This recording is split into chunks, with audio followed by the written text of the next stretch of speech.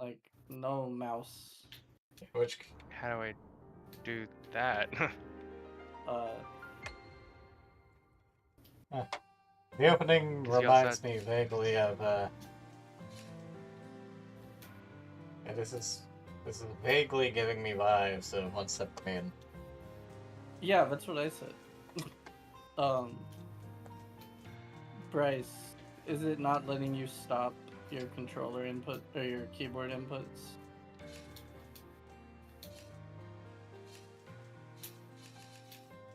Bryce? As for the other nonsense later. Kind of. I don't know. Because like originally it was just controller 5, and then I added controller 1, Oh yeah, that's right. and then I moved my moved my mouse, and then I added keyboard. Just restart the game. Okay. I'll mess with this other nonsense later if need be.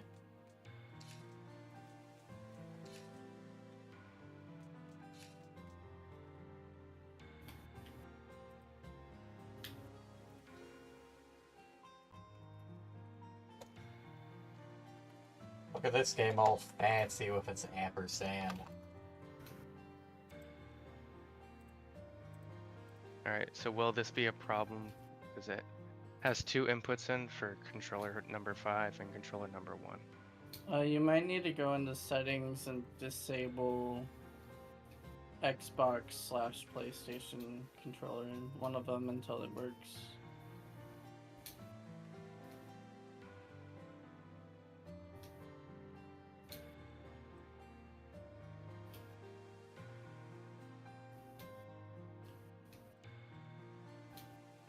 Robert, I just need to sit down. put in a trinket on.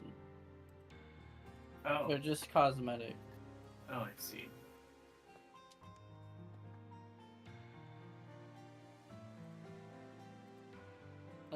I got a little frog. I have a floof ball. Whenever you get hit, the floof will die.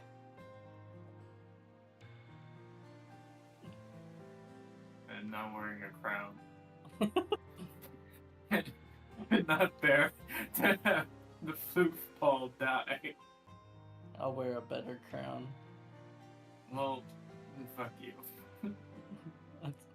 Going back to frog. I like frog. Will frog He die if you get screams. hit?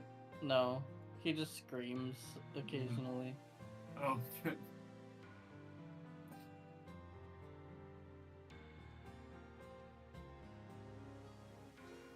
Croaks when she feels like it.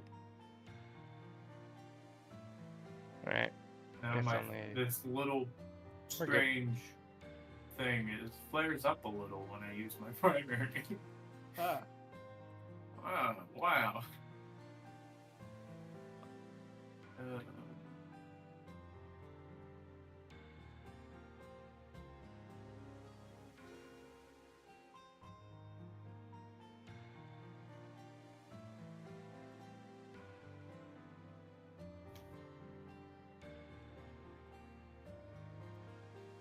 Chris, can you send an invite?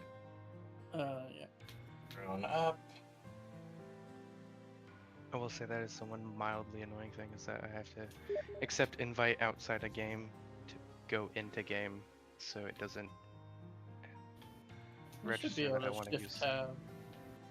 I did, and then it put it to Uh, it added mouse and keyboard. It's mildly annoying.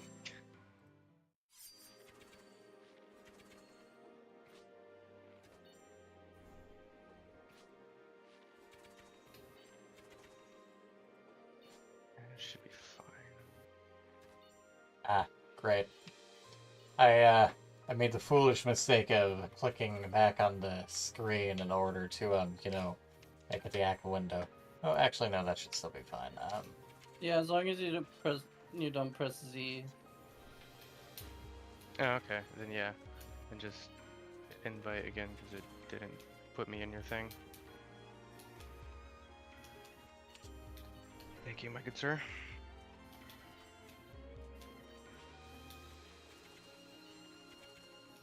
Should be interesting.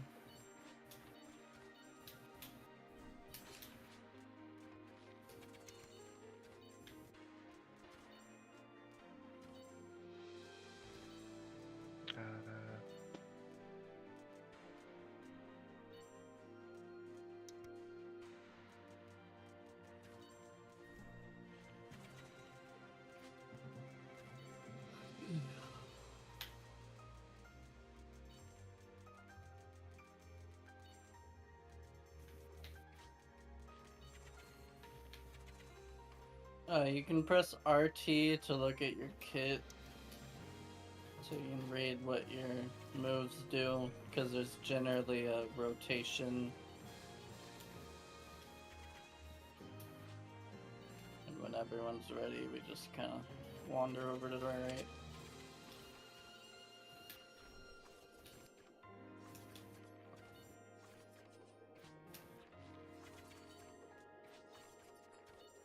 How do you aim set? Okay. It just kind of does what it does. There's no Mhm. aiming. Okay. The only aiming you have is pressing left bumper to lock onto something, but like that's kind of never used. You only use that really to move slowly if you need to. I didn't even realize that was a thing. This is kind of Toho like. So once we get into the game, you'll have a little circle in the middle of your character. That's your hitbox, not your actual character. No, okay. As well for the boss, they'll have this ring around them. This whole ring is their hitbox. So you see I'm hitting up here, but it's still hitting them. Okay.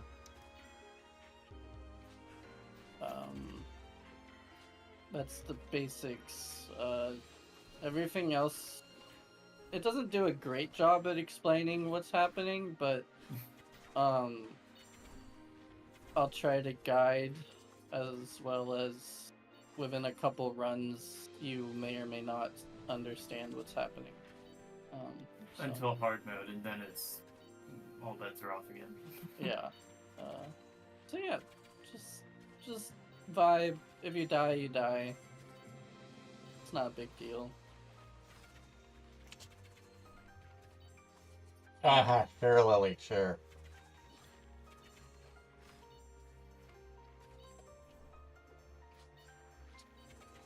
Robert, sorry, Oh shit. My bad. I was doing the thing. the pair thing still throws me off. So yeah, spread out. Clearly obvious.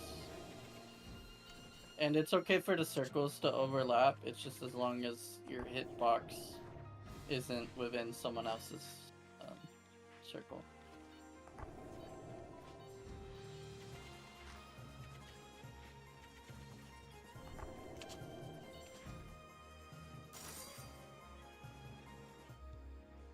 Hmm. 19 DPS? What the fuck, Bryce? Did you hit him like once? I couldn't get close. I only have like one long range move. Yeah. Well, then be close.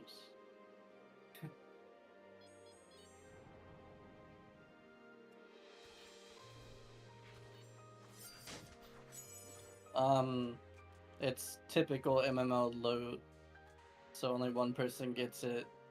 If multiple people pick the same thing, we roll. So, don't pick the same thing. I think of either grabbing the corset or the mountain staff. Yeah, I was thinking about corset, but In which case, I'll grab the staff.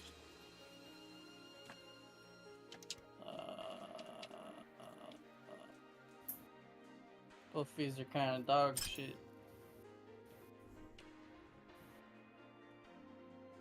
I have almost all the items unlocked, so you're playing with most of the items.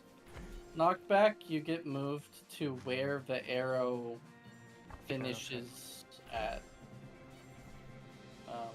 It's kind of weird. I don't like the knockback mechanic.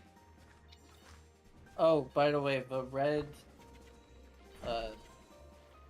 that red circle around the boss right then, that's a hurt box. I had assumed. this is interesting. Yeah, and this Yeah. is the tutorial area, so it gets a lot more interesting. Hmm.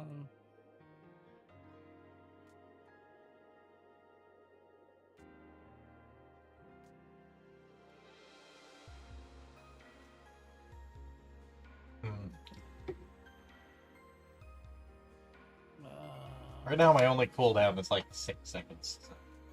You can press RT to look. I have one that is 20 seconds. Yeah, but that's the one that you recharge from your other ones.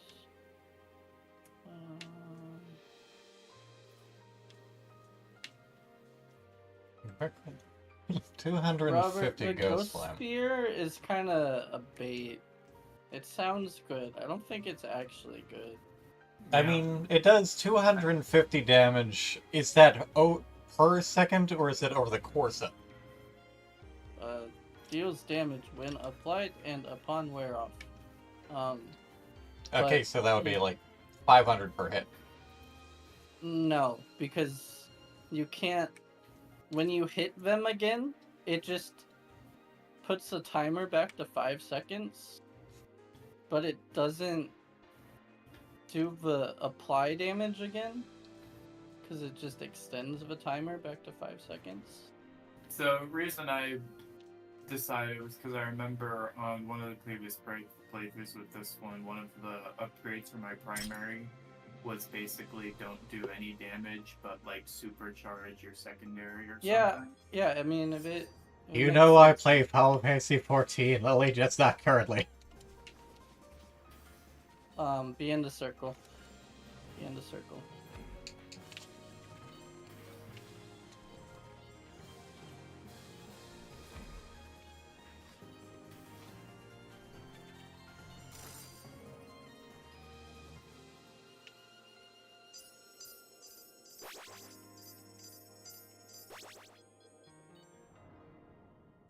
Once you play Final Fantasy 14, you always play Final Fantasy 14. I'll go back to it eventually. Yeah, that's where I'm at. I chose this stage purely because of this music. It's great.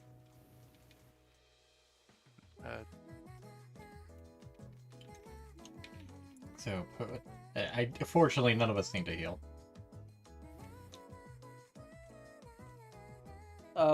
If you have enough money, buy the golden potion. It's just free. Free money.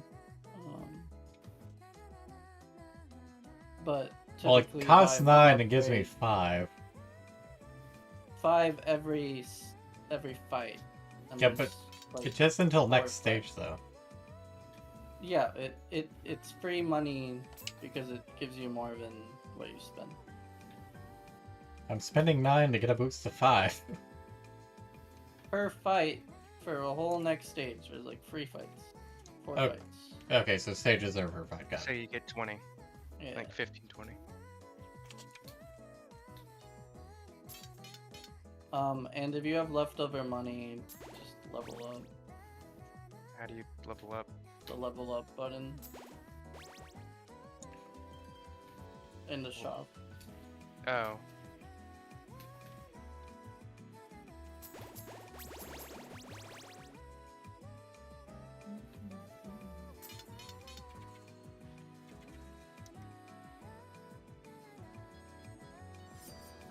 And not to mention, I'll get back to it eventually.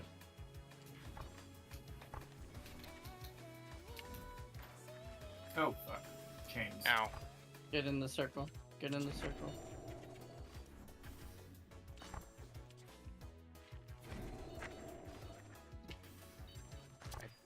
What's happening?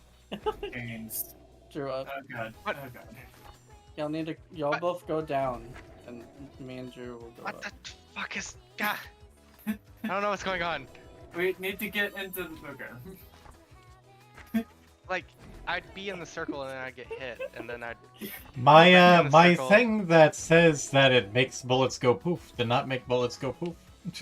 It's only bullets, not. It works on those. Doesn't work on the big orbs. Only those smaller ones. Okay, revive. Okay. You have to press A to revive. That's kind of rough, guys. Yeah, don't like, I would go in the circle and then get hit, and I'm like, okay. Okay. Yep. The only time you need to keep moving or stop moving is when the timer is over. Oh, this is that one. Oh. And Bryce, you had the circle. You should have moved towards us. I mean, I was kind of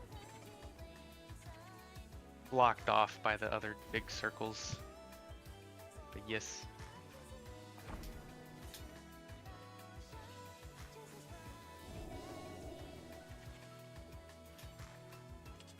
Huh? I do not know what killed me. Perhaps 'tis not quite at the end of the timer. No, it is. What killed me? Death. Yeah, I definitely picked the wrong character because I have to get close to D. Yeah, I it's still got a good Alright. DPS is spiking down, at least. more than Bryce. Pretty self-explanatory.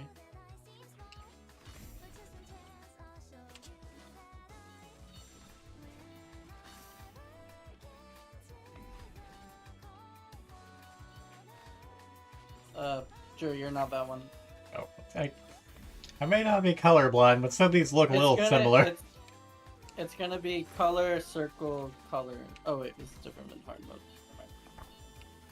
mode. That radiates outwards.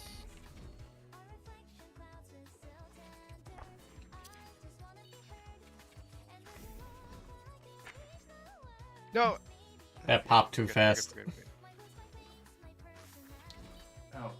Oh, because you were knocked out.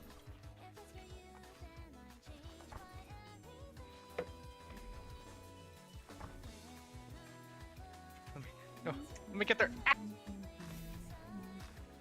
Sorry, Bryce. You kept moving. Oh. No, Oh, I have to be in spread here. out. What? I thought I was supposed to be in... Okay. No, it said spread out.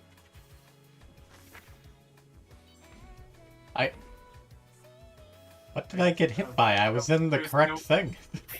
You needed to get in the circle and then... Okay, no, I think that one everyone needs to be in it, otherwise everyone takes damage. Well, Mhm. sucks to be me. Which makes it rough when someone dies and they're not overlapped with another of the circles. Ah! The moral of the story is don't revive until after the next cooldown. Yes.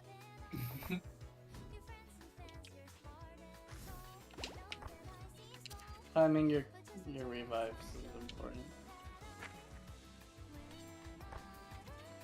How did I get knocked out? I was in the blue circle. In that case, You, I got knocked out by the radius because there wasn't enough time to get out of its way while trying to get to the next color area. Ah. Bryce, you got hit by the growing circle. And yet, I guarantee Oh. I will still have some of the top DPS in this. I'll stay down.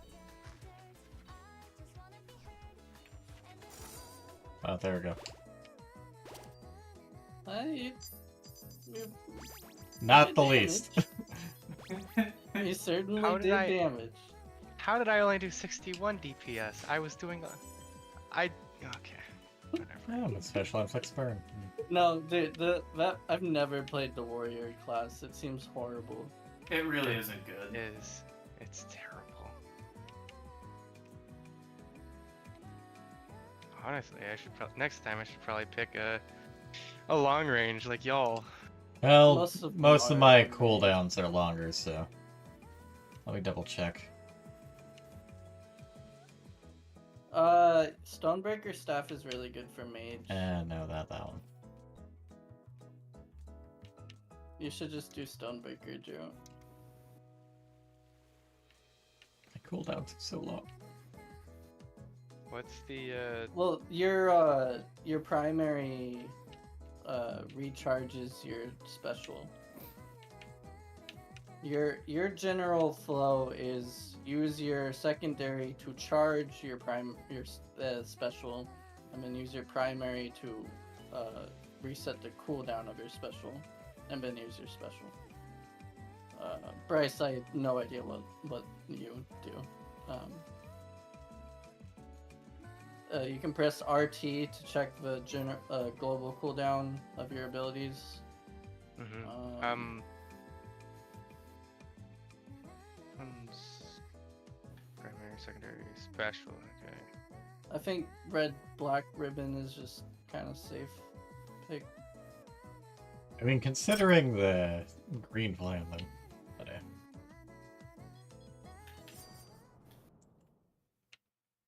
Sad, the music's over. Time for Osu boss. We're gonna be snared to her. Stay kind of spread out in a semicircle, alternating around the big circles. Keep moving. Bryce, you need to be in the circle.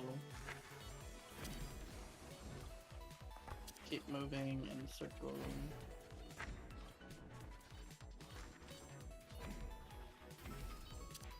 Yeah, I don't particularly care for this game, but I will keep trying. It is very chaotic. Yeah, you. Someone here is green. You'll get used to it if you play it enough. I don't know if I will. It's a little bit to get used to. I think I realize the issue is that I'm looking at the colored circle around me rather than the color of the text above my head when it comes Oh. to certain colors. There's an icon too. That's what I typically look at. You know, I think I'd rather go back to fighting Teostra. I could not get out of that thing's way when it spawned. In Pickle. Stop moving. I was trying to catch up to people. Everyone was dead. I couldn't. I was. Oh, did I think? Oh, I think I thought the boss was someone. I'm gonna be honest. I have questions. Frog. Wait, what are the colors? Okay.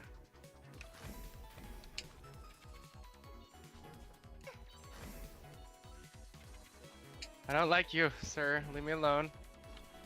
Blue, blue, blue. Time blue. for Osu. Oh, Huh? It's Osu. Do I have to push a button once I'm in the circle, or what? Click the circle. What do you mean, click the circle? I was standing in the circle. I'm It's joking. joke. You just need to be in the circle when it closes. Let's make sure we're spread out enough in this thing. As long as your hitbox isn't within someone else's circle, you're fine. You know, I thought I was competent enough to play this game, but I guess I'm not. No, man, this game is crazy. oh god, it's so far away. I was expecting it to be right next to me. But Damn the it! other side. We got some stage hazards. Oh, we got some more stage hazards. I feel like this is harder with more people. It is. Okay. Upsides and downsides.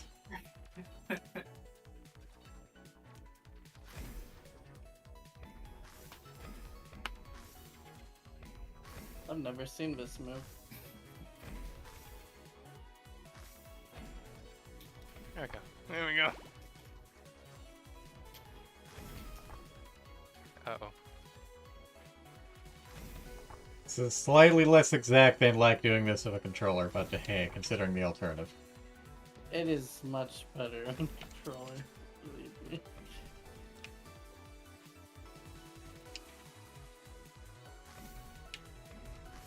Mm-hmm. Get in the circle. Go back to your colors. Ah, You need to move to the middle after that, if you have to circle.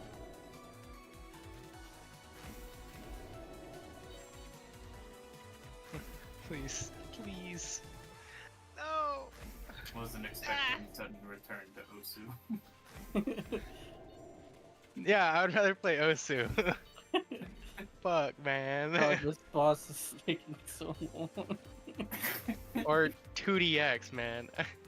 I'd rather Oh, Great. over I'd there. rather break my fingers playing 2DX than this. Which I'm not saying it's not a good game, this, but It is It's a chaotic. very a lot. very steep learning curve. Oh yeah, for sure. I went almost straight down and that thing still hit me. No, Wait, what? Bryce, Oh. Robert. No, Fuck. Bryce, stay alive. Bryce, stay alive. No, no, no. Yeah! Top right. Top right. Move up to the right. Almost there. Okay, we're good, we're good, we're good, we're good, we're good. 4, 5, Watch up 6. to the growing circle. Okay. Okay, stay in here. Okay, we're good. Jeez. Oh. Oh. This is a little stressful. He's almost dead. There we Okay. go. I get it! Hey, you unlocked hard mode, guys. I did the I did the final hit. Let's go, baby. 31 DPS. Can I change? Can I change my character? We are not even halfway done. Ah, Well, victory. yay! King One run is Lost. about 45 minutes. Makes sense. Well, Makes time to sense. full heal. I'm here for it. At decent pace. This one, if we do win, will probably be about an hour.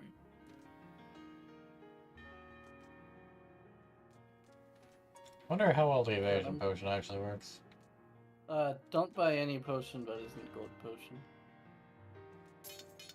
Pretty much roll the thunder. Level up, baby. Okay, we're good. Robert, make sure to buy full heal.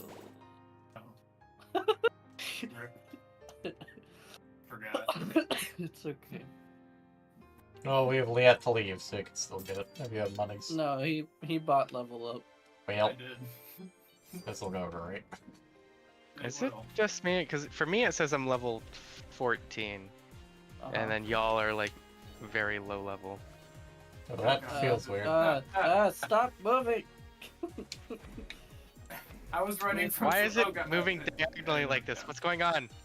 Sure, move down. God damn it. This is just how it is. What the hell? Deal with it. Everyone loves wind. Everyone lines up. I went all the way up. Who followed me up there? I swear to God. Ah! The least coordinated group. I'm all the way down. I'm all the way down. Stay. Ah! Okay.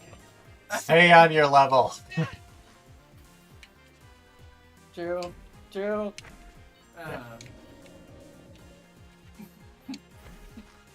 Damn it. Do I have to get in the circle? Yep. Okay. We're good. Oh God. Oh thank. Jeez. I hated that movement. Was terrible. Yeah. Wind is a wonderful mechanic. Do. You can hold LB to do like a half step, but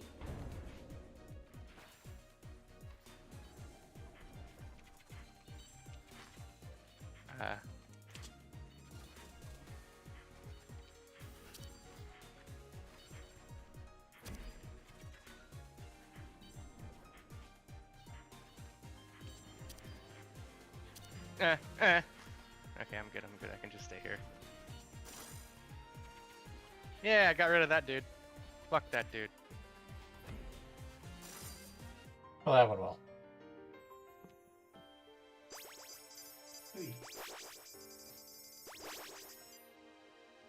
Yeah, this character has shitty DPS. I'm sure there's a point where it'll get good. no.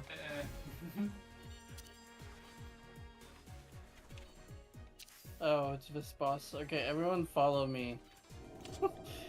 Oh, except spread out. Ah. I spread it out. What happened? I'm the good archer with thing. a frog. And you should have followed me. It's like here. Yeah. I pushed the wrong button. Like up here. Ah. I have some semblance of how this works now. That's good. Middle. What? I was in the middle. You were not spread though.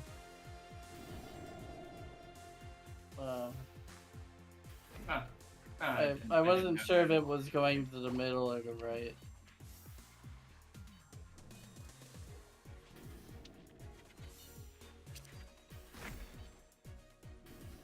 Okay, so we need to be in the one where she'll be at. Got it.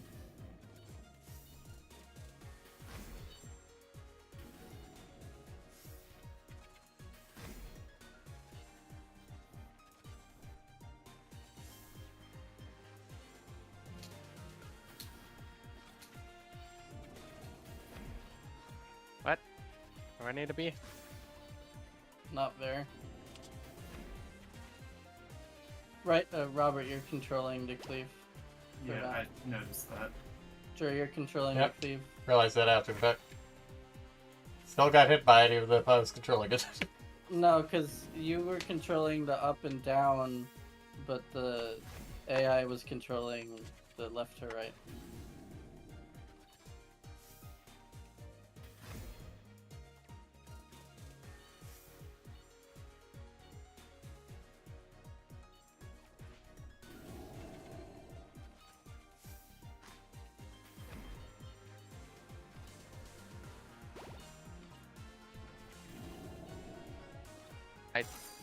I don't understand where I'm supposed to go whenever it has the arrows. Where she'll be at. Whatever. They like swap places, so you need to parse the arrows to understand where it's going. It's a lot.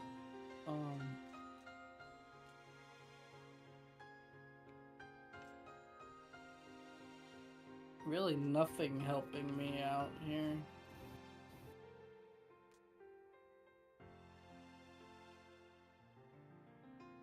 Well, considering how long my special takes to begin with, I guess I'll take the gown.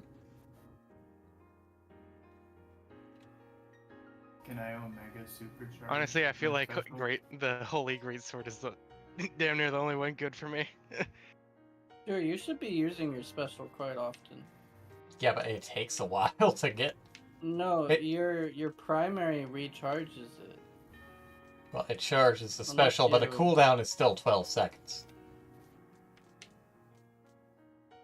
Cooldown has 30% chance of resetting when your primary is used on your special.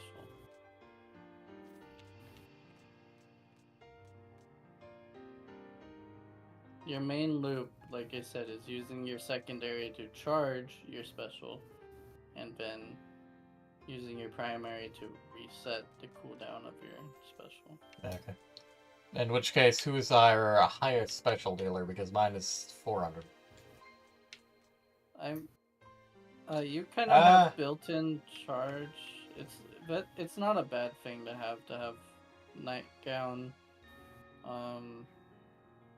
Actually, it might be better for yours, just since it hits 3 times. 4 it times doesn't 90, matter. 360 times 3. I'm getting You know, good time. Only thing I'll say is I'm curious if, because my primary supercharges my special. You can't double supercharge or whatever. I was wondering if you could super Omega charge it. No. Be great. Unfortunate.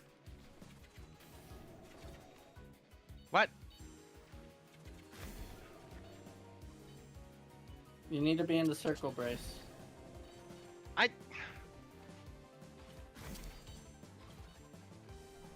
It's just that you were controlling the cleave. Oh, I didn't realize. My bad. I'm sorry. Oh, no, no, that was my fault. No. I don't. Okay.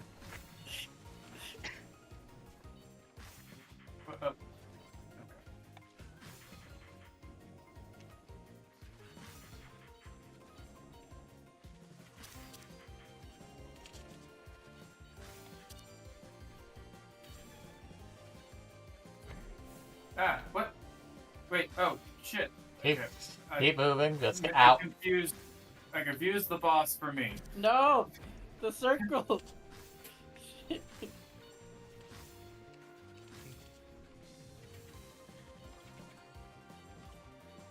I don't like. Okay, get into circle. Come down. Come down. Come down. And then we swap sides. Yep. Oh, what? Okay. Oh shit. That swapping sides screwed me. Yeah. It's kind of a fuck around and find out, and then but do better next time. For a first run, we're doing pretty good. All things considered. I like that you had to add that. Yeah. What? The all things considered. All things considered. There was a good moment Yeah. on the frog boss where I was the only one alive for like Yeah. 5-10 Frog Boss minutes. was freaking rough. I was so confused with so many I'm just people. waiting to revive so I don't have to deal with this wolf dude. Because fuck Uh, that. Time You seems just- slow. You just slightly move up and down. Okay, there's also a cleave and spread out, Robert. Shit. Bryce, there's a cleave. I stayed in the outside of it. The Yeah, hell. there was a cleave. Okay. You see the half screen thing? Now I do. Thank you. Yeah. Mm. Don't feel like you're doing completely horribly. There is a lot to understand, and it's completely understandable to miss things. Shit.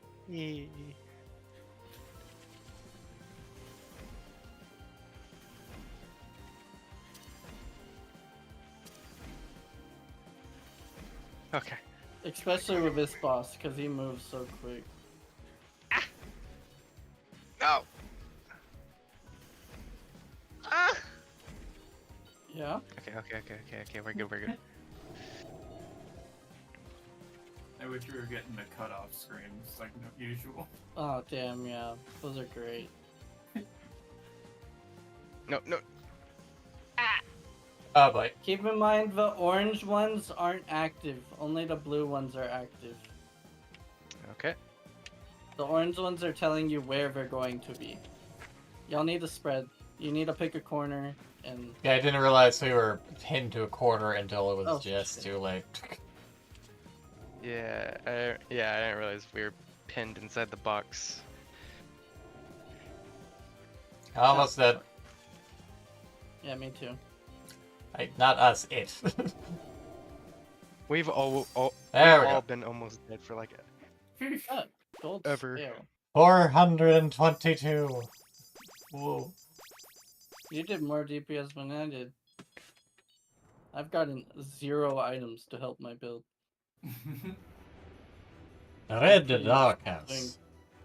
base damage.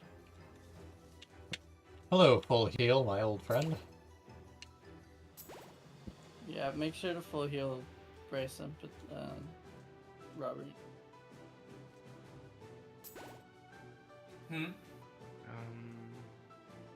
Full heal. Alright.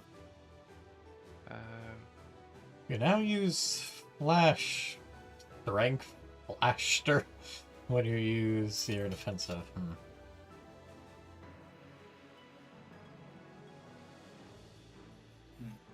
Well, it is an upgrade. Do I have the money for it? I have the money for it.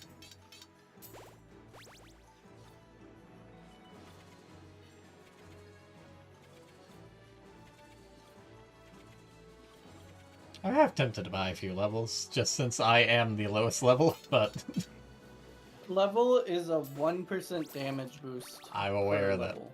So levels don't really matter. It's just there's nothing else to spend money on. 5% is statistically significant.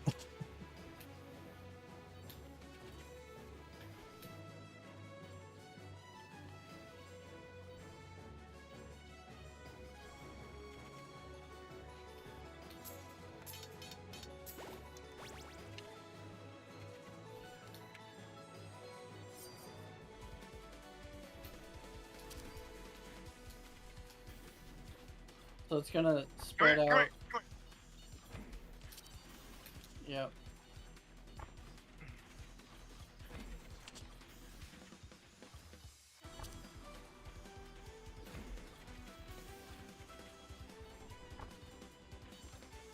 No. Okay, we're good.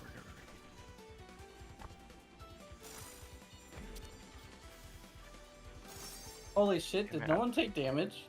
I took 1 heart of Oh. damage. Damn! Oh, that went well. I'm surprised that flowed as well as it did. Yeah.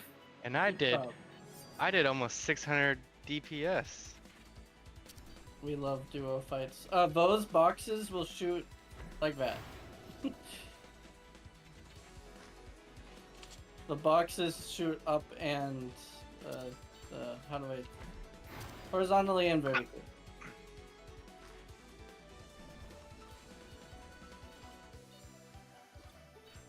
You're gonna get knocked back too. Yeah. The people that have the spread boxes around them, once you're out of the way of the other person's spread box, just stop moving so that it's easier for the other people to navigate away from it.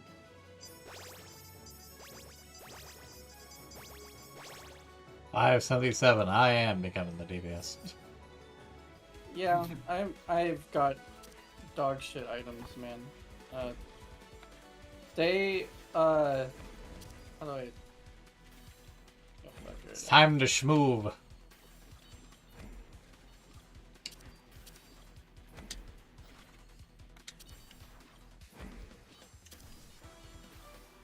Oh, circle around Drew.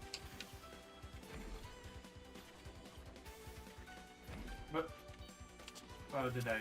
Spread out, but keep circling. Now circle. Keep moving. Keep moving.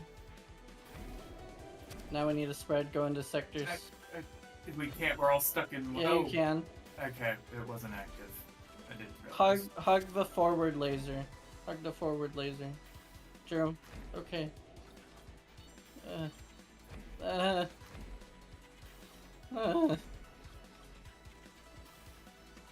General rule for this boss fight is hug the laser that is. Oh God, Bryce. Bryce, fucking. Wait, did my circle get bigger? Yeah, it did. Oh.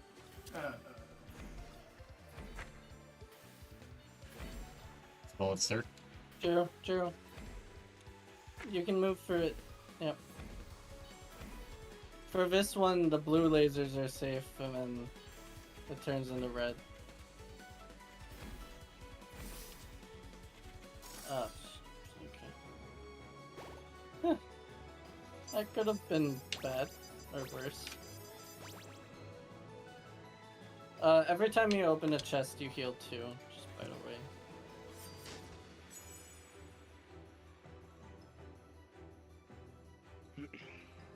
Really nothing helping my primary here. I guess I'll get throwing dagger. I guess I'm doing an item damage build, which is very strange. And I'm pretty much just trying to get as many debuffs and buffs as I possibly can. You got the thing that like every time you debuff or whatever, it does something, right? Mm-hmm. You only really Every have 30 one. times you or debuffs you apply deal damage, defensive cooldown resets. Why does the Binding of Isaac G Fuel, named Isaac's Tears, taste like pineapple? Because That's he a good has point. pineapple flavored tears. Yeah. Eh. So, I don't really want any of these, so I guess I'll just take the the Raven's Raven's dagger. dagger. Yeah. I mean, it's centered on the enemy anyways, even if it is a radius.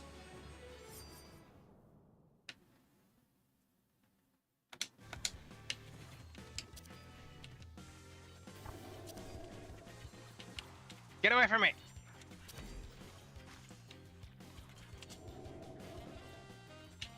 Sure. Yeah. For that one, you make a line. Everyone come on me. Or, that's bad out of context. I Why? will come on you. Hey, please don't. God damn it.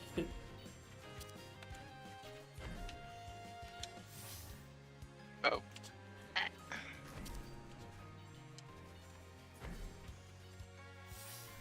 Oh, this has got to sit. The things that you say when trying to think of fast callouts. Y'all need to stop fucking moving. Quick, bin chicken. Oh my god. That came fast. Nope, that's that there, and no, okay, and yep, okay. Right, and nope, and Why did you go over there? I got pushed over there, my good sir. Oh, I missed that. I guess. Oh, I get this boss pushes you based off of where you are next to her. So if you are to the left of her, she'll push you to the left. Yeah.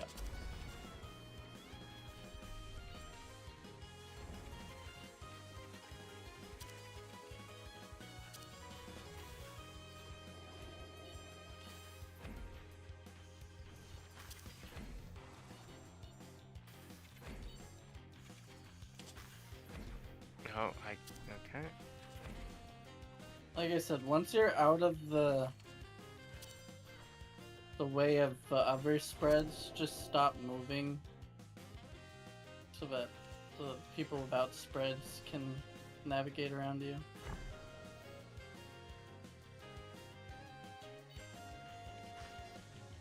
Oh. The circle expanded. Okay.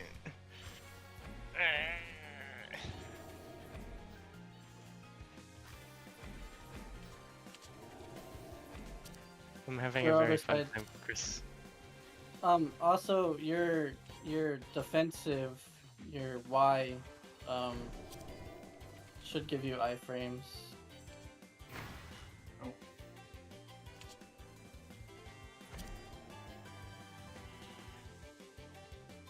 Okay, I'm kind of fucked I- here. It didn't look like I was in the range of anything. Oh well.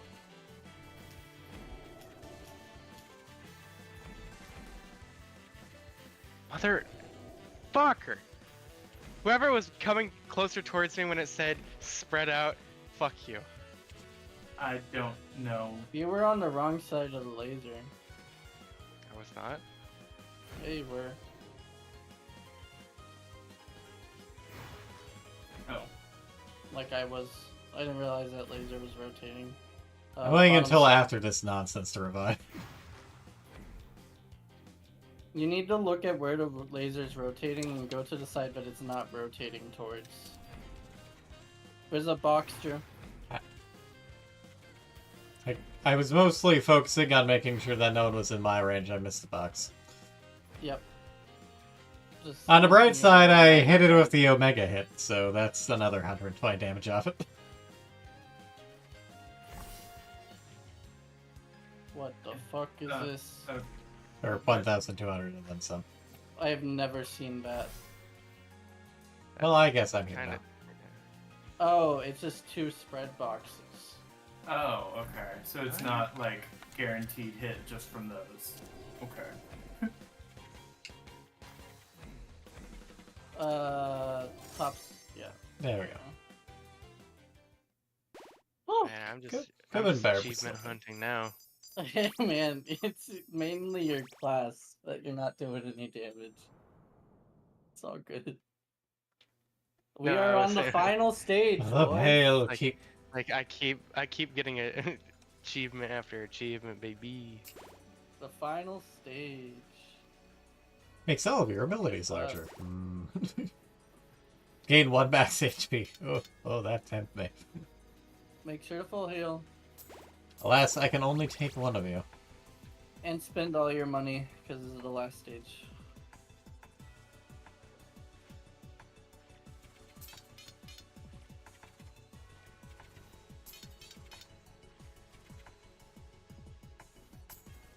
Um.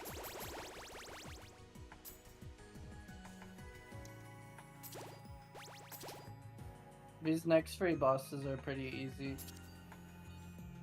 Don't jinx us.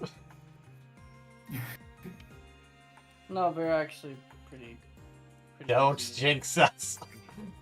Okay. What the hell is that? It's a sword, Oh my God. staff. That's Queen's the staff. fucking moon. Okay. The fucking moon.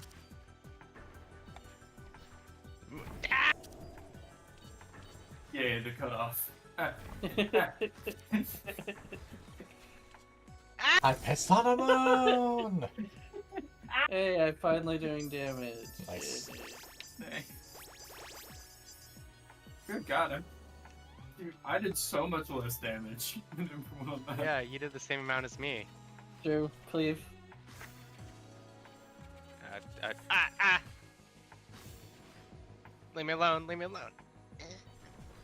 What the fuck? See how easy these bosses are? Mm-hmm. Oh.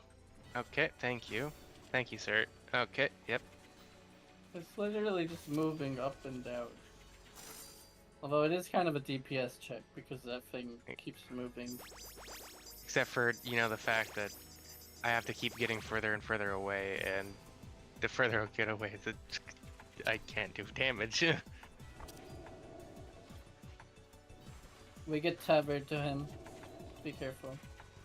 Just keep rotating around him. Everyone stay equidistant and keep rotating. Equidistant to each other. Just took some time to set it up. Yeah. Hey, 822. It's pretty good. Alright, time for the final boss. The final boss has one move that's undodgeable, and you need to save your defensive for it. Your defensive is your Y. You just press Y when the attack goes off. It'll be obvious.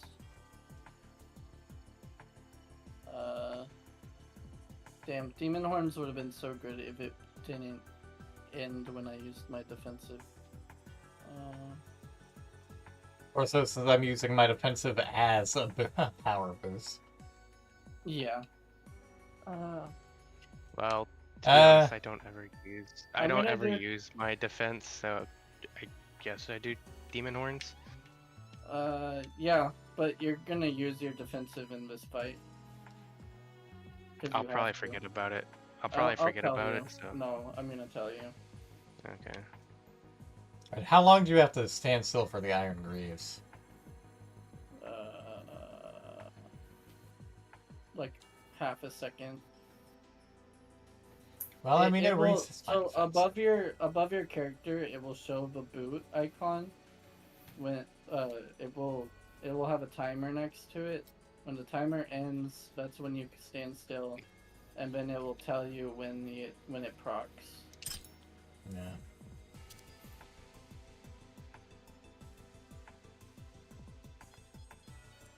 All right. Good luck.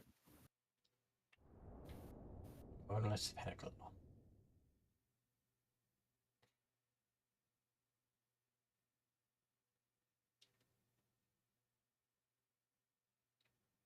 I Don't. don't what? They won't let me go. Don't. Oh no! It's one man. I'll take your place as the superior buddy girl. Gerald Moon. Okay, and I got stuck. That's great. Stop. Just kind of make a square. Keep moving. Brace. Yeah. You kept moving. I was No, in the corner, sir. The laser was moving. We had to keep moving around said laser. No.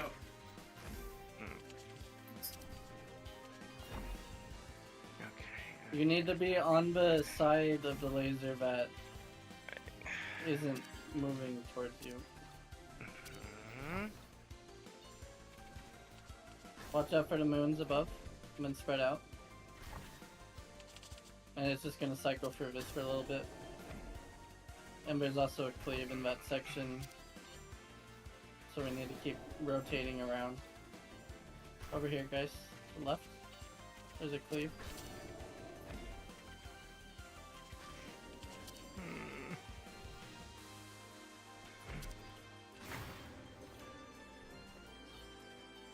That's another cleave.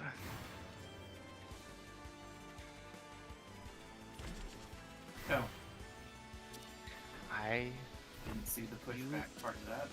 rat bastard. No, it's a bunny. Bunny bastard.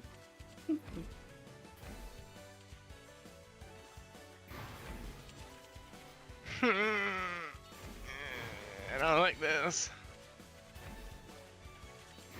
For this, y'all can just follow me. This one, you're just kind of following a circle. Oh. Hi. We got fucked by the Welcome to moon. my stream. The moon fucked us. Yeah, that happened a lot in some of the other ones where it got knocked out a bunch. Or just the floating AoE made it a little hard to dodge to something you were expected to instantly dodge. Can I? Wait until the moons pass.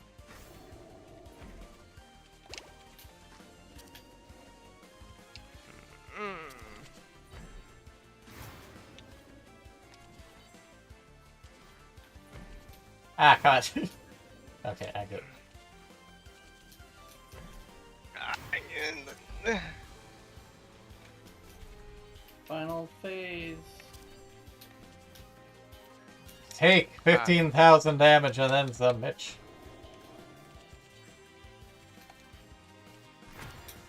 What did I get hit by? Bread, probably.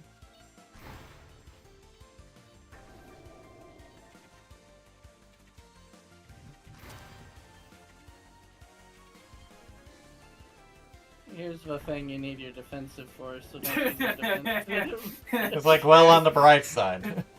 We're all immune Yeah, to damage no, right now. Defensive. Be dead already.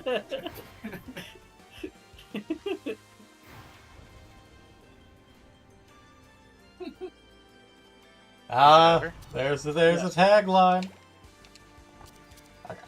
Heal yourself.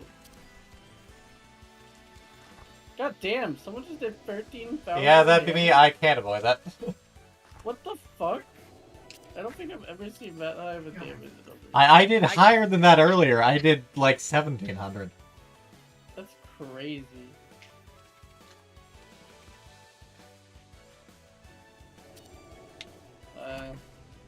Because defensive boys. my defensive boosts my damage a fair bit if I'm My in it. defensive- I knew I should have taken the demon horns. Then I've got the other stuff boosting my special, and the Omega special makes it multiplied by 4, so it is a huge hit. Don't worry, we all dodged it. Yeah, good job. team. we got it. Match your colors. Oh, well, fortunately, I was still in the offensive. Ah! I was moving too slow. Ah, fuck. Curses. Yeah, that's the one thing about the wizard that kind of sucks. What? I was in the fuck. I fucked that up for us. I apologize. I moved too early.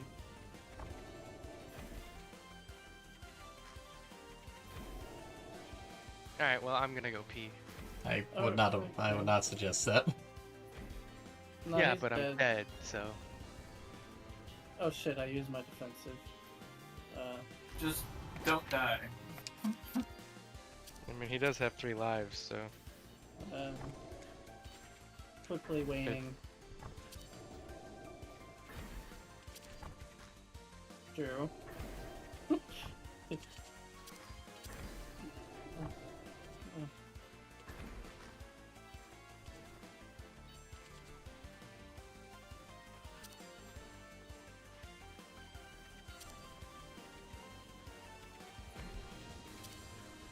Okay, save your defensive.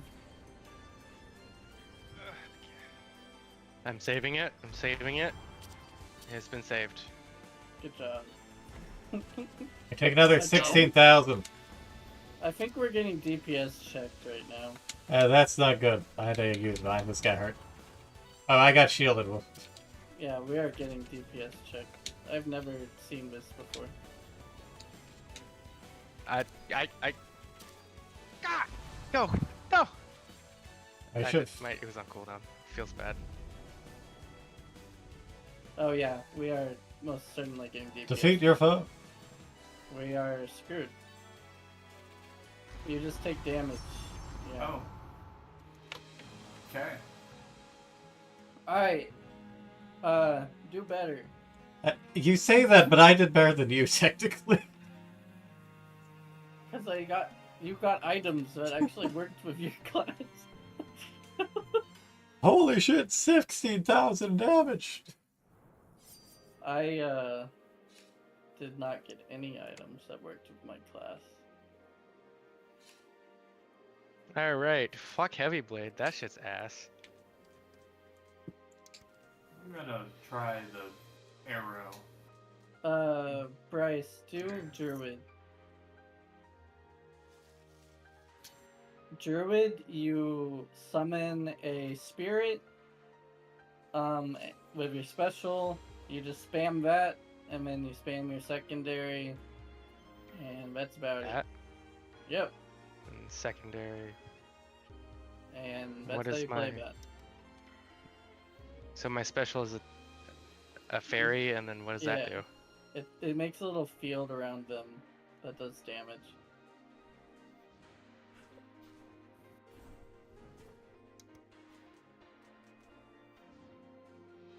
Actually, I think you. So you summon your spirit, put the field down, then use your primary, and once the field is up, just so occasionally re-up the secondary. Because anytime the enemy moves, the field is gonna move. Oh, okay. And Yeah, then that's your it's- spam, familiar. The familiar does what? it just shoots the enemy. Your Yeah. most important thing is the familiar. And you want to buff it as much as possible, so take as many things that increase your special. I I'm guess gonna enough do- condensation ought to risk dripping on my keyboard. You should maybe put a napkin under that. Alright, give me a sec. Gonna go grab a cerveza. I'm gonna get a beatbox. That I still haven't. Oh, you drank. still have those? Maybe.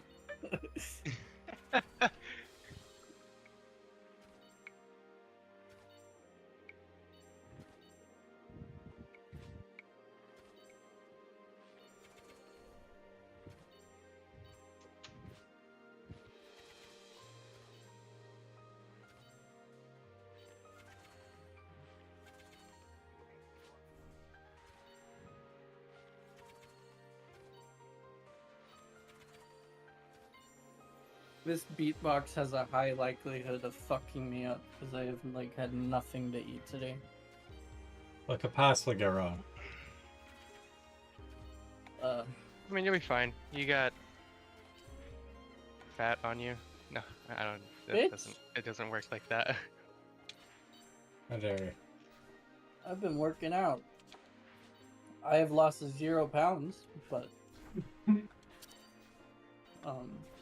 yeah.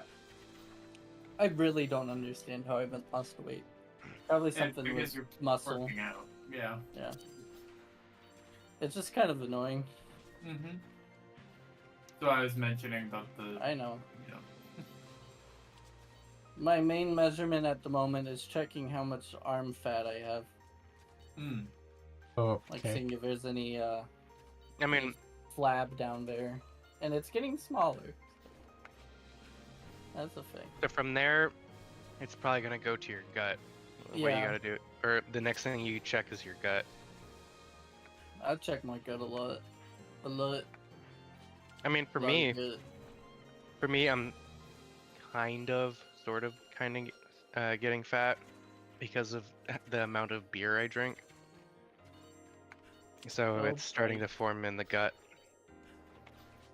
I've got a. Yeah, Robert, Yeah, I didn't You're- realize everyone went over there yet. your main thing is using your defensive to buff your primary, Mm-hmm. and then just using your secondary whenever it procs, and then using your special whenever you get your special.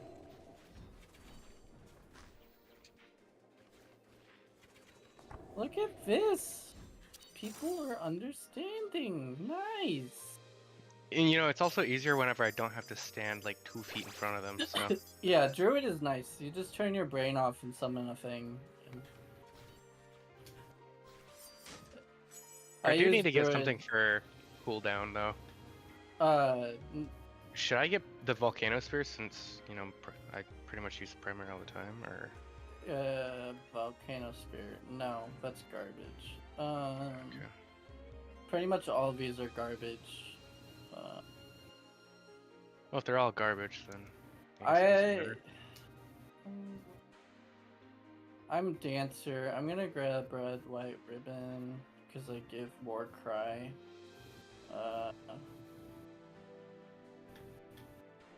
Yeah, I certainly don't buff Yeah. anyone. What does Sap do? It's a It should say it right above Yep, the right there. thing. effective means taking extra damage from abilities. Okay. Reading the card explains the card. Hey, Drew, you asked what Ghost Flame when Ghost Flame hit, and it said it right there. Well, no, I was specifying if it was true. a dot. True, yeah. My point was asking Maybe if it was a now, man. dot. It said deals damage when applied. and There are when- games where it will also have a final hit in addition to a dot. Well, it would have said that.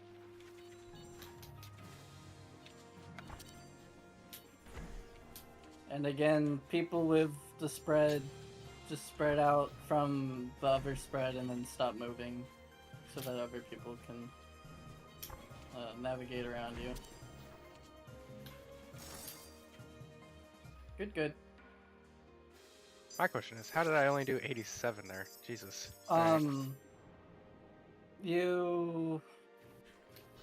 Druid starts off pretty low damage. True. Obsidian Rod is a headache. Nova Crown sounds really good for you, Bryce. Like, exponentially good. Because you're going to be taking a lot of things that extend the cooldown. And that effectively just makes it 8 seconds. Or I guess 9 seconds. Yeah, I think Nova Crown's really good for you. So,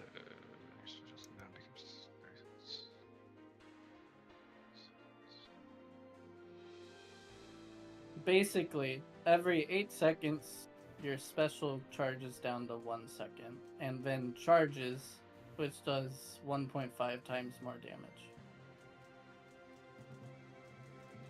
It's really good. you know, the interesting thing is it decides to say your special cooldown is 30 Oh, seconds. wait, someone actually... But you can use it every got 8 that. seconds. No, it every 8 seconds it sets it to 1 second. So it's technically a 9-second cooldown. I mostly just want the speed boost. I was just grabbing the lesser version of it since it had a constant secondary rather than having a cooldown. Circle, Yep. Bryce.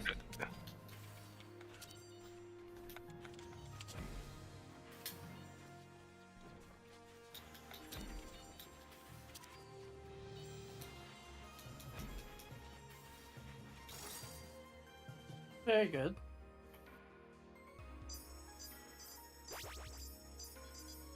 No one took damage. Oh. Go. Hey, oh, I forgot to change it. Eh? Well, I mean, it's not like we beat this, technically. Well, if you set it to randomly select, you get 10 gold extra. And hey, we don't need a full heal. Some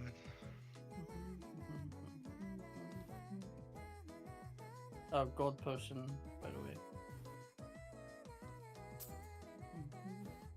Alright, then.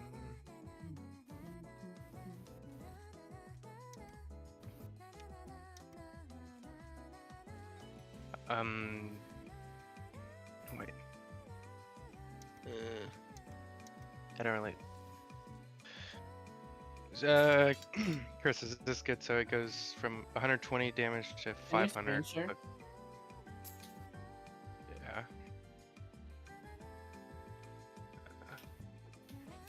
I can kind of help you pick.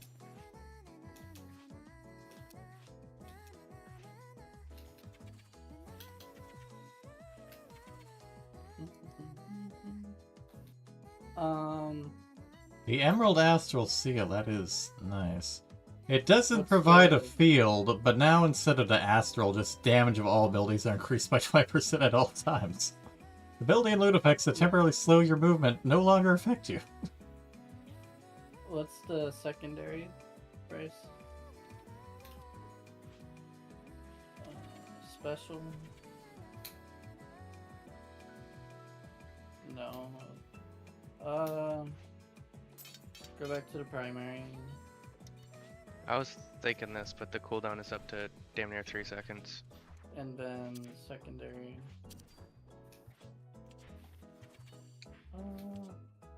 I'd say for primary because you're mainly spamming your secondary. Mm-hmm. So get the primary and then the golden potion. I already got golden potion. Alright.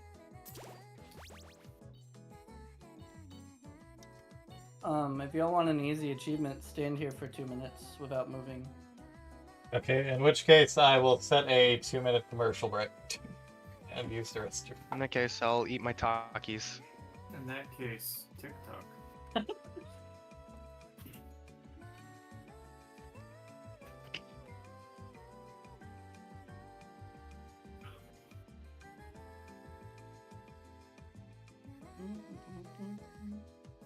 Stepping away to use the restroom while that's running.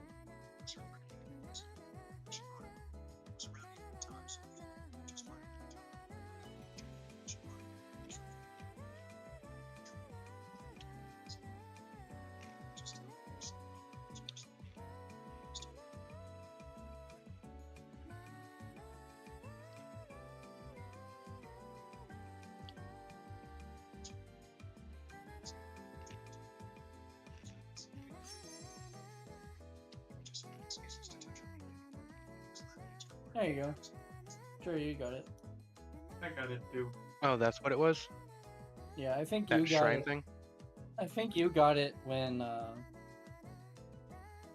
you were deciding your things.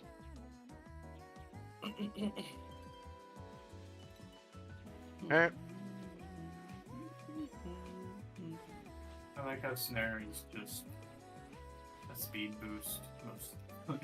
Snare, whenever it activates, whenever it finishes its duration on a It boss, resets it your get, special. It doesn't actually reset. It only gives you one charge on it. Well, it resets it fully now because I got one of the Oh. upgrades that like makes it longer but charges all of them. Nice. You should try to get the one where you get 6 specials instead of 3 then.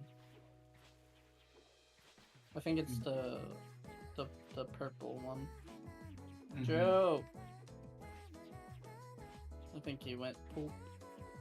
Probably. I'm gonna get a drink. Scale of 1 to 10, how good of the poop do you think it is? I don't know. Probably not very. Hello, Drew's stream. Is anyone chatting? Not signing, not right now. Is everyone dead? Drink required. Bryce, you can just keep streaming if you want. I can help you with your picks. Okay. By the way, you can still use your mouse in here to see what it's like. Garbage. What? Oh, well, okay. It won't let me use controller and mouse at the same time for the same character. That would be crazy. Like that one person I saw on Reddit who plays Elden Ring. When Oh, they're I left-handed actually can. controller. I'm moving with my analog stick and holding Z for the Oh. ability. Oh, Well, that's a way to What? play. I hate it. Yeah. Drew, are you dead? No, I just got back. 1 moment. what are the Yes. movement keys? Oh, arrow keys. WASD or arrow keys. Honestly, I don't feel like Oh. it's that bad. Actually, you can't use WASD. You can use arrow keys or Yeah, mouse. it's arrow keys. I feel like having 360 movement is better than 8 directional movement. Especially in this type of game.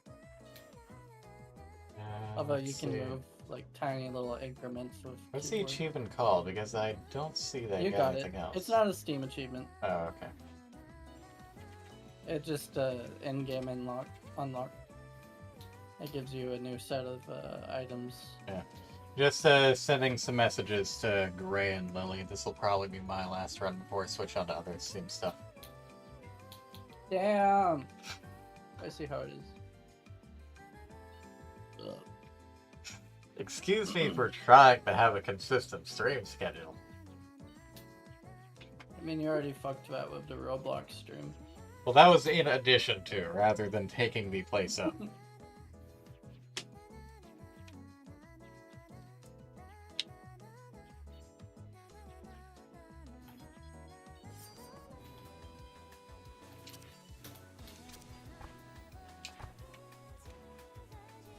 Okay, we need to pick a side. Me and Joe can do left and up. Joe, where the fuck? Circle, circle, circle. I said me and Drew will do left and up, so y'all do down and right. I was focusing on the other stuff and missed the get in the circle portion. Wow.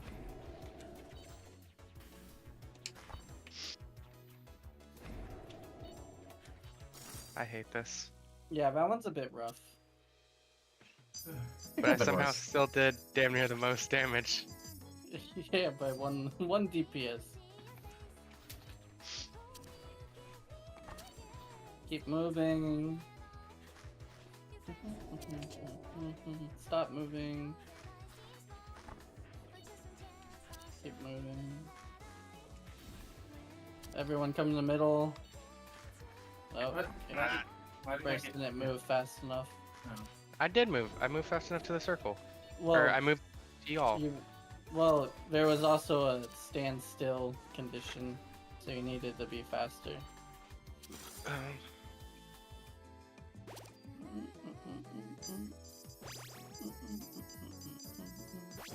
It's alright, though, because, like, y'all are getting better.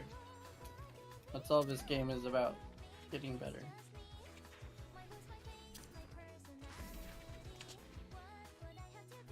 If you understood it right at the beginning, it wouldn't be as fun.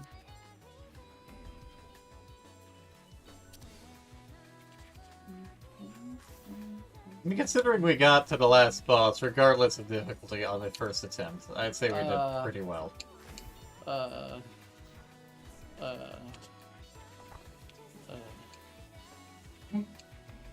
purely because of the revive mechanics. Mm-hmm. How was I knocked out? I was okay. The spreading circle.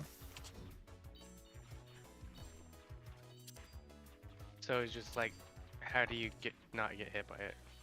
Move away from it. But I was supposed to stay in the color though. It only matters when you're in the color by the timer. You just need to be in the color when the timer ends. You can move otherwise.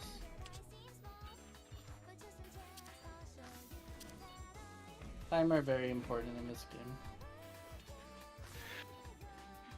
Okay.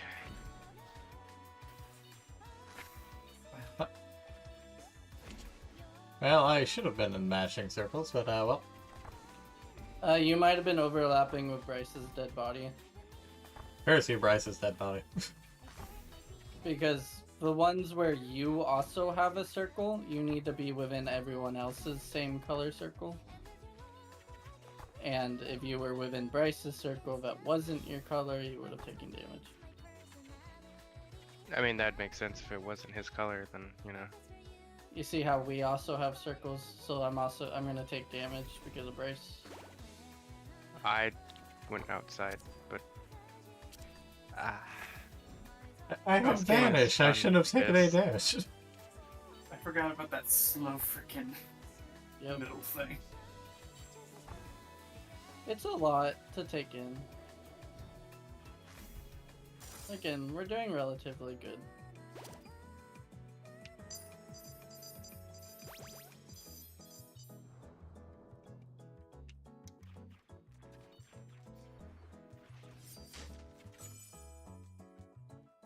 Oh, I was about to say, Bryce, get the ruby circlet. Yeah, my special doesn't really do that. Wait. No one take that. Oh, Breaks break if the- you I didn't take see that. damage once. I did not see that.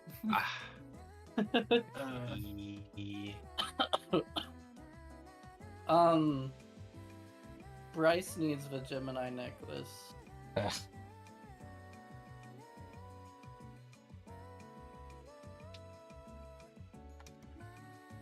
Either that or the Water Mage pendant. Both of those are pretty good for Bryce. 2 seconds.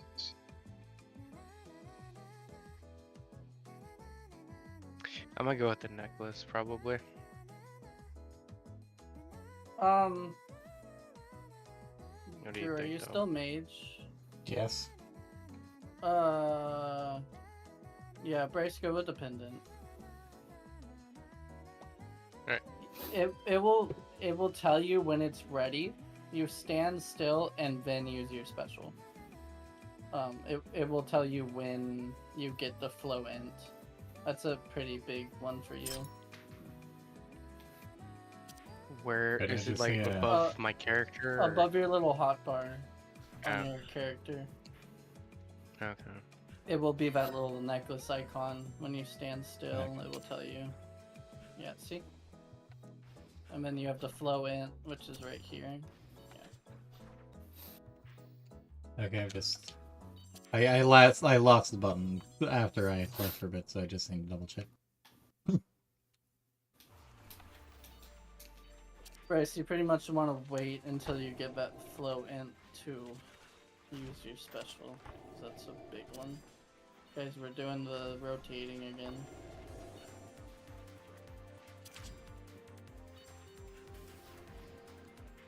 Keep moving.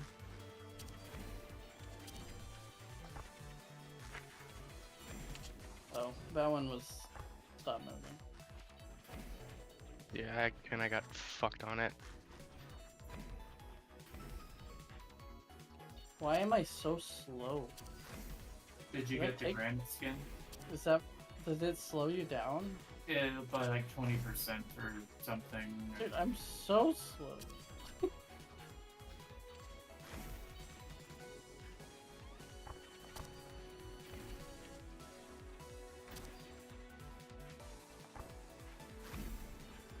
Oh my god. What? For this one, you want to be in the middle while it tethers you, and then once the moon goes around, you then you go to your coloring.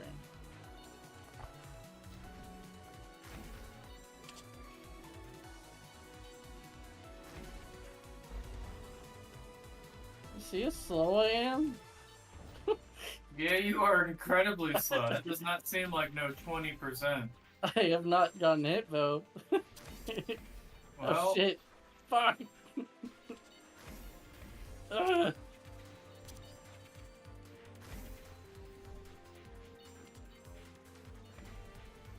No!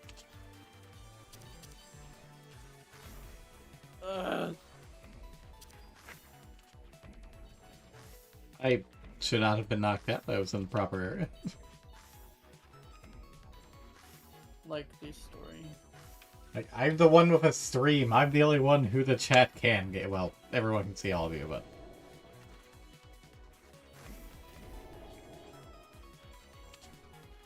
God damn. Oh, Robert. yes. Robert. The spread. I can't really move much, so you'll Fair have to enough. work around me for that.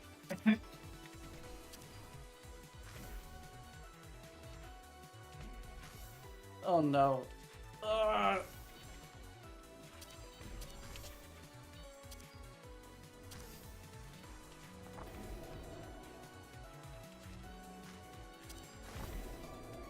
Shit.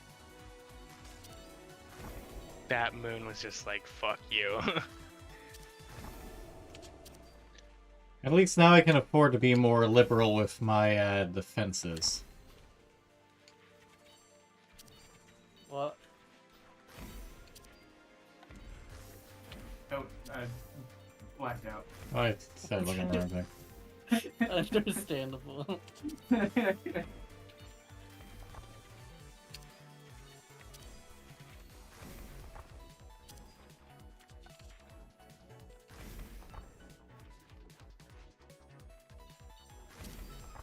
Mm. Ah! It's really easy to get clipped by bows.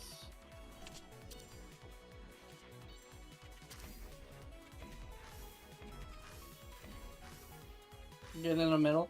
Middle. Go back to your color. Eh, I didn't have time to get my color, even with the speed boost.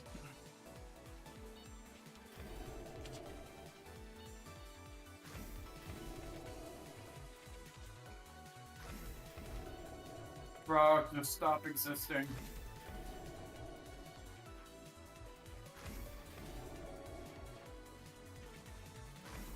Why did this rabbit turn into a frog? Okay.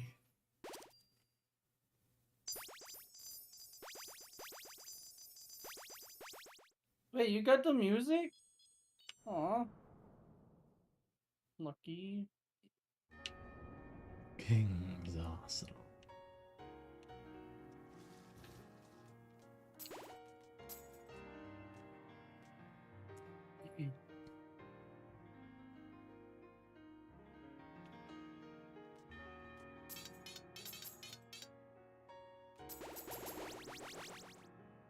Don't forget full heal.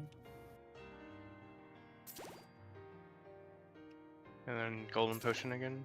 Yeah. Yes, sir. And for you, Bryce,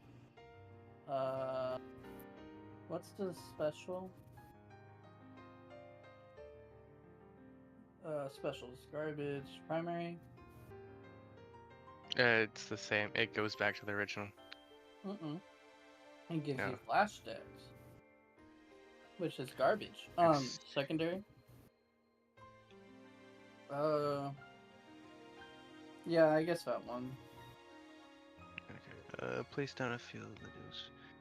It's the same. It's just less time and more damage. So Okay. nothing really changes for you, how you use it.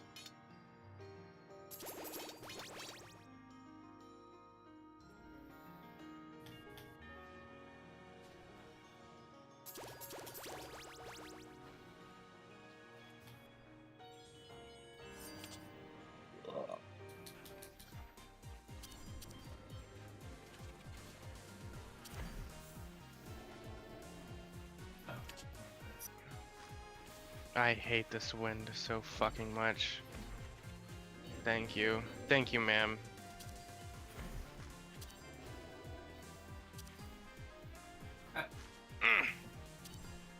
Circle. God! Damn wind.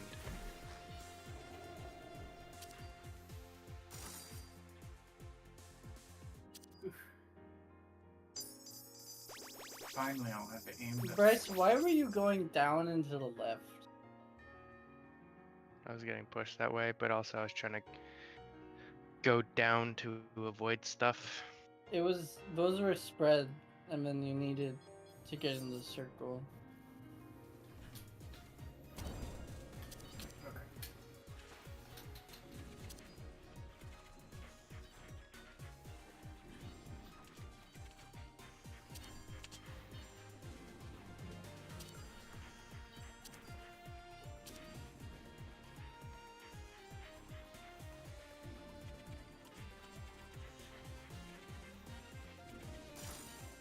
My DPS is gonna be so good on this one. Oh! Jeez. Yeah, very high. Fucking hell, Christopher. I pretty much had 100% uptime on both of the bosses. I wish.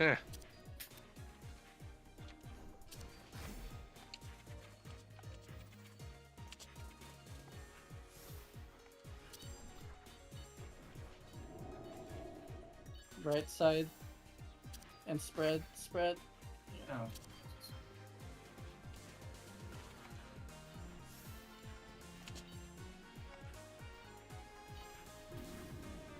Oh. Bottom left. Yeah. Top left.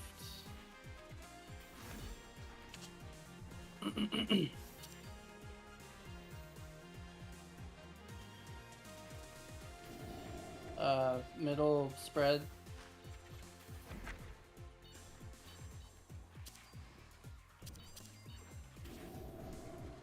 Right spread.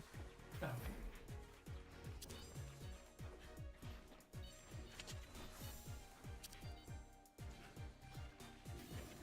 Right top. Left bottom. How do you know which direction it's going? It just Right top. it swaps. I'm getting the hang of it. but Left it bottom. still takes brain power. Yeah. Middle. Bottom left. Middle. Top right. Middle. Nice.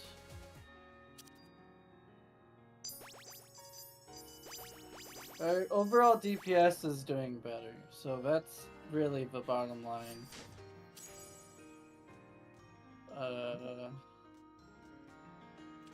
Anyone have a high uptime special? I use special a lot. Then maybe throwing dagger.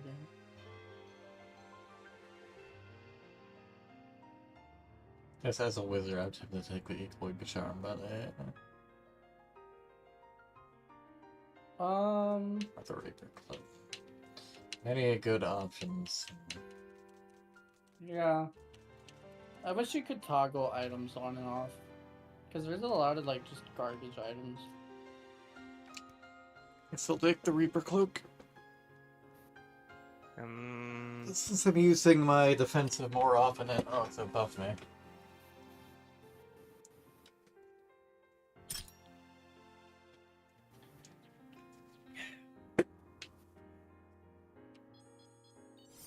Beep beep beep boop.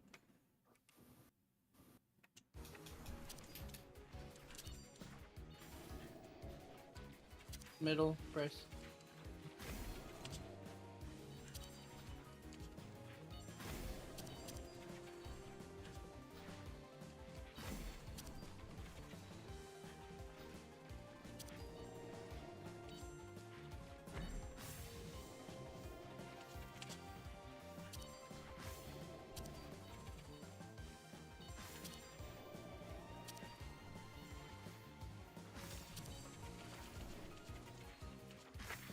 Oh, I thought we were field limited. Oh, we are field limited.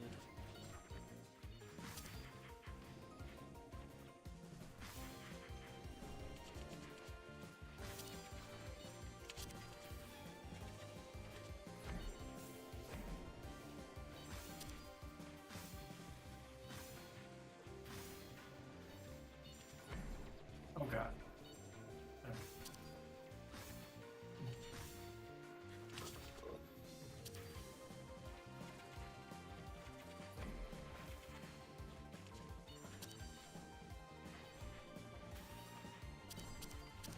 Circle. I fucking. Oh, I got stuck in the on the wrong side of this.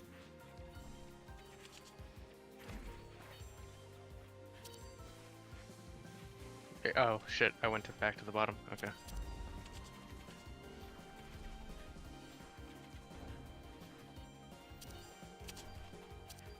didn't expect dog. I didn't.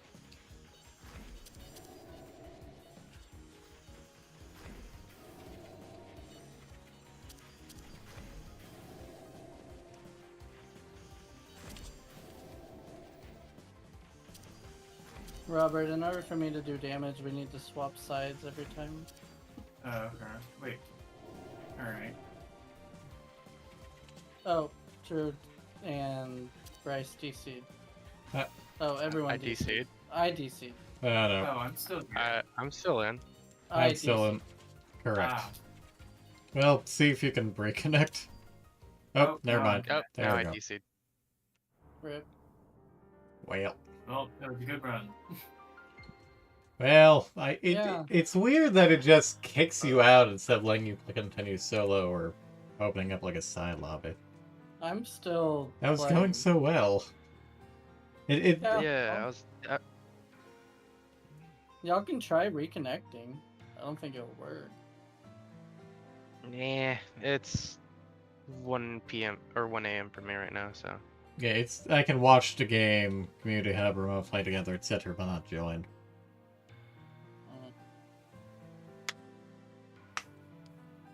Alright, I'm just gonna quit then.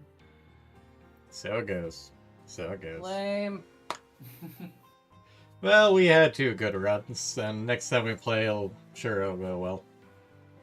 Yeah, but the second run wasn't that bad. Let's look Yeah, forward I to playing enjoyed this Druid. with Lillian Gray at some point. Yeah, it's certainly a high learning curve game. Especially once you get the hard. I feel like I am putting a triangle into a square hole. Which and is possible everyone- depending on depending on how big the triangle is. Everything goes Everyone in a square hole. everyone yells at me. They're like, "Come on, you're supposed to do this, this, this, this." I'm like, ah. Like I don't move fast enough. Like how y'all felt starting the game is how I feel in hard mode. And I have now 12 hours in the game. So And with 4 people, it's just extra chaotic. you kind of just have to know how to navigate patterns of the other boss. people. Well, not only that, but a lot of the time it comes down to the spread mechanic because you need to quote unquote work together to spread out. Yeah. Which is kind of hard when you don't know which person is which and you're just kind of like, all right. The big thing for spread is just kind of stop moving once you have adequately spread. And if you notice that everyone is going up, maybe go down. So Perhaps. yeah. All right. Well, I'm probably not gonna work out today. Just do exercises from home. Even if they're not efficient, it's still keeping things up. Well, I get 2 free days a week. Today is one of those free days. What the fuck is Chocolate Factory? Is this just Satisfactory but with chocolate? Probably. It looks exactly like Satisfactory, But with chocolate. but with chocolate. Yeah. Willy Wonka and the Satisfactory.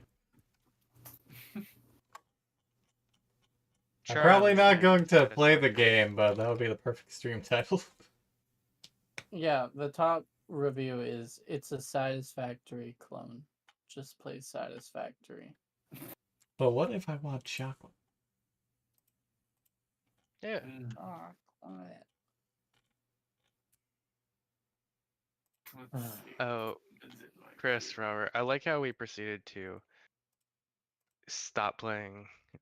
Was it Goat Simulator 3? Like after Oh, like yeah. maybe 5 hours of playing it. That's The fact just that there's more because of them. Goat Simulator. It's Make your fun, choice of don't memes. The we? chocolate meme from SpongeBob or the Give Me Chocolate Baby Metal song. I just can't wait for Unbeatable to come out. Less than 12 hours till DLC. I love that one of the pictures on Steam for Satisfactory is a picture of Let's Game It Out playthrough. Great. You said, 11 hours, Robert. 11 hours. 11. Mm-hmm. On Steam, Doesn't it come out at noon? it says 11. Oh, It's probably just rounding. probably. I could go wrong. Sure, you're gonna play Shadow of the Erd Tree at launch? No, that would require me to play through Elden Ring first and foremost. Oh, It's No, not I that beat it. it's not that I beat it in don't 20 hours. desire to beat it. It's just that I'm working on 100%ing Dark Souls 3, and I just finished Liza P. Hmm. I have other Souls likes to work on before I get Fair around to the Elden Ring. Should just do Elden Ring. You can 100% it in like 150 hours. Not to mention, I plan on streaming my second playthrough of Liza P, so now that's technically going on a back burner. Who knows? When are we doing Kingdom Hearts? After I finish XCOM. I finished Declassified this week, and I'll be finishing the DLC on Friday. So I have Enemy Unknown to run through, and then I don't know if I'm going to finish XCOM 2. I'm going to try a solid run of XCOM 2. If I win or lose, that's that, and then on to Kingdom Hearts. Okay. I am figuring out something of a schedule for Kingdom Hearts, just in regards to how we're playing the games for specific spoiler-free reasons that I will discuss with you before that officially starts. Okay. Well, there's a lot of game to get through. Oh yeah. With Kingdom Hearts. I mean, at least not nearly as much as my plan to eventually go through all the Final Fantasy games, except for 11.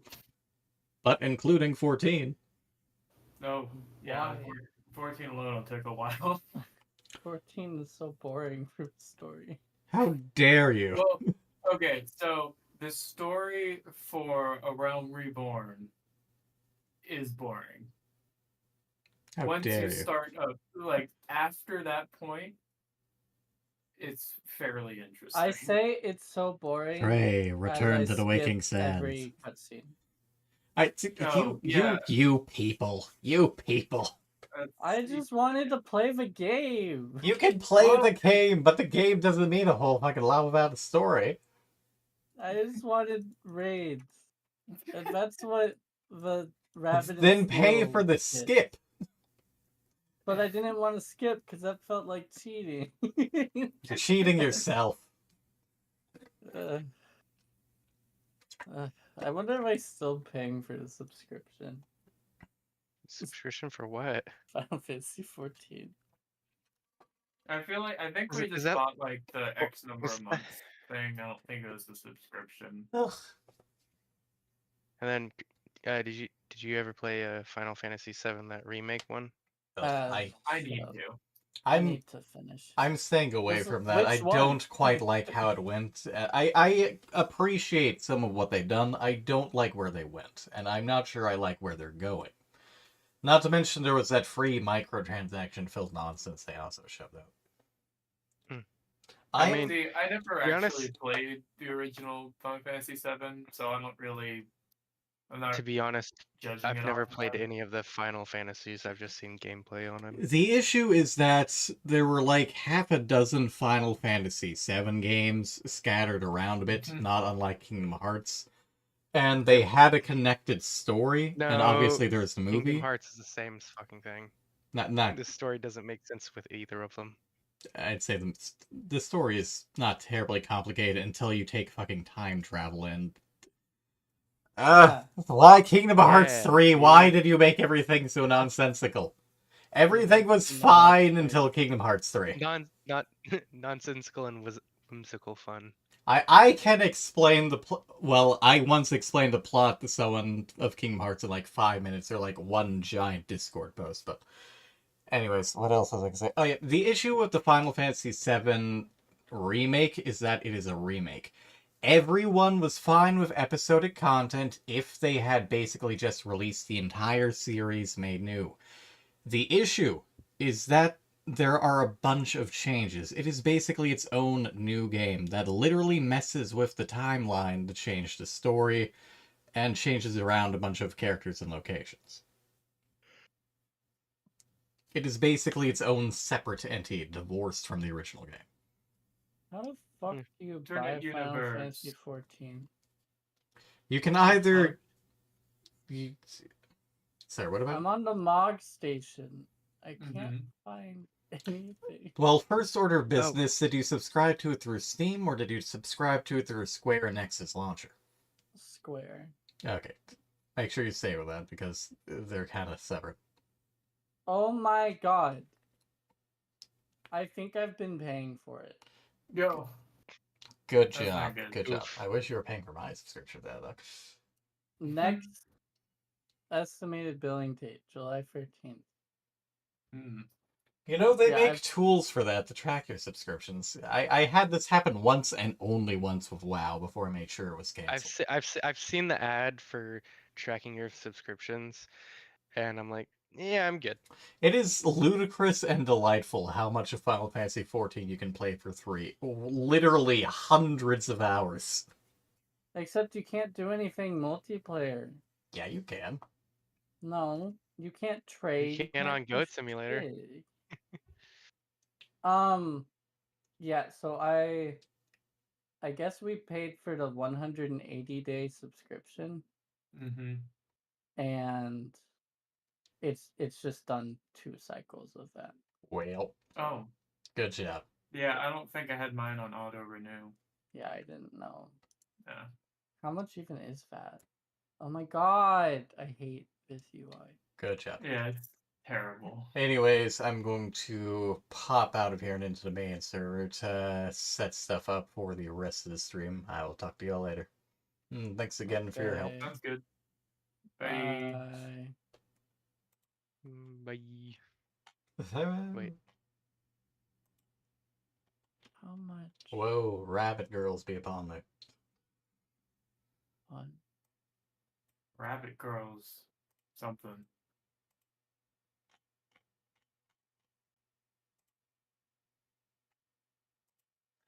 Okay. Push that out.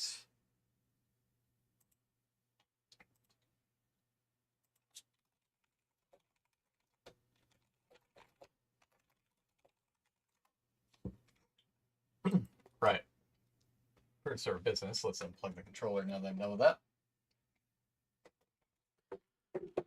Alright, obviously I'm, well, not so obviously. I'm going to go ahead and run another 3-minute ad and start a pre-stream timer somewhere between 10 to 15 minutes so that Gray and Lily can get in here and so I can fetch Lucius.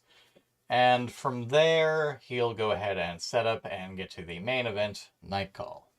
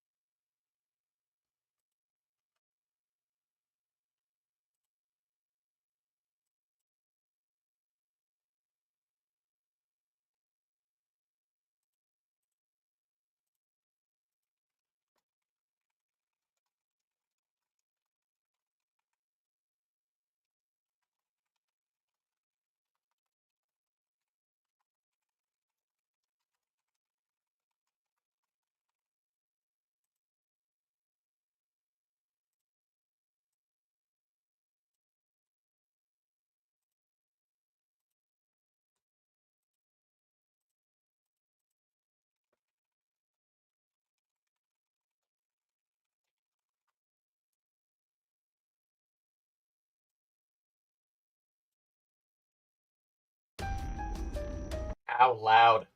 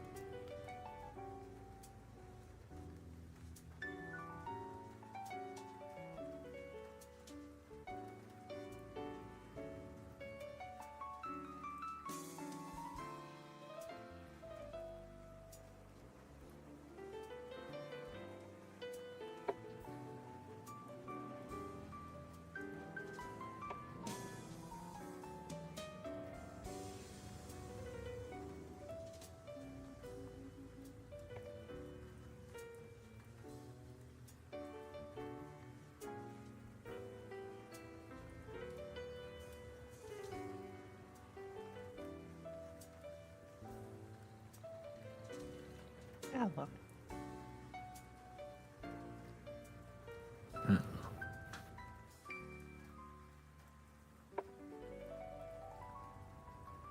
Andrew has not said anything since I got in here. Fair enough.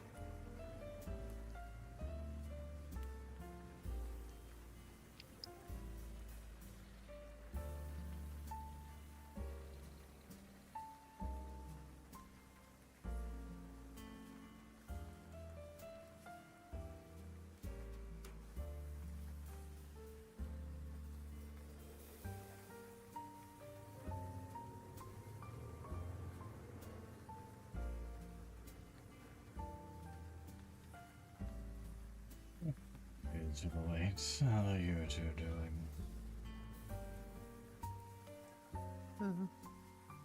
Eat, but okay. Understandable.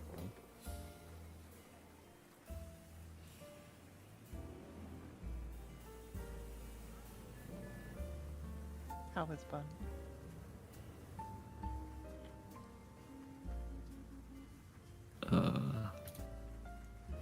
I exist. Good job. Hard sometimes. Yeah.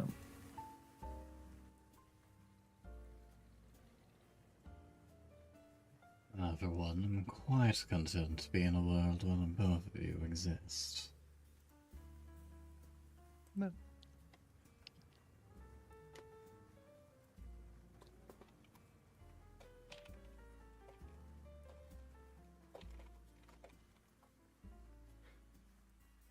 Such an adorable and dutiful pair. But at any rate, apologies to anyone who is popping in now. If you've been paying attention to Twitter, or you're wondering why the stream has gone on for this long and mentions magical rabbit girls in the title, that is because the author decided to play Rabbit and Steel with his brother and a few of his brother's friends earlier. Now that that is done, we'll move on to my part of the regularly scheduled Wednesday evenings. While these two are present, the rabbit will be gone the next few weeks, and Lily, well, she's recovering, but her voice had not been great the past few days. Or rather, her throat had not been good the past few days. Between those two, as well as the fact that it is not great for us to take large, extended breaks between each section of the Ace Attorney games, we've implemented 3 stopgaps until everyone is back together and hopefully well. The first stopgap, and that being the game of tonight, would be Nightcall, something of a noir game, a visual novel where you are playing a taxi cab driver investigating murder.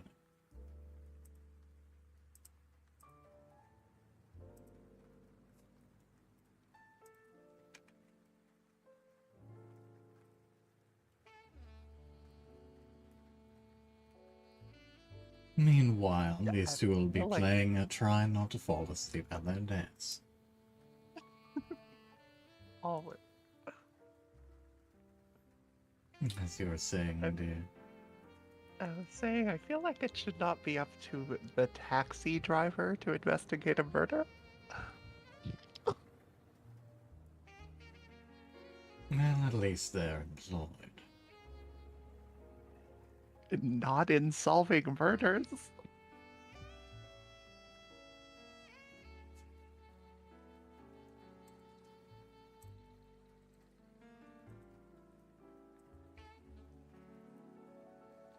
So let's kill the music.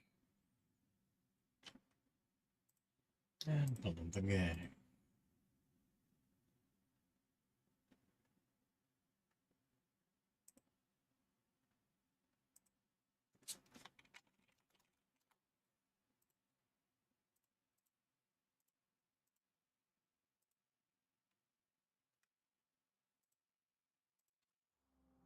Up in Discord.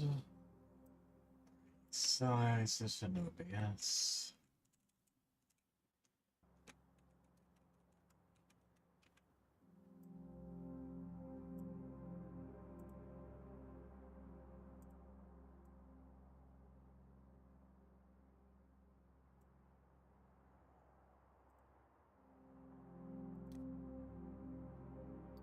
Also, it is in France. Yeah. I mean, that could have been anywhere. Well, I'm not seeing an makes oversized sense. cowboy hat.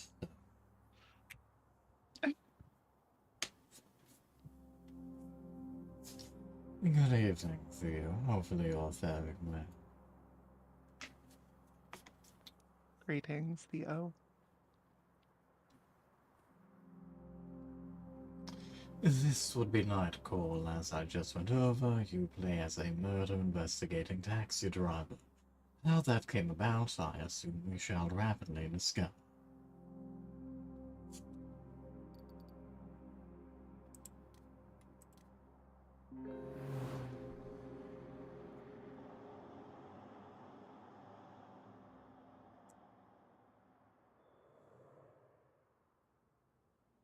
We have multiple investigations. The Judge, the Angel of Death, the Sandman, and a surprise investigation.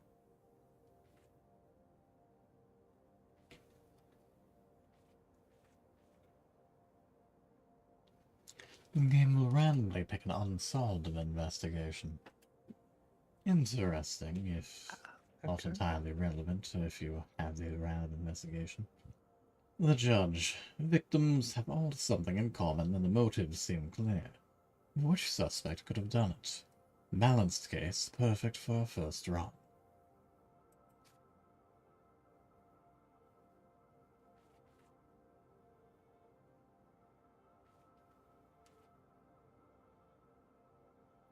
Looks as if we will have some sort of management system with money and time.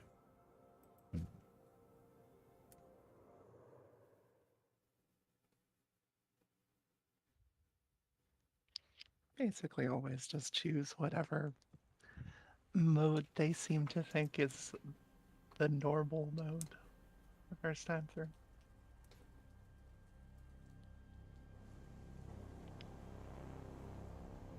Paris, the city of artifacted cutscenes.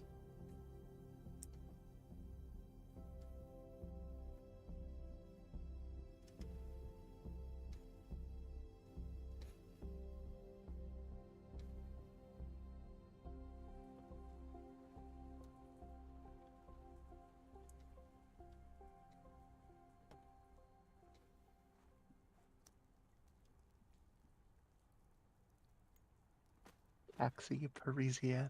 That's how you know it is taxi, but French.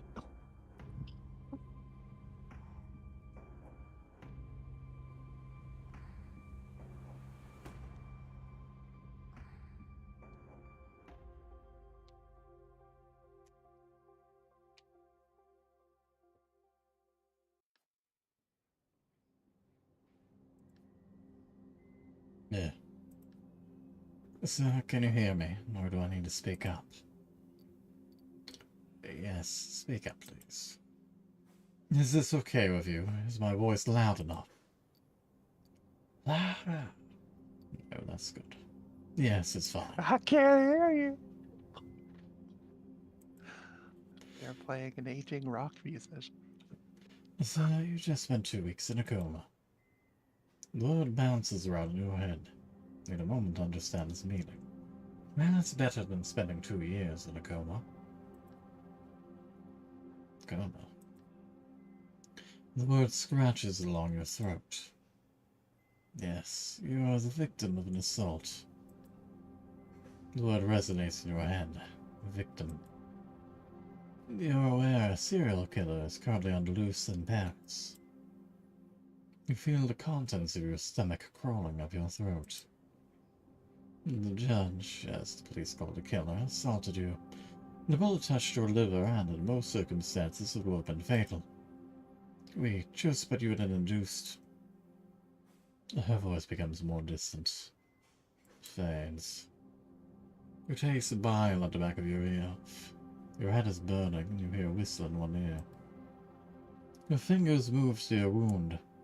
Underneath the bandages, you can feel hard skin. It is incredibly painful. Did they... I'm sorry. Did they catch the judge? No.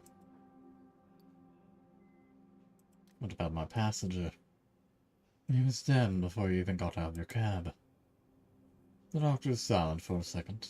A very awkward second. She hesitates. The police would like to see you as soon as possible to ask you some questions. After all, you're the only one who survived the judge. Noise in the hallway attracts your attention. You try to turn your head, to no avail. You need to rest.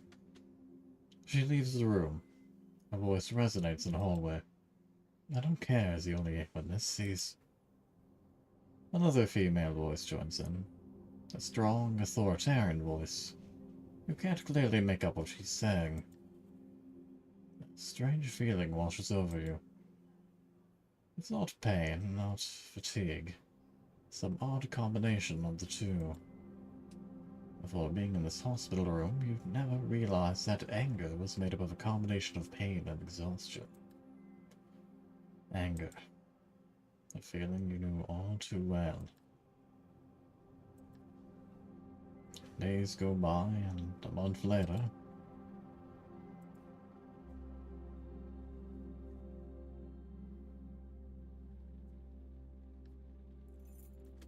Now, look, I've got a bit of a problem.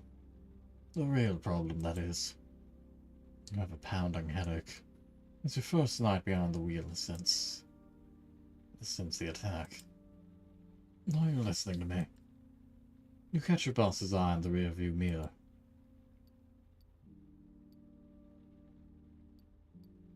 Yeah. He stares at you for a second or two without speaking. Sometimes I wonder what goes on inside your head. It always seems so far away. I'm listening. Okay. He's watching you closely, trying to make out what's going on in your head. You know I'm worried about you, don't you? I know. You're like a son to me, you know. I know. And you know he's about to tell you the story of his taxi fleet. Again. My father died and left me in the store. I could have sold it. I could have retired, gone back to the old country. But I decided to start a cab fleet for the money he left me to hire the guys from the neighborhood. And that's why I got 45 guys like you working for me. His hands flutter in the air. Though none of them are a match for you. He smiles. His voice suddenly takes on a serious note. Do you want me to go over everything again? He points to the equipment on the dashboard, the meter, the GPS. You haven't been in a taxi for weeks. Maybe you do need a little refresher. Right then, well, first the map. You spot potential customers and try to guess where they'll be going. Then you decide. When a customer orders a taxi, if there's someone else around, you have to go pick them up. He shrugs. That's the way it goes. It's business. No problem. The other fares, you look at a map and decide whether or not you want to take them. And then you drive. He flashes a quick mechanical smile. You know it all too well. When he talks about work, he talks about work. That's all. When your shift is over, we do the numbers and... His voice trails off as if he's searching for the right words. And that's all. It's very simple. There's no reason why you can't do it. Look, right, no overtime. We're in France here, and there are rules, regulations. You might not see it that way, but no one likes having a driver who hasn't slept for 24 hours. He looks away. Something's been bothering him since he got into the cab. Anyhow, you know the ropes, you get it. I know you're going to do a good job. What's the matter? The boss keeps quiet for a while, as if he's hesitant to speak, and then... I don't think it's a good idea. You shouldn't be driving. The murderer is still out there, and we think he's going to come back. For you. Maybe. The boss pulls himself up a little straighter. You can sense he's trying to control himself, trying not to get upset. Maybe he'd been told to go easy on you. He holds your gaze, then turns away. You know, I can put you on the day shift, or send you out to the suburbs, away from it all. You shake your head no. Don't worry about it. Anyway, why don't you get back to work? Every minute spent in your taxi is a minute lost. Gives you a smile, half ironic, half serious. You can count on me.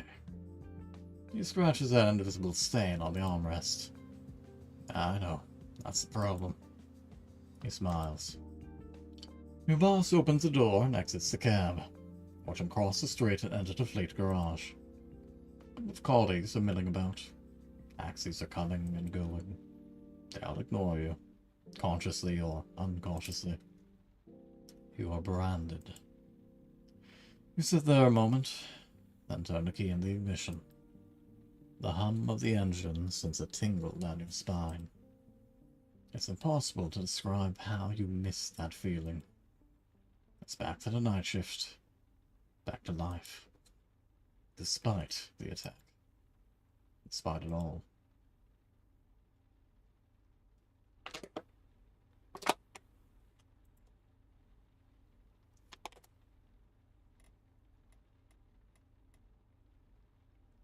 Then evidently we can opt to pick up a cat. I think that sounds like an excellent idea. I'm curious as to whatever that is.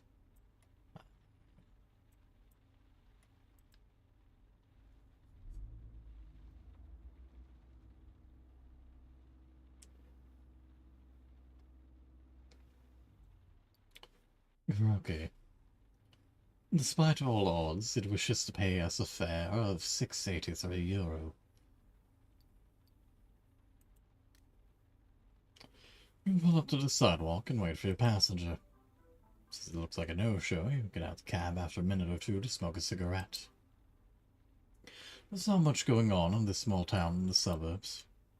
A few apartments that still have lights on. A sweet scent hangs in the air. Eventually, you step out your cigarette and get back into the car. You jump, startled.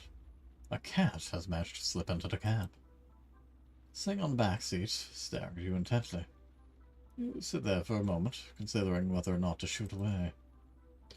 But just as you're about to wave your hand, the cat shifts positions and a slip of paper falls from its collar.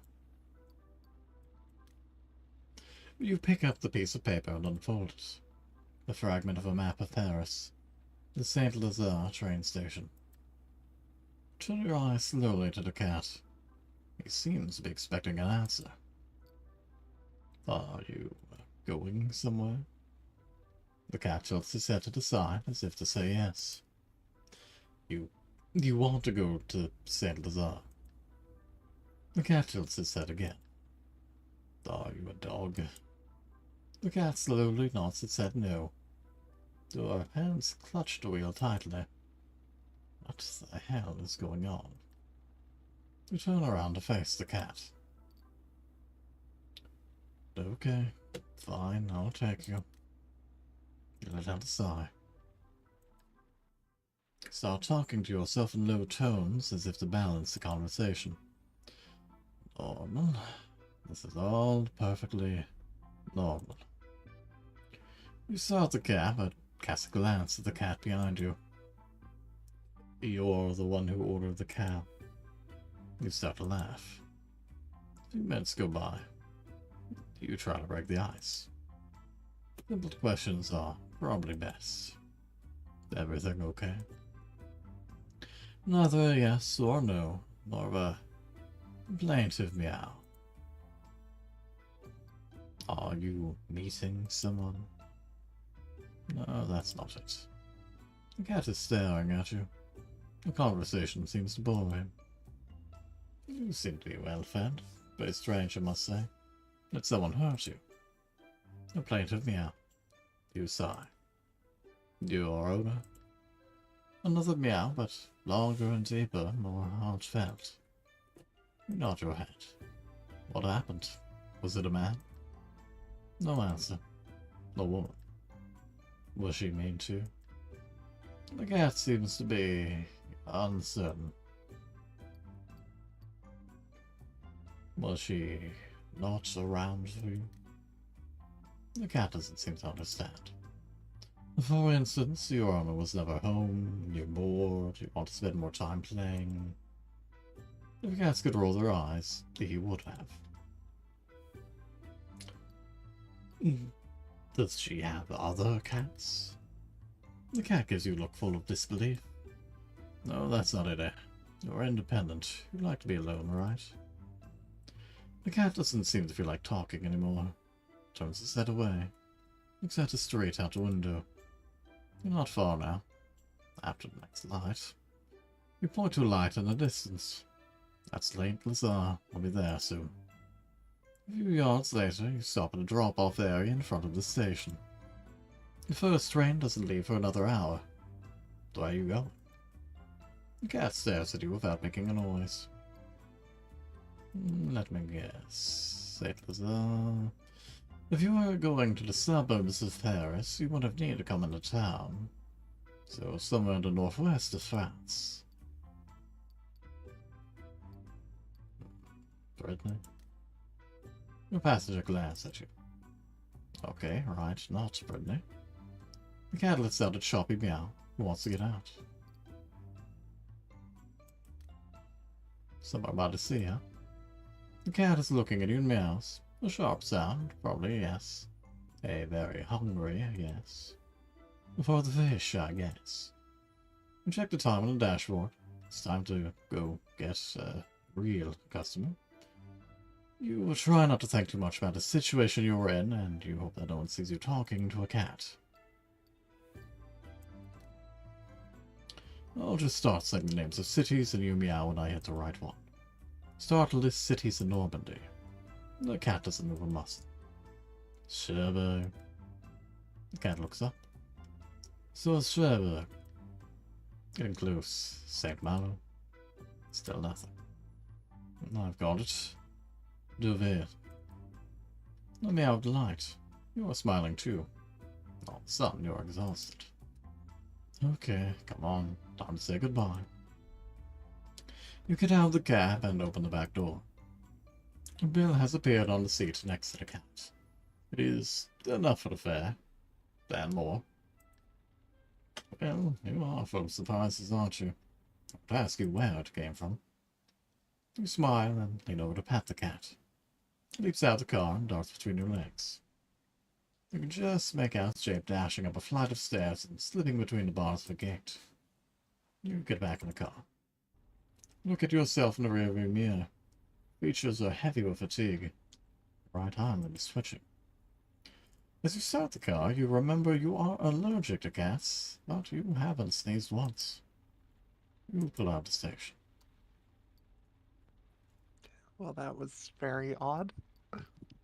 A 7-cent tip. How generous of him.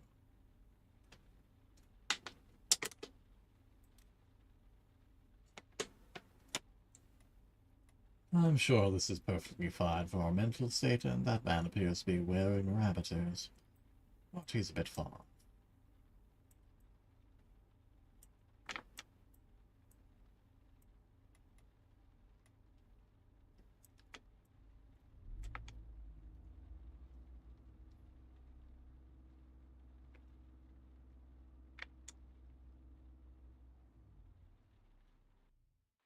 The plane sent in the name, please.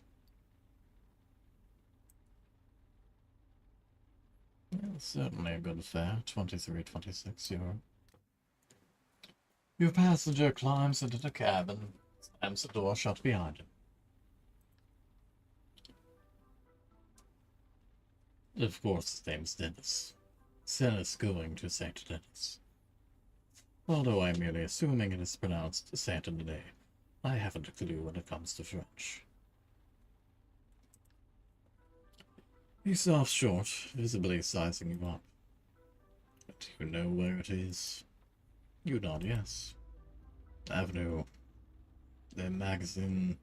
Don't know. So, you know the street? Yes, sure. He looks at you intently. You know all the streets of Paris?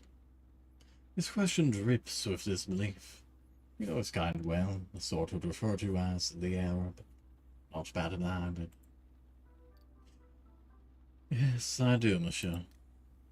He seems hesitant. Well then, let's go. You start the cab.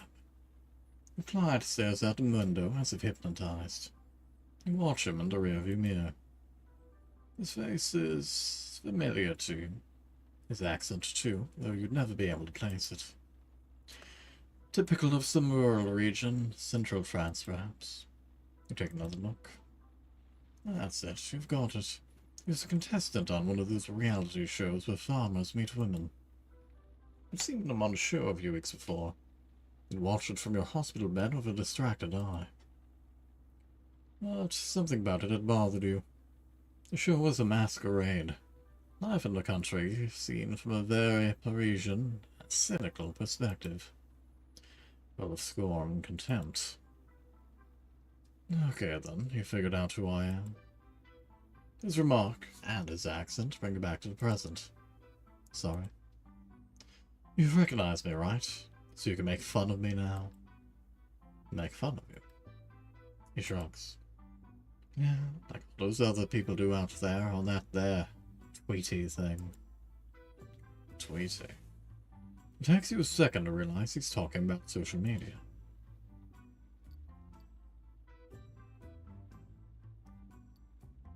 I don't know what you mean by that.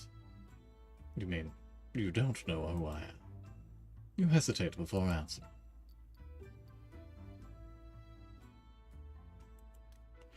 I mean, I do, yes.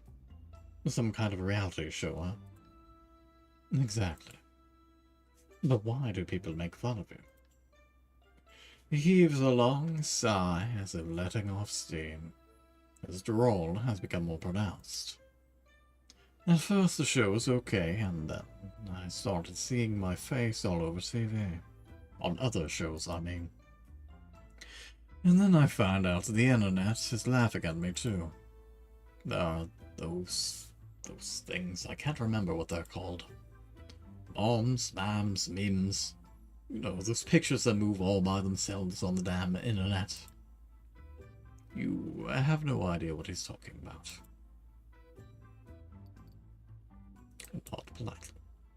So I made myself a Tweety account to go and see what they're saying about me. Call me a virgin and a Nazi that I screw my cows to. He looks away as if someone else had spoken the words. I practically died laughing, a farmer who... He doesn't want to finish the sentence. So yesterday, I said I'd had it. Called my cousin to keep an eye on my farm, and I left for Paris. I'm on my way to see those TV jokers right now. 6 months ago, they said if there was any problem whatsoever, they'd take care of it. Well, there is a problem. His anger subsides somewhat. His face is returning to its normal color. What's your plan? Hell yes, I have a plan. I'm going to show up at their office and raise Cain until they listen to me. He gives an energetic nod of the head. Believe me, they're going to listen. May just be a plain old farmer, but nobody's going to disrespect me. He squares his shoulders as if to fend off the attacks. Forget it. His eyes half closed, he practically growls the words. There's a palpable air of sadness about him. At first, I told him I didn't want to be on this stupid old show. It wasn't for me. But they insisted. They showed me pictures of the women. He lowers his eyes. And then, well, I said yes. Should never have said yes. You pull up to the address he gave you. The studio gates are still closed. We parked the cab and caught the engine. Is it closed? You nod yes. It doesn't open until 6. You point to the sign posted near the gates. He sighs. But there'll hardly be anyone here before 9 or 10 o'clock. I don't care. I'll wait. He rummages through his pockets and pulls out a wallet. Good luck. He gives you a curt nod, his lips pursed. Believe me, they're not going to get away with it. He fixes his gaze on you, his eyes narrow. No, I'm not racist. His voice is low and raspy. Don't believe the show. I didn't mean what I said. I didn't really say that stuff either. I always do that. He nods. Well, the media. They distort everything. They change things. Things are more, you know, more. He's searching for the right word. It's no use. His hands are shaking. Ah, well. He fixes his gaze on you, visibly moved. I'm not very good at this. I've been... He chokes up, gesturing with a hand as if to make it all disappear. When he starts up again, he's on the verge of tears. Anyhow, I'll just wait here until it opens. The passenger pays the fare and exits the cab. You watch him for a minute as he starts his vigil in front of the gates. You notice a newspaper on the back seat. Your last passenger must have left it behind. Or the one before. I somewhat doubt that the cat left a newspaper. You grab it and put it away. Could come in handy. Then you start the cab. It's back to the grind. Well, he certainly tips much better than a cat.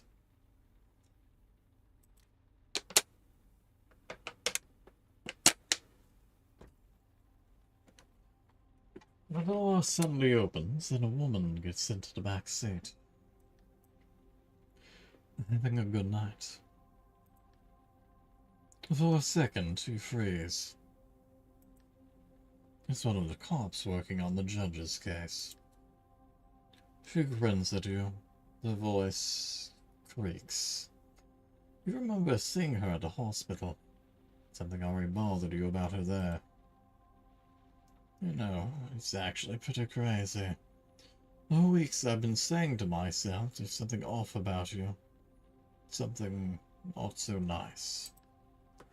I dug around, rolled it over, bugged all my fellow cops about it because I was sure you lied to us.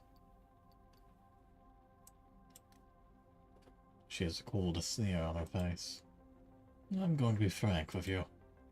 She leans over to you. I don't think you're the judge. I just can't picture it. She squints, like she's trying to make you out from far away. Like you'd have gone to the extent of hurting yourself. Yeah, between us it's a bit of a stretch. She stares at you. But not enough of a stretch for my chief to stop going on and on about you. Seriously, he talks about you all the time. If I didn't know better, I'd think he had a crush on you. She smirks. No, I think he's more interested in your profile. In prison at 17. An icy chill fills your gut. And for murder, too. You open your mouth, but nothing comes out. Since you got out, you've kept a low profile, but you're lying about your name and your address. I checked. It's normal, you'd say. Taking word of your time served, no loan for your permit, no lease for your car. Meaning no second chance in life. Your voice becomes softer, almost warm. I personally like guys who want a second chance. No, I like guys who fight for a second chance. Basically, I like guys who are willing to work for me. She leans forward, her shining cat-like eyes narrowing. My chief wants to go to the prosecutor with a first and last name, with evidence. Actually knowing him, he's not so hot on evidence. So I'll give you info. Victims, suspects, medical reports, some photos that are a bit... She makes a gagging noise. You have to be discreet. Keep it between you and me. Interrogate. Ask questions. Stick around. I've never done this. She shrugs. Don't worry, you're already keener than half the squad. And don't forget, I'm not asking you to make an arrest and deliver the killer wrapped up with a bow in front of the station, okay? You're no Batman. You're just here to get me more information. She rummages around in her pockets for what seems like forever. Here, take my card. We'll call you in 3-4 days just to check in. We'll chat. And I'll let you know if I have any new info. She takes on a didactic, paternalistic tone. She was giving you a list of recommendations for the 100th time. Don't get caught, don't get arrested. Also, I wouldn't recommend trying to leave Paris. I know what you look like and I know who your friends are. You can't be either the solution or the problem, my friend. She takes a minute to scan your face, your emotions. If I have to, I'll go check in on you-know-who. Her smile is biting. That reminds me, you know you've done time. You shake your hand. She snickers. Ah, my little dirtbag, you've covered your tracks well. I did what I could. If you say so. She sighs in a tired, exaggerated way. Don't try to mess with me, man. If things don't go well, I'll turn you in. I'll send you a picture to all my friends in the media and every asshole in Paris. Your picture of your name on it. Your real name. Anyone close to you will have their places searched, they'll be put under house arrest, spend nights in jail. You have any idea how tense things are with that fucker's trial underway? You sigh. You know just what she's trying to get at. Come to think of it, your last names are almost the same. You could be brothers, actually. I'm nothing like that son of a bitch. She smiles. Let me tell you, that face of yours in your handle, they'll welcome you with open arms. She takes on a serious tone, businesslike. I want to catch this fella personally. I want to drag him to court, ruin his fucking life with a bang. I can't botch this case, you got me? And neither can you, right? He's ripped open your gut. You saw your own insides. You were in a coma. Yeah, you've plenty of reasons to want to get back at him. She furrows her brow. Yeah, I think you're actually going to do what I tell you to do. You investigate, ask questions, listen to all of the rumors, and you come up with a list of suspects. She lays her hand on the door handle and freezes. You're right and don't get fired. Without this cap, you're worth nothing to me. You glare at her. She puts her hand up, and you can hear the words behind it. This conversation never happened. I'll make sure you get more intel tomorrow. I'll find a way. Until then, not a word to anyone. Obviously, not a word. The door opens, squeaks and slams shut. Fucking bitch. You sit alone for a while, teeth clenched, dry-eyed, ears buzzing. Shit. On the back seat, the couple is a pile of papers. Shit. Key in the ignition, motor running. Radio on, crackles. You turn it off and start driving. Well, suppose that answers the question of why a taxi driver is investigating a murder. Dead.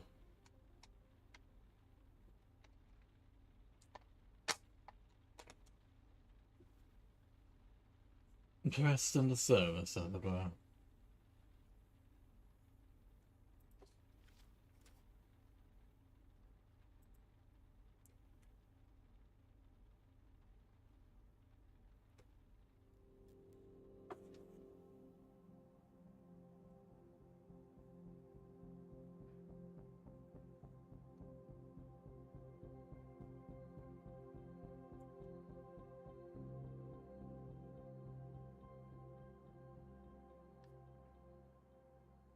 You take a second to enjoy the silence of your studio apartment.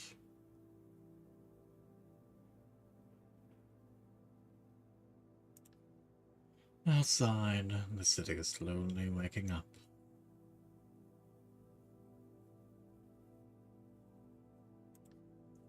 You can still hear the hum of the taxi buzzing in your ears.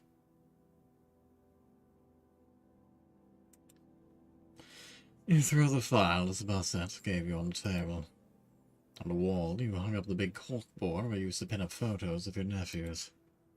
They've been gone since you got out of... Your plan is simple.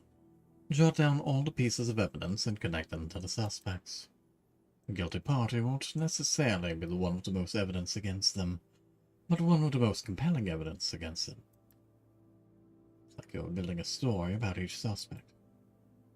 Trying to understand their motives. Understand how he or she got into this situation. You are suddenly overcome with the desire to sleep. Close your eyes, press your fingers to your eyelids, and let out a yawn. Crack your knuckles and get to work.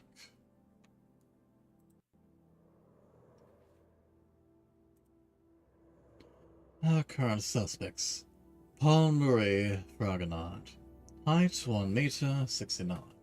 Retired cop, joined the police in 1977. Divorced from a judge. Born in the French Chantiers. Moved to mainland France in 1976. Salem Wadia. Height 1 meter 75. A lone lawyer from St. Owen. Defender on the Doar case. Defender of several molested kids in poor neighborhoods. Was a promising football player when he was 10. Hervé Grelo. Height 1 meter 77. Homeless man with an unknown background. Quickly worked for Charles Begrain, victim number 2 in the 90s. Got health issues after a Richteren health scandal. Couple of arrests for breaking and entering.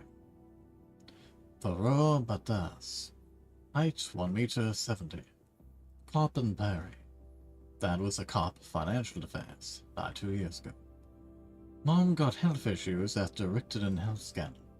Gay and a relationship. Never disclosed this information at work. Claudia Campos. Height 1 meter 79. Medical examiner in Paris. Escaped from Argentina when she was young. Lost her parents to the Argentinian junta. The process.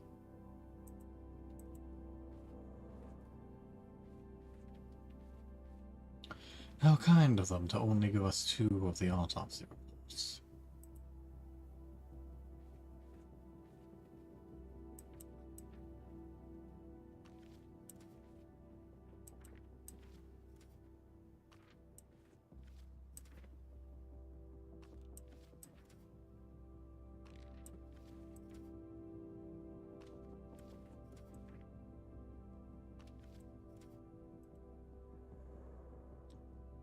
I both appreciate and am annoyed that we weren't properly able to look at some of these. They just kind of went up there.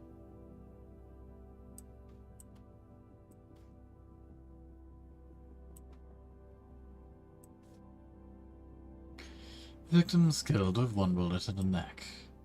Death, execution. Killer's height is less than 180. Well, that does not rule anyone out. Message on the crime scene: you deserve this. No sign of violence.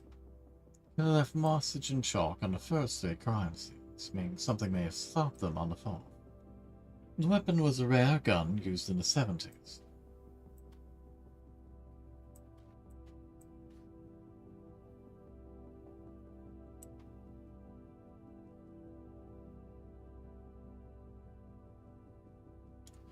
I fail to see how justice only applies to Salem, but you deserve this applies to both Hervé and Thoreau.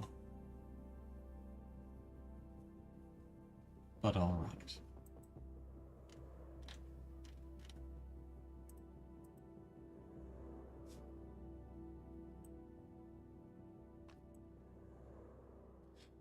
With a heavy hand, you wipe your tired face. You open the sofa bed and lie down. The events of the day run through your head. The streets, the passengers, their faces, their problems. Your brain is running at full speed. Your body aches and you are in pain. You can tell you need to get more sleep. You glance at your investigation board. It looks awfully empty. Are you sure this is the best? This is too soon to say. You shake your head and your mind wanders for a second. Your eyes close. Right when you're about to fall asleep, you notice a taste on your tongue. It's very salty, like soy sauce, a tad bitter, very strong. It appears as quickly as it came. You fall asleep. Curious. You open one eye. For a second there, you hope the evidence board was just a dream too, but you can make it out in the shadows. You get up quickly. And a few minutes later, you are outside of your studio.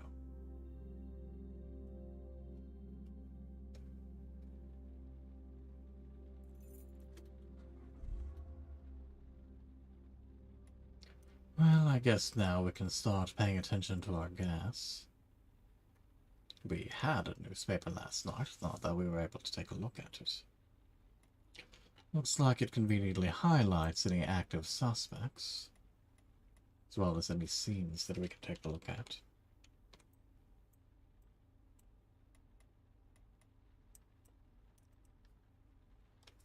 Your fingers poised in front of the car radio, trying to find something to listen to. You happened upon the nighttime news. After a few depressing headlines, the anchor announces the discovery of the Roman ruins on the Isle de la Cité, just a few meters from the Notre Dame Cathedral. They are apparently from an old temple built for an unknown goddess, probably something to do with the scene. As soon as the news is over, you turn the radio off so that cab is silent again. Well, how convenient, right here.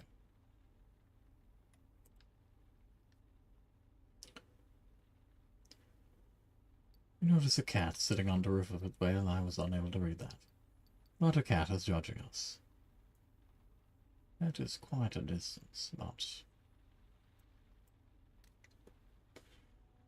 You pick up your next passenger in front of the Paris office of the medical examiner, the morgue.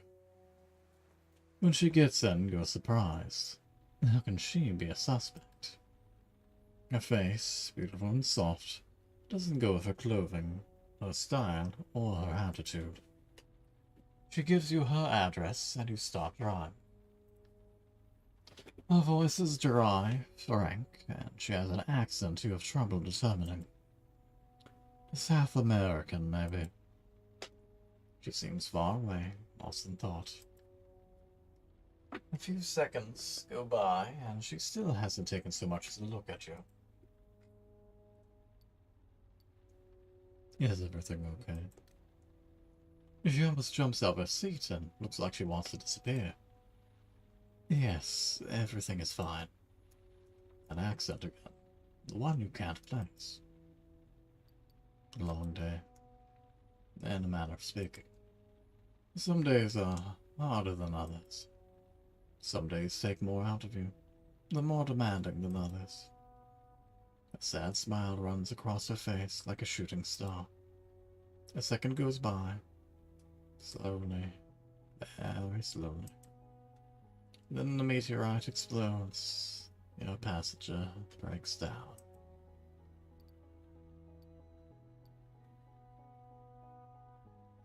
Sometimes it's best to let it out. Between sobs, you hear her say something. Give me a minute. Please. Without a word and without the slightest noise, you slow down. The road passes by slowly, in no hurry. After a moment, she sits up. Can I ask you something? You nod, and she takes a deep breath. This may seem like a ridiculous question, or at least a stupid one. Actually, it's completely stupid. You give her an encouraging smile. But I'd like you to hit on me. She blushes and immediately follows up. I mean, not for real, just for play. Like we're at a bar, like you want to buy me a drink. She shakes her head. Forget it. It's stupid. Totally stupid. What is it that you want me to do exactly? My job is very difficult, complicated. Hello, Son Goku. Thank you very much for the affiliate anniversary congrats. And of course, thank you for popping in. I hope you get to work safe, and I hope it goes well. See ya.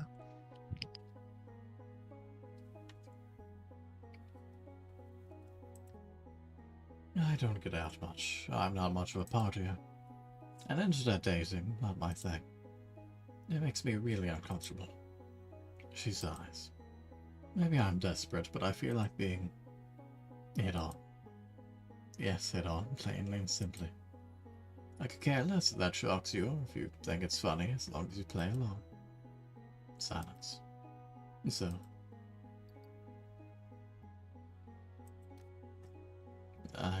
Thank you. She smiles discreetly at you.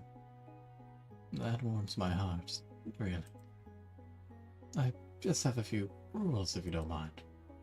First, I don't want to talk about Argentina, my home, my friends. Avoid the subject. She pauses. Does that work for you? You nod.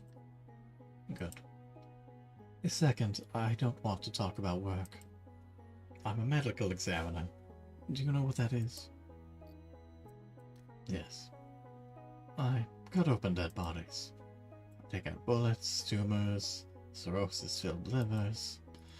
At first, people are always fascinated, but they quickly get disgusted. So, nothing about work. Let's start, if you're ready. You nod.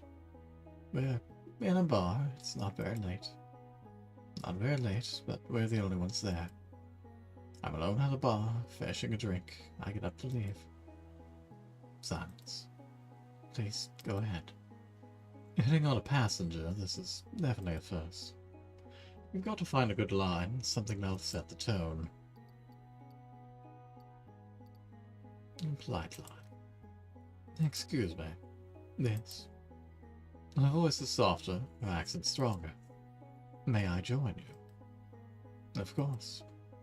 She sits up a little and points that he imagines a near bar sitting next to her. Buy me a drink? Of course. How about a little game? You look like the kind of guy who drinks cocktails. Something sweet. I could be wrong, but... What about me? What is my kind of drink? She rolls the R on the last word. Something... subtle. What do you mean? You want something special, but you want to be surprised by life. She bursts out laughing. Not too good at this game. She gets back into character. Yes, that's it, exactly. You read me like a book. She stares at you. Something about her posture in the backseat is different. Don't you think time goes by too slowly? I do. We wait, we hold on, we get bored. I'd like it all to go faster, for things to speed up. She relaxes, and giggles. She's letting go. She looks at you expectantly. I like the way you laugh. You do. That's an odd compliment. That's true. Thank you. She closes her eyes and stays that way for a little while. A smile settles onto her face. A warm, natural, and uncontrolled smile. Thank you. You were perfect, unusually kind. She nods slowly. I must confess that the way you came on to me was truly charming. You have very kind eyes. Your passenger sighs contentedly. She seems happy, relieved. You pull up in front of the address she gave you. It's strange. What is? There's something different about you. You're not like other men, as if... She hands you her fare and slips you a tip. Don't refuse it, please. It means something to me. You nod. I hope to run into you again. You shiver. One last smile. Goodbye. She gets out of the cab. You watch her until she disappears into her building. Quite a hefty tip.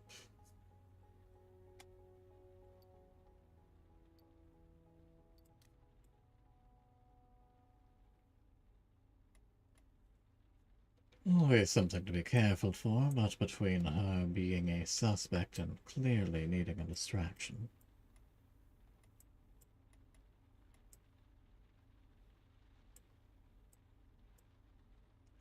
Probably be best to grab one of these ones and head towards the other end of the city.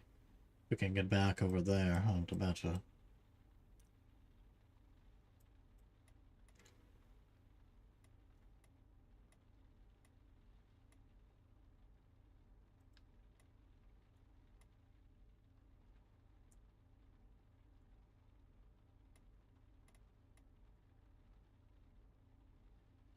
Jerome Broad.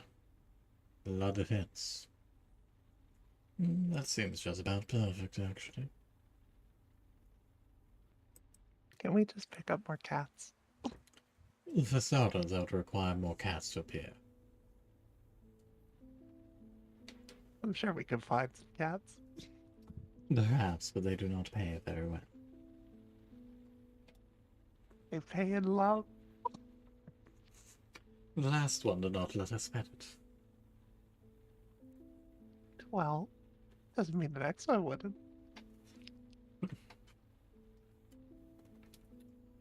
How are you doing, Gray?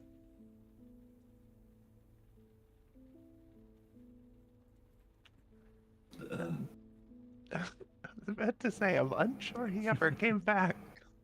But apparently.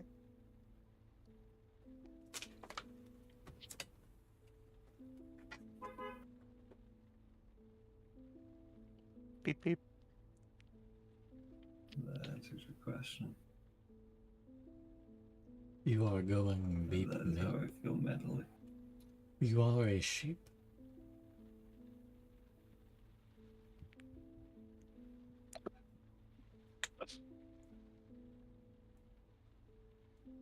What? Assuming dear Lily recognizes the reference, she can catch you up to speed in the Yeah, I DMs, do. but moving on. Perhaps I appropriate suppose given so. your lack of energy. But anyways. Your passenger hurls himself into the back of the cab, spits out his address, then sits up all at once, as if relieved. I thought, thank you for stopping. You nod and start the cab. You sense he's a talker and a real headache. It's better focus on the road. He drums his fingers nervously on his leather briefcase, but he's wearing a satisfied look on his face. Barely 30 seconds later, your passenger asks with a slight tremor, "Are we almost there yet?" You look at him in the rearview mirror, surprised and a little annoyed.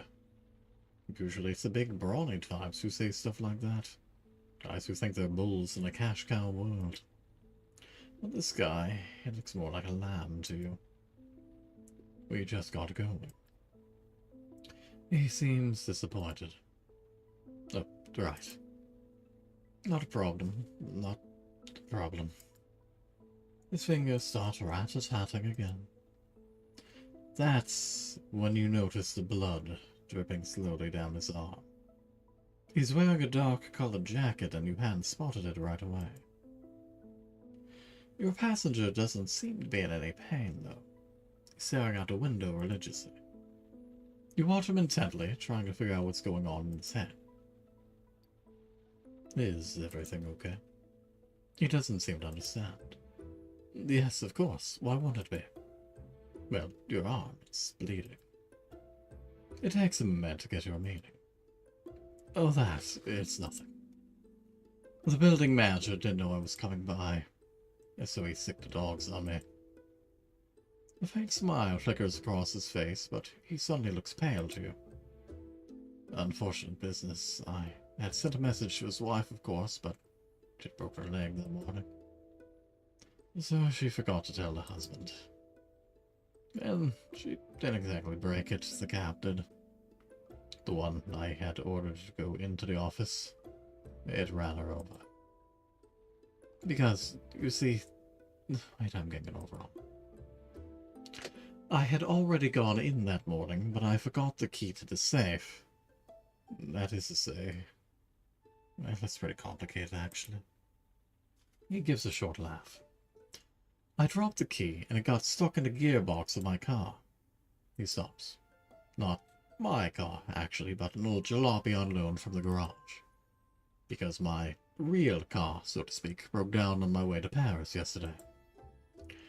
I was just back from a friend's funeral in Brest. Tragic death. Gas leak in the chalet we shared in the Alps. He's an audibly woeful sigh. So, now I have two cars in the garage. He appears to be momentarily preoccupied. Not exactly the best timing. He gives his briefcase, knowing Pat as if it contained launch codes for the US nuclear arsenal. But these papers are pretty darn important. Clearly, he is very impressed with himself. I work for Father, and it was an emergency.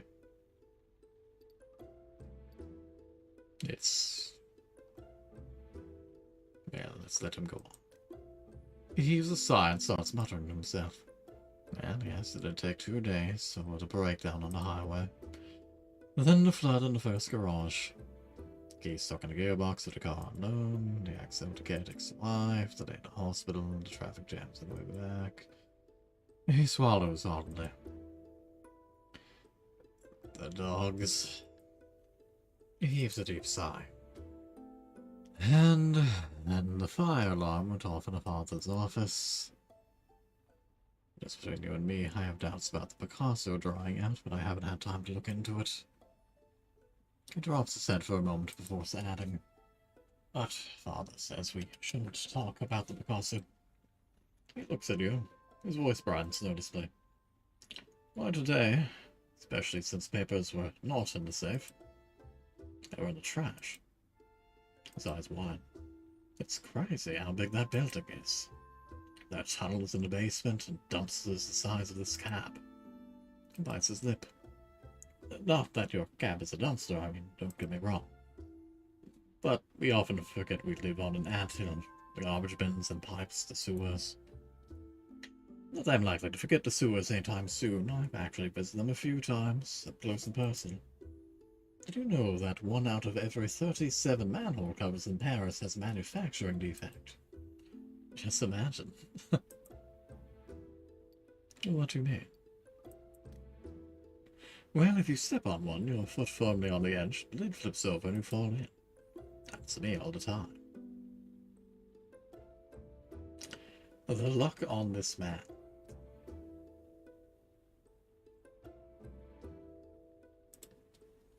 All the time. Yes, I have no doubt you are speaking from experience if you happen to know 1 in every 37. It's pretty crazy. You are nearing your destination. Your passenger seems increasingly excited. You wouldn't happen to be unlucky. Your passenger's eyes open wide. Me, unlucky. He nods his head. Funny you ask. People ask me that all the time. I don't think so. I've had a few accidents, of course, like everyone else in life, I guess. But unlucky, no. I don't believe in stuff like that. I think you have to concentrate, to focus on your work, on your life. That we have to forge ahead, come what may. If your fiancé leaves you for the priest the day of your wedding...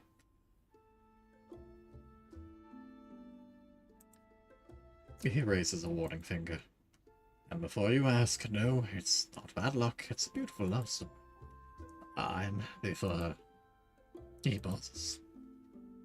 And for him, of course, the priest. He manages to force a smile.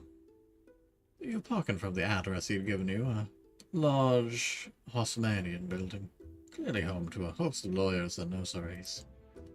Well, I'm off. We still have a few hours to get Father's defense ready. Soon he'll be free, I know it. I can feel it. He pays the fare and exits the cab in a hurry. Watch a passenger approach the door, punch in the code, punch it in again, get impatient, then start walking away from the building.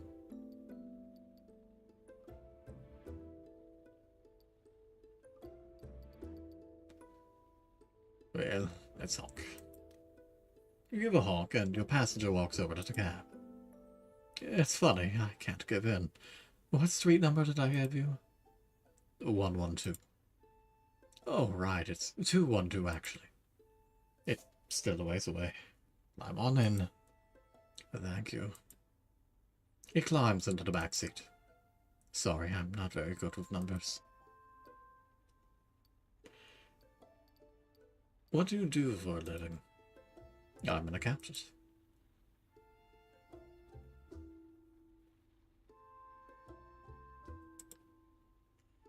You start the cab and enjoy only a few seconds of silence.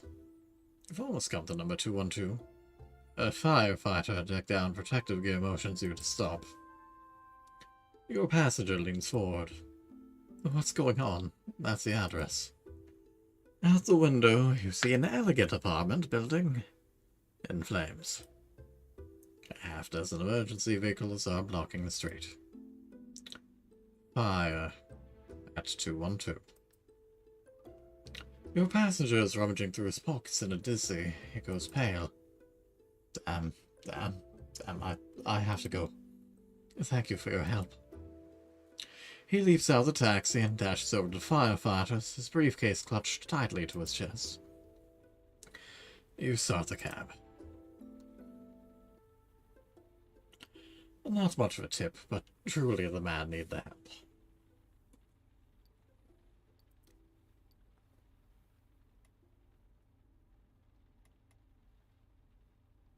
What am I looking at here?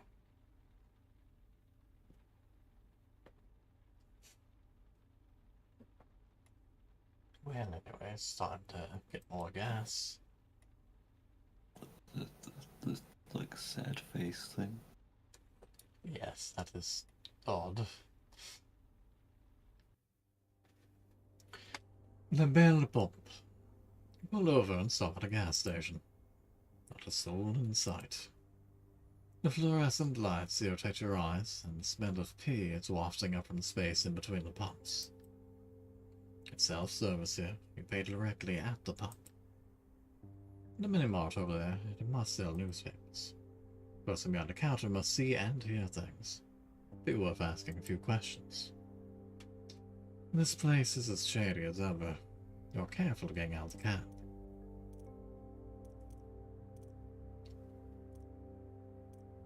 And first order of business.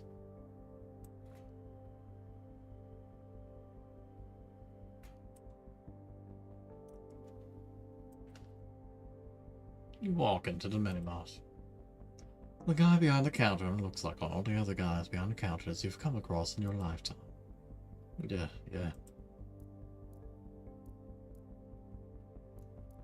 We can also grab scratches for whatever reason.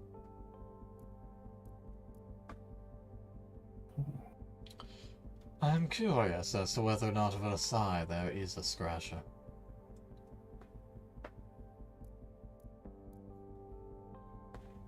Presumably.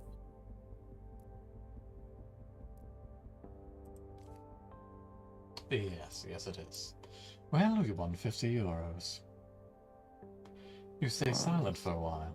The cashier, clearly annoyed, tries smiling at you. You're a very lucky guy, huh? You can't help but laugh. A sarcastic, painful laugh. Right. Lucky, that's it. The cashier doesn't seem to get it. He chooses to ignore your remark.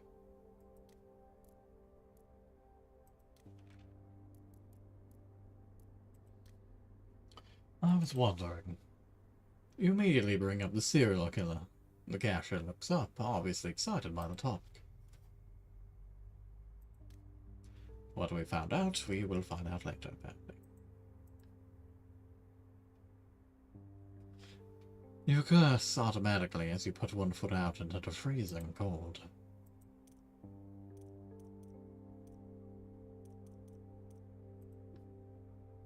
You get into your taxi and drive away.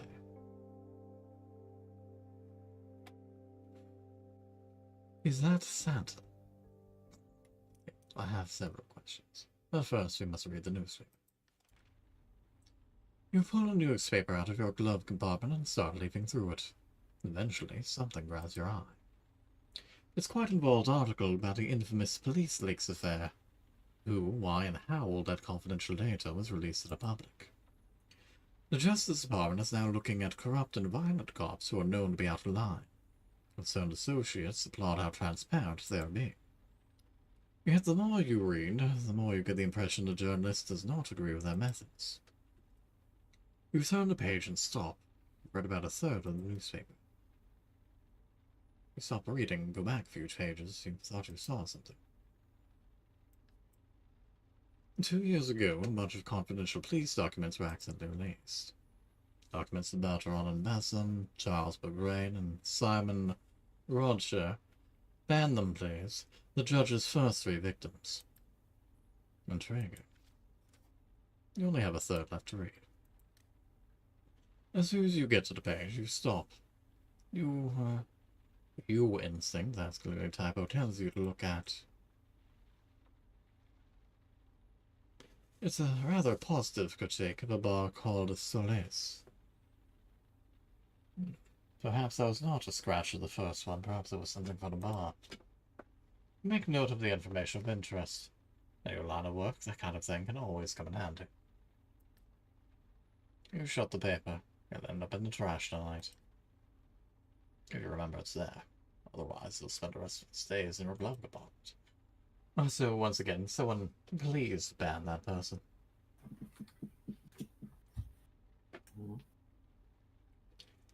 Thank you.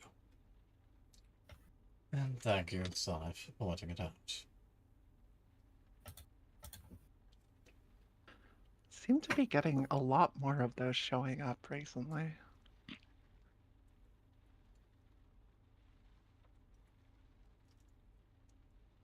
Perhaps we're simply getting popular enough to be targeted.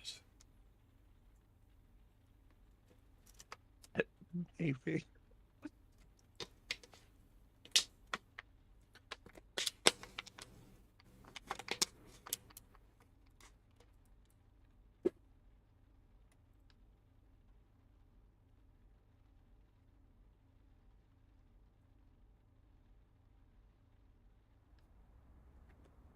You park a few streets away from the Argentinian embassy. You wait there for your contact. Sigh. Seems so odd to have a contact, so excessive. The guy's one of your regular poker buddies, a night watchman at the embassy. Get out of your taxi and walk toward the big metal gate. Clean lines, early 20th century. Maybe. Lots of raw time. The gate opens and somebody moves towards you. They indicate you should follow them. The person's face is hidden by an oversized hoodie. Your heart starts beating faster. What if it was?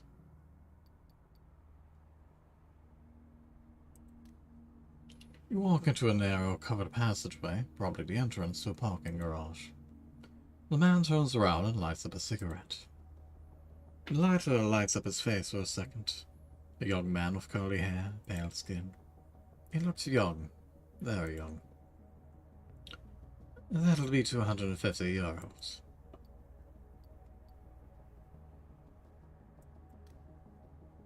For that price, you hope the intel is good.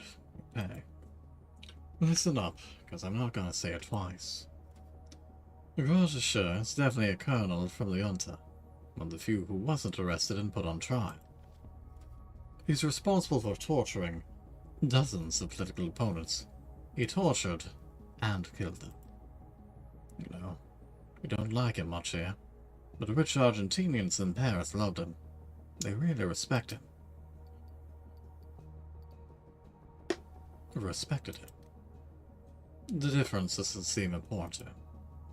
Yeah, if it makes you happy. He looks back at you. There's one last thing. I read in the newspaper that a killer wrote a message in chalk. Time's up. It was a slogan at the end of the junta. A sort of watchword from the opponents. It was time for them to go. You get it? You nod. A second later, you're back in your taxi, with a hole in your wallet full of new information on one of the victims. If you follow this lead, maybe your investigation will move forward. You start the car and get back to your shift. Interesting. As tempting as it is to go after another suspect, I am very intrigued as to what Santa has for us.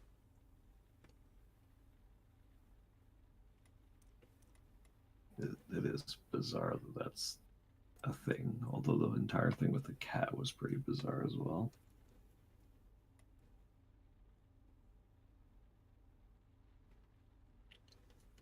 Champs-Élysées, I think. Yeah. Not a very good fare, but it's only 6 kilometers. Likely in the night, but I'm very curious about our dear drunk Santa. Your next passenger smells like beer. Oh, it's even worse. It's like every fibre of his Santa suit has been soaking in a keg.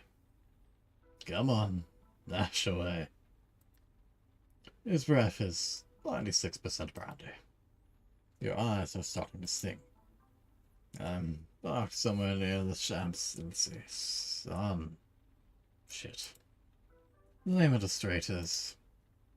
His head is spinning, and he does his best to hang on to the door. Impasse. It'll come back to me. Go ahead, drive. You start driving, and sadly wonder how to ask your passenger if he has enough money to cover fare. You glance back at your passenger. He's mumbling to himself, but you can't quite make out what he's saying. Christmas is over, so why is he still dressed up? You have a nice evening. Oh, fabulous. A smile spreads across his face, and I really needed it. He lowers his voice. He's confiding in you. After working my ass off all year long, I like to hit my favorite pots. I get monumentally wasted. He guffaws. Here, in Paris, there's a bunch of bistros perfect for such an occasion. No one talks to you, they have white wine so dry it eats away at the inside of your mouth.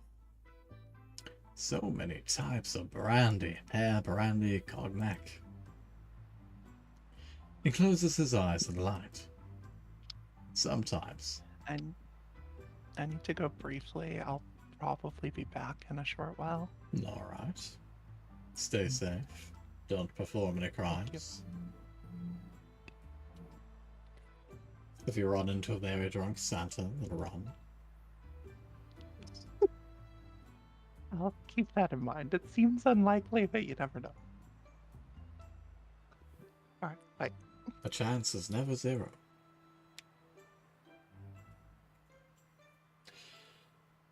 And sometimes I order just one eeny-weeny beer to cleanse the palate. He's almost whispering. Okay, it's usually not one of them fancy microbrews there. He jumps. But don't tell anyone, okay? Just imagine if people found out Santa Claus thought the beer here tasted like piss. He laughs a sparkling laugh. When he stops, it's just to throw out non-committally. Anyway, you can't say anything anymore. Honestly, with all the trouble I go to, people should just leave me the fuck alone. All those fair weather activists still want their little snot-nosed miracles to get the latest stupid toy. Oh, hey, speaking of snot-nosed kids, what is it with this manure pile of a new generation? 50 years back, you could give a kid a book and he'd go on about it his whole life, all starry-eyed. But today's little whiners, what an eyesore. Fucking hell. They want to have it all, but they don't like anything. They all have GSMs when they're 8. I haven't the foggiest what that is meant to be. I think it's a mobile phone. Quite possibly. Those things cost a whole month's wages. How can you possibly make them happy after that? How? It's stare at you, waiting for you to answer. Well, the answer might be, perhaps, you can't, but... No idea. He raises his hand. At least, you're honest enough to say you don't know, and I appreciate your honesty. He closes his eyes like he's taking a moment's rest. You want me to tell you what they really want? The kids these days want are machine guns and dollars whose hairs you can fix. He seems to have calmed down for a second, but it was just an illusion. Speaking of which, both girls and boys like those dolls whose hair you can fix.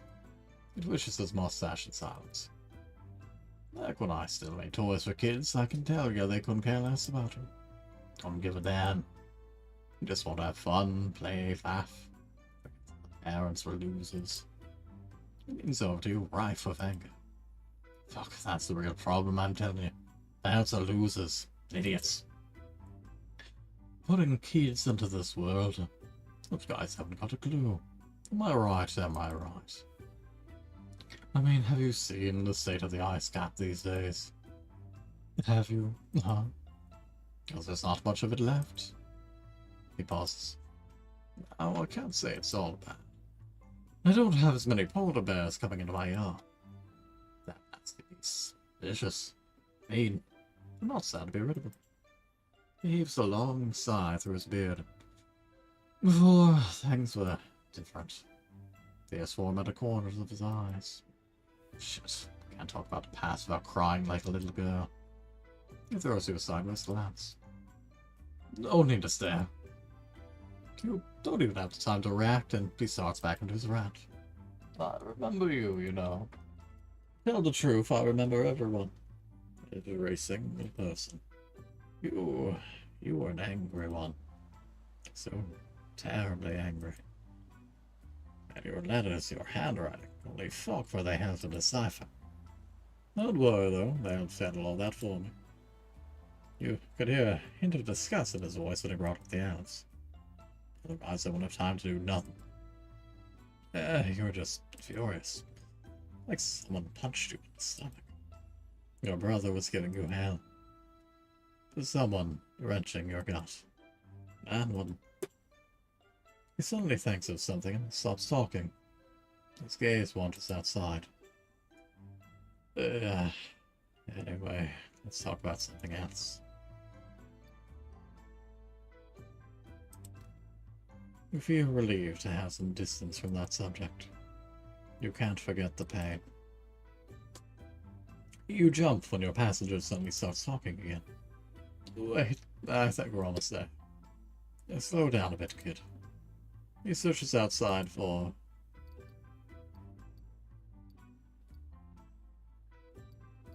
What are we looking for? We're looking for my sleigh, kid. What else? He looks at you with pity. It shouldn't be hard to spot. A sleigh and a couple of half-dozen reindeer. He heaves a funny sigh. I'm sure it's like in an alleyway somewhere. Oh, right, over there, turn right. You obey and go up a street you were on a few seconds before. 2 meters down, your passenger stifles a yell. Shit, it was right here. Drive around the block. You turn again, and back your passenger is mumbling. I have to get one of those thingamajigs, GPS, and help me find my sleigh more easily. You eventually pull over in an alley. No light, a few empty office buildings, and some trash cans that haven't been emptied for days. Kid, sorry about before. I didn't mean, bring up any sore points. He paces fair. Watch your back, kid. He gets down, slams the door. He slips on a wet sidewalk, grabs onto a street lamp. With a heavy and awkward step, he clumps along the alley. You sit for a moment, watching him. At the end of the alley, he starts rummaging through a pile of boxes, pushes a trash can on wheels aside, and disappears. A few moments go by, and nothing. You turn the key and start driving again. You open the window for a second to get rid of the alcohol fumes. Something tells you they'll stick around for a while.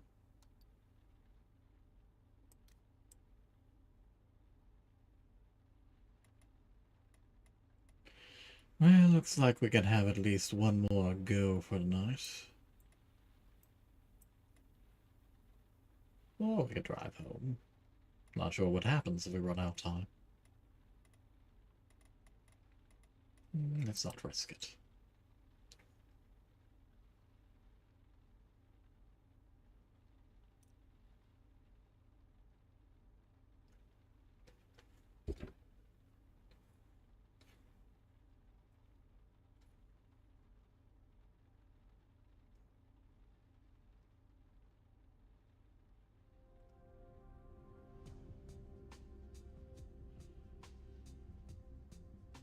You know more about your clients.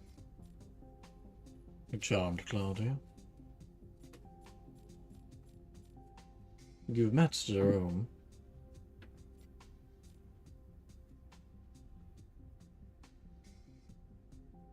Well, to be fair, we wouldn't have had that much loss if not for the $250 intel we purchased.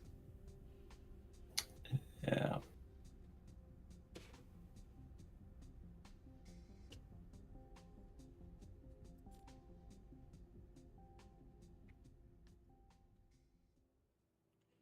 At the foot of your front door, just beyond the drain pipe, you notice an envelope. It's thick and heavy. You can just make out your name written in a thick black marker on the front. Your real name. You take a deep breath and go inside. On the envelope, you find more information, just as Basset promised. You lay them on the table. You take a few moments to update your board of your new clues. Your neighbor flushes the toilet. Out the corner of your eye, you can see the pipes shake. Start to get moving under investigation.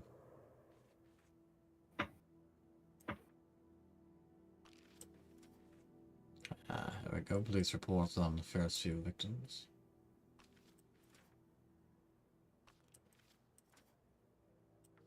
There's not actually enough time to put all of them on the board. Interesting, if annoying. There's a spent bullet case, which doesn't mean a whole lot. Killer fought for victim 1, which again doesn't mean a whole lot. Killer knew the victims or researched them.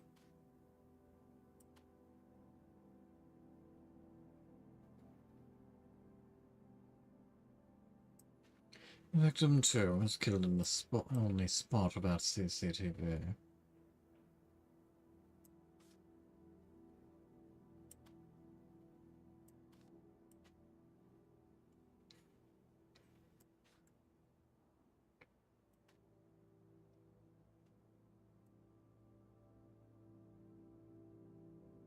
Right now, things are heavily leaning towards Claudia, although that's just for victim 3. Don't have nearly enough information on anyone else.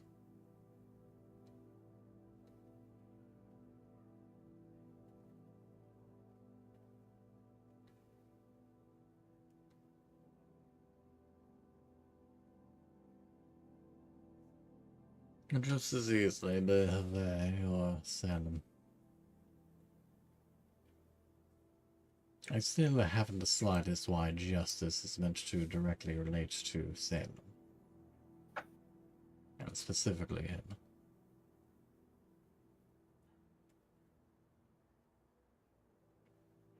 No idea.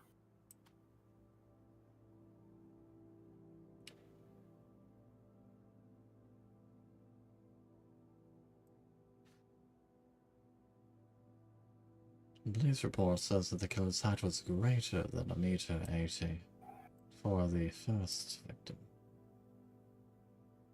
She isn't attached to any of them at all. It means it is more than possible that there is another suspect we have yet to find. It may possibly be multiple killers, and some may be unrelated. Or a copycat.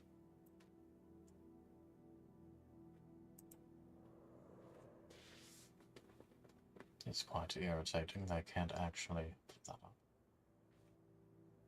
Right, before we begin the next night, I need to use the restroom. I'll run another ad, grab a bottle of water, and we will be back.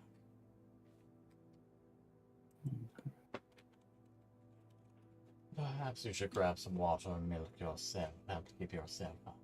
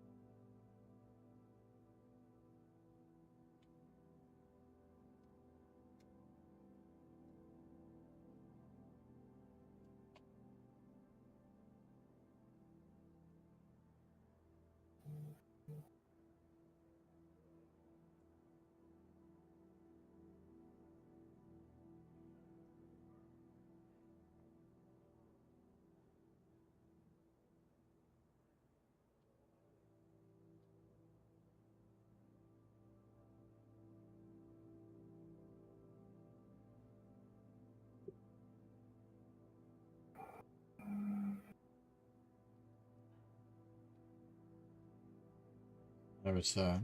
How's the prey? Oh,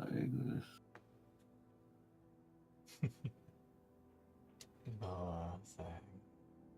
Ever so time.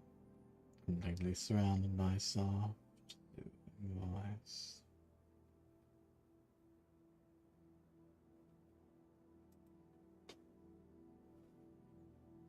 Innocently trapped in my comforting grasp. There.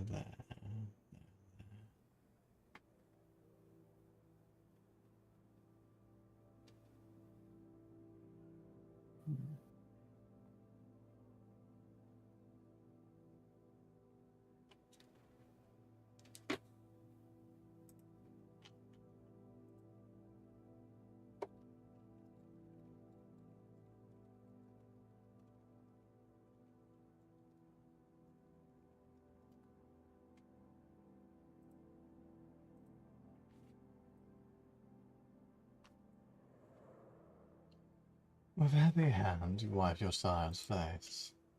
You slowly open the sofa bed and lie down. The events of the day run through your head. The streets, the passengers, their faces, their problems. Your brain is running at full speed. Your body aches and you are in pain.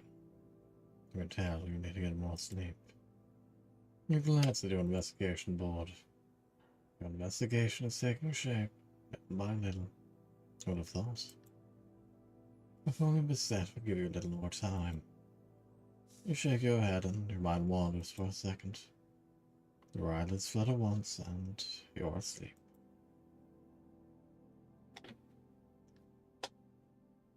You open one eye. You start whistling. Some song that's been in your head since you woke up, though you don't know why. It's going to be a long night. You can get up quickly. A few minutes later, you're outside of your studio.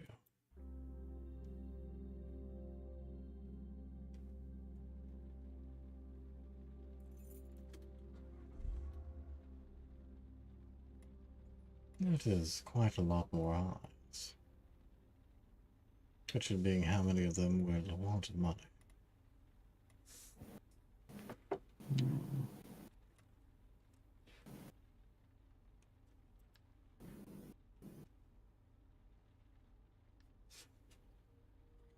You're driving along when a strange, burnt smell suddenly fills the cab. You look around, sniff. Is it coming from outside? As soon as you see a free spot, you pull over and park. You freeze. Something, or someone is in your taxi. A woman's voice resonates around the cab. Again, I need a bad signal. I'm here. You turn around slowly. A young woman has appeared behind you. Don't shout. I'm afraid I'll lose a connection. I don't have much time. There's something strange about her face. It's as if you use several different people at once. Listen to me carefully.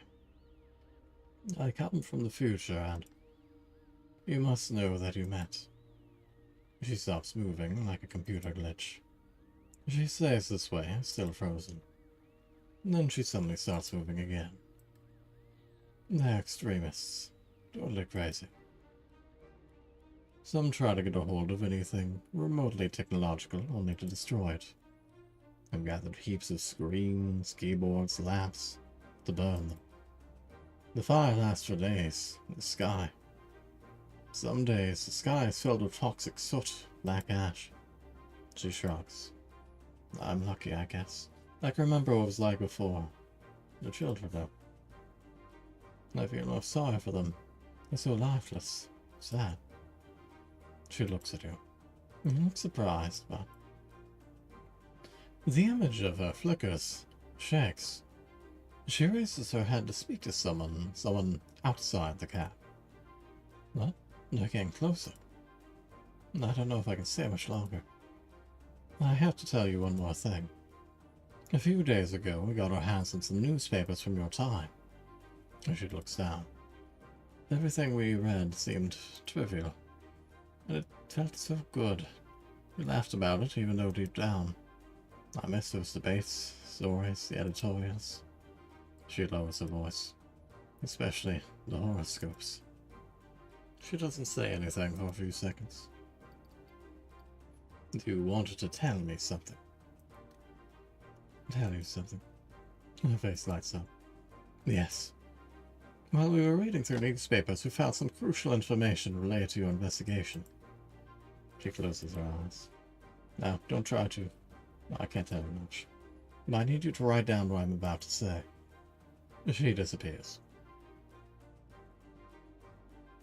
You should have spoken faster, but alright then. A few seconds go by and she doesn't come back.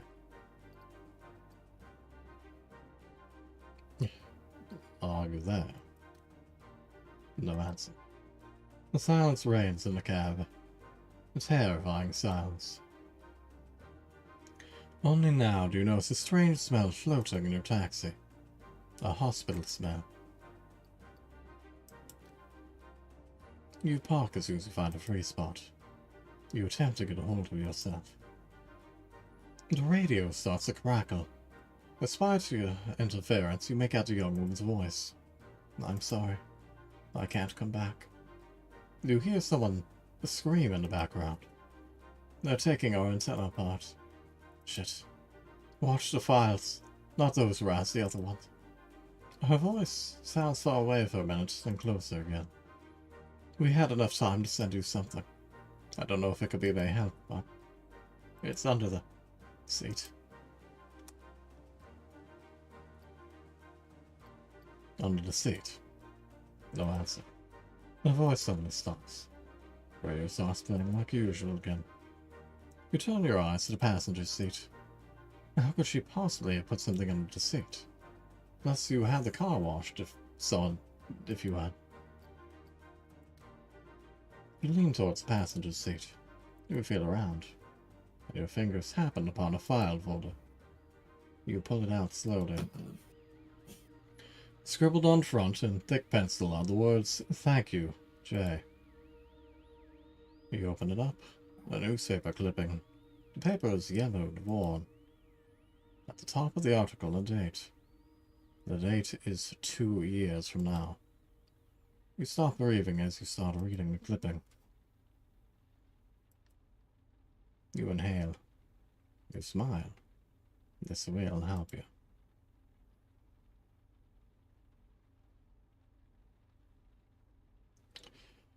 Well, alrighty then.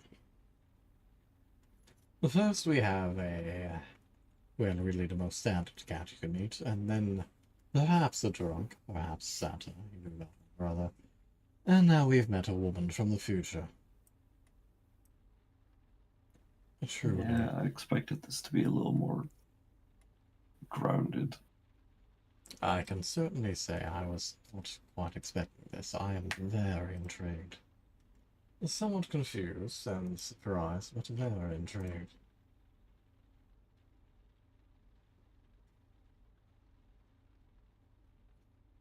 It's not as if there's any sort of supernatural tag in the store either.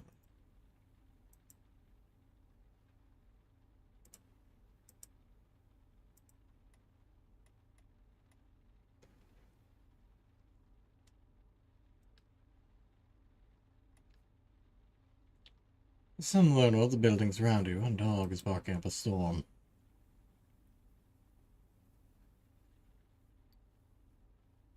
Peter and DJ Watson, Camillo. Porte de Versailles.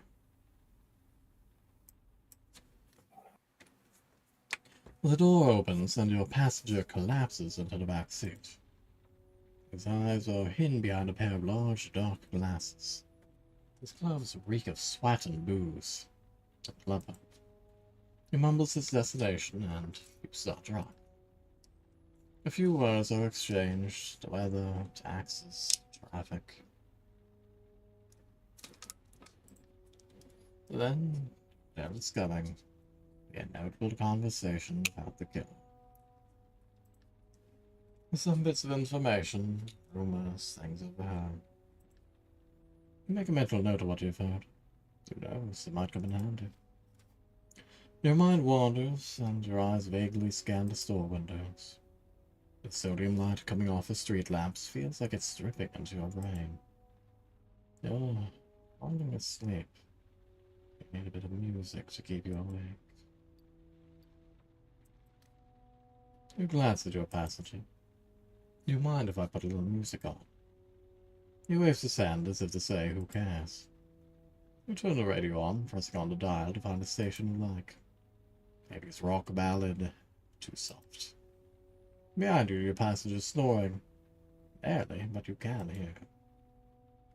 Gregorian chant, mind-numbing. What radio station, pray tell, is there in France that plays Gregorian chant? I am deeply curious.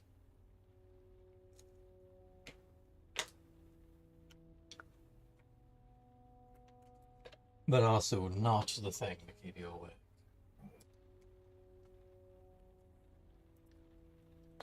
Some slow rap song filled with a fake female orgasm noises.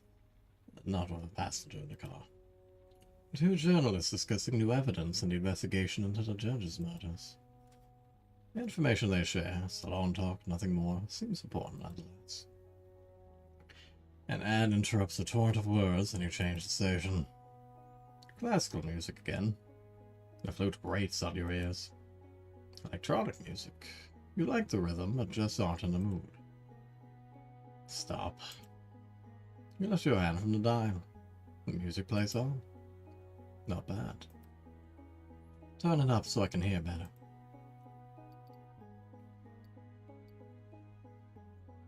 Sorry, I didn't want to wake you. His voice sounds like it's coming from a deep cavern. I wasn't sleeping, just sobering up. He leans forward. Not bad at all. You hear the touch of an accent. Probably an American, but someone who's lived most of his life in France. Leave it on until they say the musician's name. The music continues. There's something turning in the background, a persistent melody that gets higher and higher. Your client mumbles. I bet. The song is coming to an end, and the announcer, in a piercing foghorn voice, throws out the name of a DJ you've never heard of. DJ Blunt. I know it. You like his stuff. It's a good product. It's very conventionally structured, but it's super popular. He snickers. Still, I taught that dude everything he knows. Everything. In '94, I partied at the Rex Club. There was this kid who started buying me rounds. He waves his hand around. The kid, older than 17. I thought he was hitting on me. He chuckles. You have been disappointed. He shakes his head. Oh, you want me to teach him how to spin. I told him, no, but you can watch. And that's exactly what he did every week until he moved to the Osiris. He sold X to pay his way in. He briefly snickers, and now he's on the radio. The silence kills the cab. Waited in silence. You can tell your passenger's mind is spinning. You know what he did this summer? It was the opener for the soccer championship. That Stade de France. It was huge. Wonder what people think if they knew he was selling drugs at 17. He lowers his voice a bit. If I only knew. Your passenger clams up.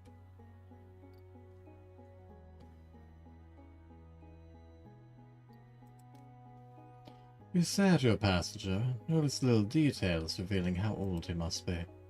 The thinning hair on top of his head. The creases in his forehead. His worn blazer that he can't quite fasten anymore. They ran into each other in Ibiza 4 or 5 years ago. You almost jump at the sound of his voice. I was spinning in this little club. Really little, but I was son. He totally ignored me, of course. Even with those dark glasses, you can see how angry he is. DJ motherfucking cunt. He suddenly starts waving his arms around. He arms to his pockets as he says, your radio. Can I take a flash drive? You glance at your radio. You don't really know what he's talking about. I don't know. No worries. He lays his phone on the space between the two front seats. Okay. Is everything alright, Gray? Hmm. Is everything alright? Hmm. Did you knock off your phone and bump into something? Hmm? There was a sudden crashing from your end. Was there? Yes. I certainly was not aware of it.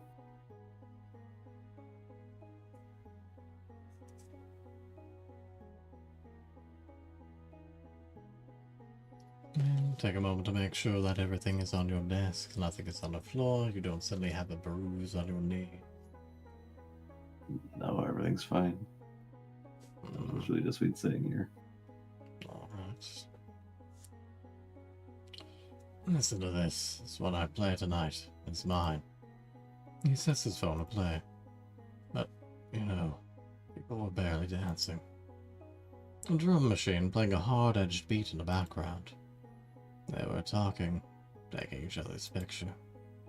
The four notes start to dance in a cab. They barely touch, never kiss anymore. The perfect dance beat becomes progressively audible. All that. A purely electronic crescendo plays. It's over. There's a break in the music. Synthesized strings calm the song down without slowing it down. At least. The song is getting intense again. It explodes as your passenger drifts off. I got people dancing. The song keeps going for another minute, then stops. Your passenger doesn't budge. You drive to the rhythm of his snoring. The sound fills the cab. Ideas are bouncing through your head like they do every time you find yourself alone. The guy in the back seat is too old to be young. You look at your own hands. They look like they're suddenly aging in time-lapse. You close your eyes a second. Only a second. When you open them, you've reached your destination and have pulled over to the sidewalk. You tap your passenger's knee and he wakes with a start. Shit, yeah. We're here, sir. Ah, yes, great. He rummages through his pockets and hands you a few rumpled bills for fare. Thanks. I hope you liked it. Silence. The music, I mean, my music, the song I played you. I should be in the spotlight, you see. 15 minutes of fame.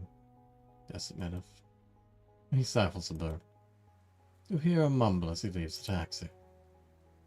This whiskey and Durandian has really screwed my system. You see him stagger towards his building. Takes him several times to get the door open. He finally disappears inside. You heave a long sigh. Okay, come on.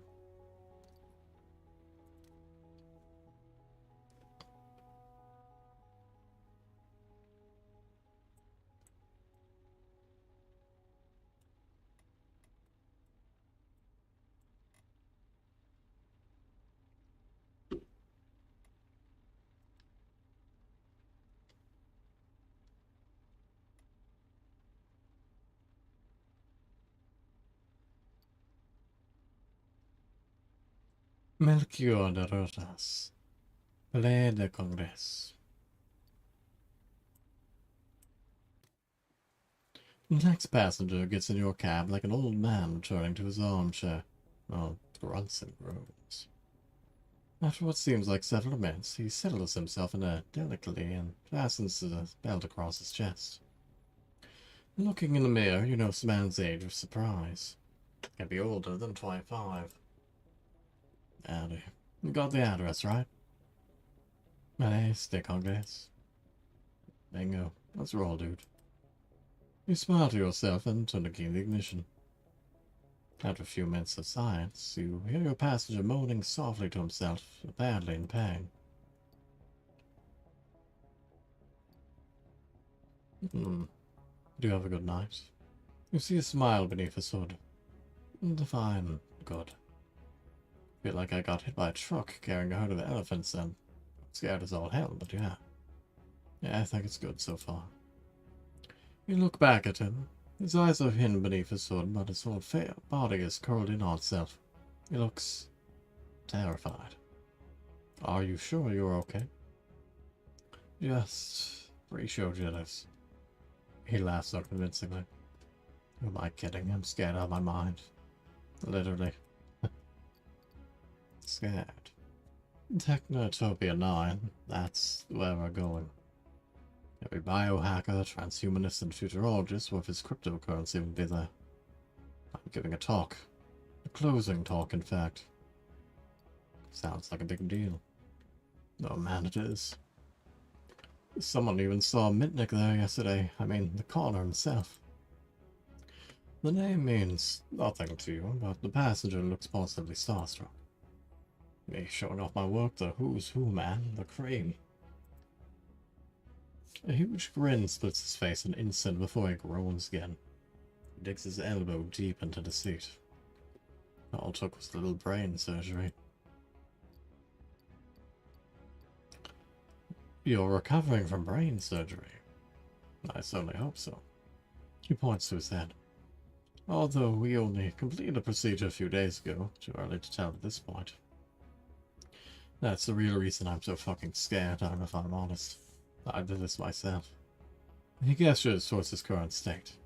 Designed a new kind of brain implant, one that can access everything.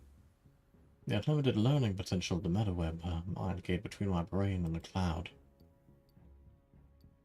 You put a computer in your head. No, I. Yes, more or less, a chip at least. I'm always connected now. You make a turn and he glides to the conference center. The problem is, he dips into silence for a second. Have you ever felt like, I don't know, you hear Steve clicking like he's weighing something up? Have you ever felt something else in the darkness behind your eyes, some voice telling you what to do? Sometimes. That night with Ada. That one very specific night. I felt like you were just going through the motions while something else was at the wheel. Telling her to call the cops. Telling her to lock herself up in the bedroom. Telling her to follow your lead. Sometimes instinct takes over, guides our hands. Instinct, right. It's just that since the op I start hearing, start seeing. He leans forward and the hood falls from his face. I don't think I'm alone in here anymore. That is quite the operation. I would say that's a little more than a chip. A jagged track mark of a scar winds down his hairline, but his eyes really scare you.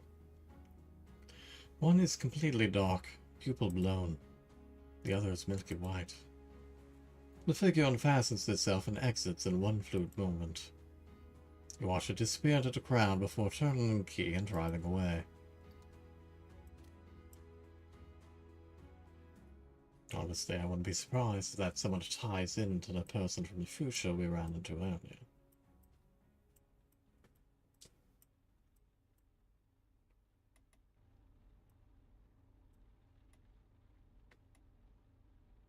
Yeah, good time is setting it to top up and grab a newspaper.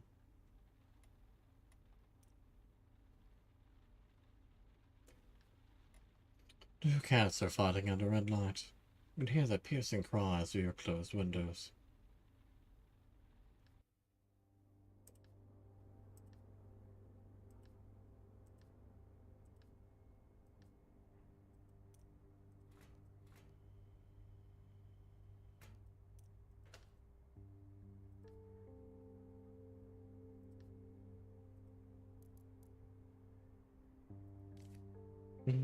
No, that was a scratch in no relation. Or not, but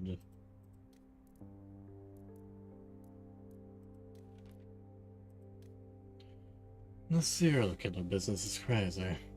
The clerk cuts you off, pointing an angry finger at the newspapers on display in front of him. Have you seen how much the police suck at catching him? You smile and let him keep talking. Have a good evening.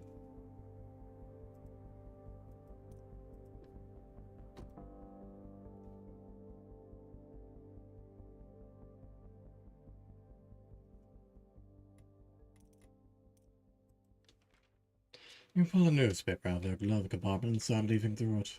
And eventually, something grabs your eye. Just a few lines, a funny anecdote.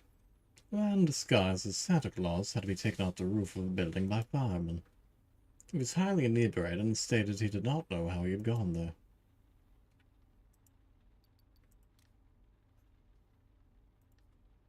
It's a sensationalist article about the third victim, Simon Gornadisha.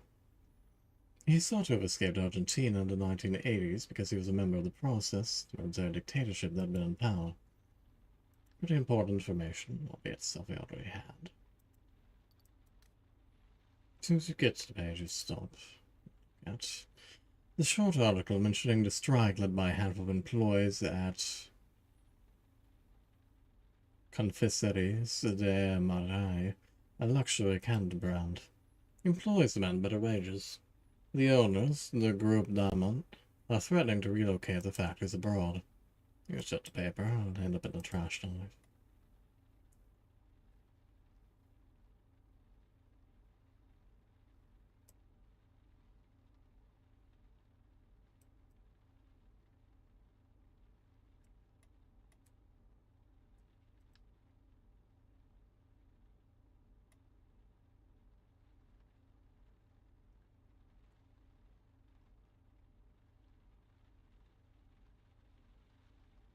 Not terribly far, but I'm sure she needs it. Alf, the 16th arrondissement. The passengers who's entered the cab makes you feel immediately uncomfortable. Hard to say why exactly. Perhaps the smooth plastic set of his features, or his odd appearance, a mad assortment of mismatched clothes. Good evening, good day. His shrill intonations are offensive to your ear. Tell me, good fellow and driver, would you be so kind as to take me to Rue Perrichon, number 96? As he speaks, you can almost hear the deeper accents of what seems like a second voice. Sure. You nod slowly and start the car, casting an anxious look at the rearview mirror every so often. Sorry to bother you and disturb you, but I was wondering if you'd be willing to answer a few short questions and queries. Why not? Thanks for opening up to me and for being open-minded too. Good day and good evening. Do you think that building roller coasters is a normal thing to do? The question sends you for a loop. It wasn't at all what you were expecting. What? Apologies. Sorry, perhaps my query and question aren't clear. Let me try again. No, it's fine. I understood the question, it's just that. Why do you ask? My question mustn't bother and disturb you, otherwise it won't work. Let's say we try another question, if that's agreeable to you, of course. What's with this guy? Who is he? Good day and good evening. Why have you yet to colonize the satellite you call the moon? Well, he's either a robot or he is an alien. Either way, it is odd. He pauses momentarily and you try to connect the dots. Not you personally, of course, but you as a species. Likely, perhaps, it's too expensive right now. They're expensive, of course, but the potential profits and gains are enormous. His voice has gone up an octave, or perhaps down, and set once trillion deep. Just think and imagine having breakfast looking down at planet Earth. The beauty of it would make you realize how precious and unique your planet is. Which brings me to my last question and query. Good day and good evening. Why is your own individual freedom more important to you than that of your species and community as a whole? You examine your passenger closely.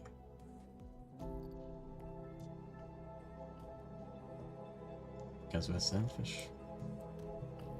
We always put our own interests first. We're made that way. A pause as your passenger rights his posture with a movement of the shoulders. You are surprisingly honest and frank. I know the people who live in this city. I could count the number of people willing to make a sacrifice for another person's well-being on a single hand.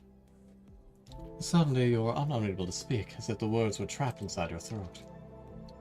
Your passenger on the seat behind you gives a dry smile, as if he knew exactly what was going on. Thanks. He stops short. He doesn't actually pronounce your name, but you seem to hear what he's saying. Sorry, I forgot. You didn't want that information and knowledge to get out. You absently pull up to the address he had given you. Your passenger hands you the fare and then some. Meeting you and making your acquaintance was a memorable experience. Adieu. He exits the cab. You're still paralyzed, but you don't panic. Your body seems to know what's best. You can sense your muscles relax. A minute later, you let go of the steering wheel. The paralysis is ended. You take a moment to look out the side door window. A quiet Parisian neighborhood, utterly uneventful. Not as swanky as the rest of the 16th arrondissement. Your customer has vanished into thin air. You sit there a moment longer before making up your mind to leave. The sooner you pick up a new passenger, the sooner you'll forget that guy.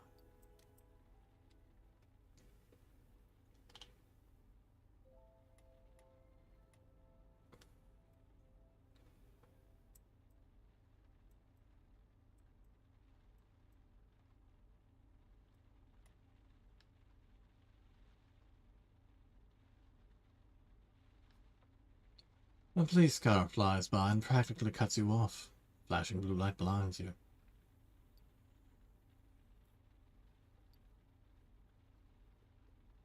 Well, she seems perfectly sane, but 15 euros is 15 euros. Your next passenger immediately raises her hand. Drive. I don't care where, I just need you to drive. You turn the key in ignition. Yes, there, good. Keep going this way. Her deep, full voice makes you slightly uncomfortable. With closed eyes, she seems like she's in a place far from the backseat of your taxi. When she starts speaking, there's an odd whistle in her voice, like she's a hole in one of her teeth. Slow down. Frail or fragile? A bit surprised, you look at her in the mirror. Answer me, frail or fragile? I'm not sure. Don't think about it, just say the first one that comes to your mind. Frail or fragile? Fragile. Fragile. Odd. I would have thought that of you. After all, frailty applies more to humans than to objects. The whistle in her voice crackles for a second. Both words actually have the same root. A smile spreads across her face. 2 words, just units.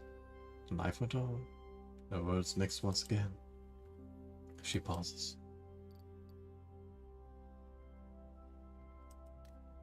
Are you alright? She doesn't hear your question because she starts to scream. Go down the street and stop. Speed up in the quiet street. Cold weather has driven away all the passerby. Yes, there, good. I've got it. She cries out with joy and resonates in the cab. I've got it. Look, the words are right there. The wandering passes like sheep, like... She explodes with laughter. What words? She immediately stops laughing. She silences you with a wave of her hand. Now I must write. She closes her eyes. Her fingers stroke imaginary upholstery. The frail are forced into battle. Together come the children, a son and a daughter, standing tall to salute. They will cry. Oh, yes, they will cry. The eaglets fly behind. The frail will say. Your passenger freezes. When she opens her eyes again, she stares at you. What happens when you sleep? She's waiting for your answer. I dream. She tilts her head to the side just a bit. No, that's the line, you know it.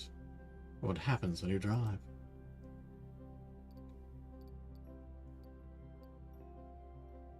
I work. Exactly. You give your time to others. She laughs strangely, almost a snicker, as her eyelids droop. And the son will say, Frail father, I want you to come back to life. and the daughter will say, "Frail father, I want you to come back a winner." The whistle in her voice grates on her ears. Father responds, "You must choose," as the eagle lands upon his shoulder. Together they fly off. And thus all began. The fragile, frail, two paths that can't be fooled. The son and daughter will grow up, though not at the same pace. When, early one morning, 20 years later, they wake up.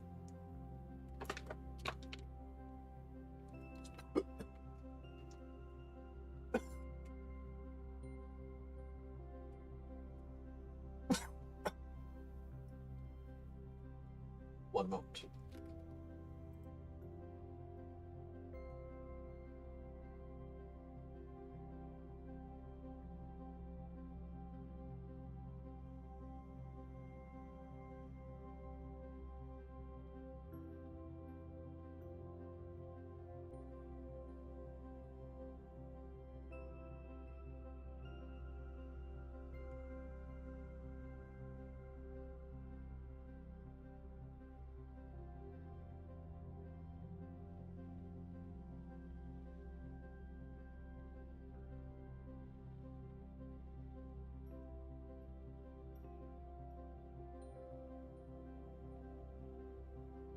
Alright, apologies for the pause. They wake to the sound of a bugle. I return once more. Welcome back, my dear. Thank you.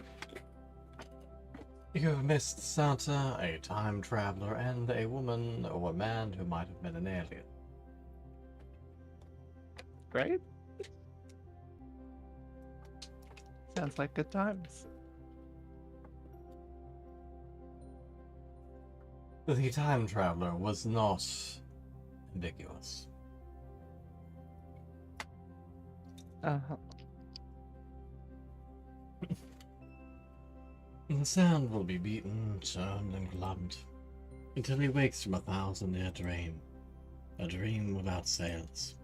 I wish the daughter and son fish. Alcid didn't die? Question mark. May they learn to live again without their father. Frail and fragile. Frail is fragile. He catches her breath. 11 years. I've been writing this poem for 11 years. Good job. You get the impression she didn't even hear you. For 11 years, I've been trying to finish the text. It's filled with so much, it's infused with my entire life. Its lungs are swollen with my tears. My breathing is now quite irregular. It's all waiting right here in this street, right in front of me. She giggles. Thank you. She sighs and places a few bills in front of you, far more than the fare. Stop here, Anne. Pull the cab over. Keep everything. I have nothing more. She gets out of the taxi without a peep. Wait. She walks away without responding to your call. Seems to you that it's only an impression, but it looks like she's getting smaller and smaller with each step. Darkness swallows her and you sit there, a bit shaken by her poem. You pick up the money. Something falls at your feet.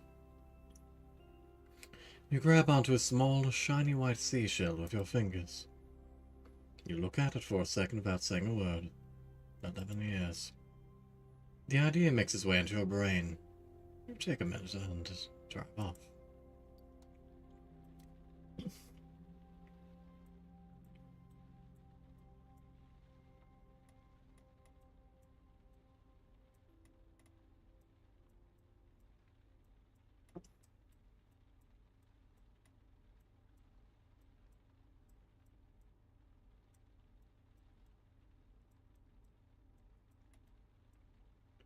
It is surprising that we're not able to go back to the house yet.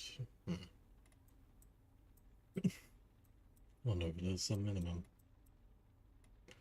Fortunately, they are on the other side of the city, so we can't investigate that just this time.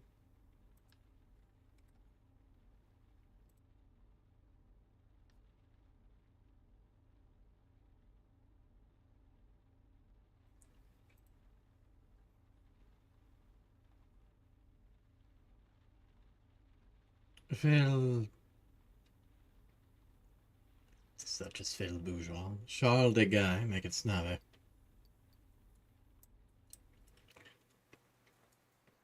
The passenger who settled us into the back seat could be a male model. He asks you to take him to Charles de Gaulle Airport. His voice is mild and pleasant. You sense your passenger wants to talk about the killer. Simple, it's his first murder. Everyone thinks they know something. Everyone thinks they saw something. And this passenger is no exception.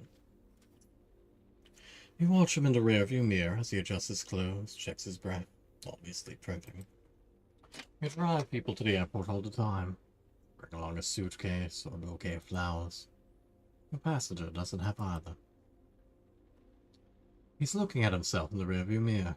His lips part and he runs his tongue over his teeth. Nothing stuck in my teeth, right? You shake your head no. You wonder why he's going to the airport.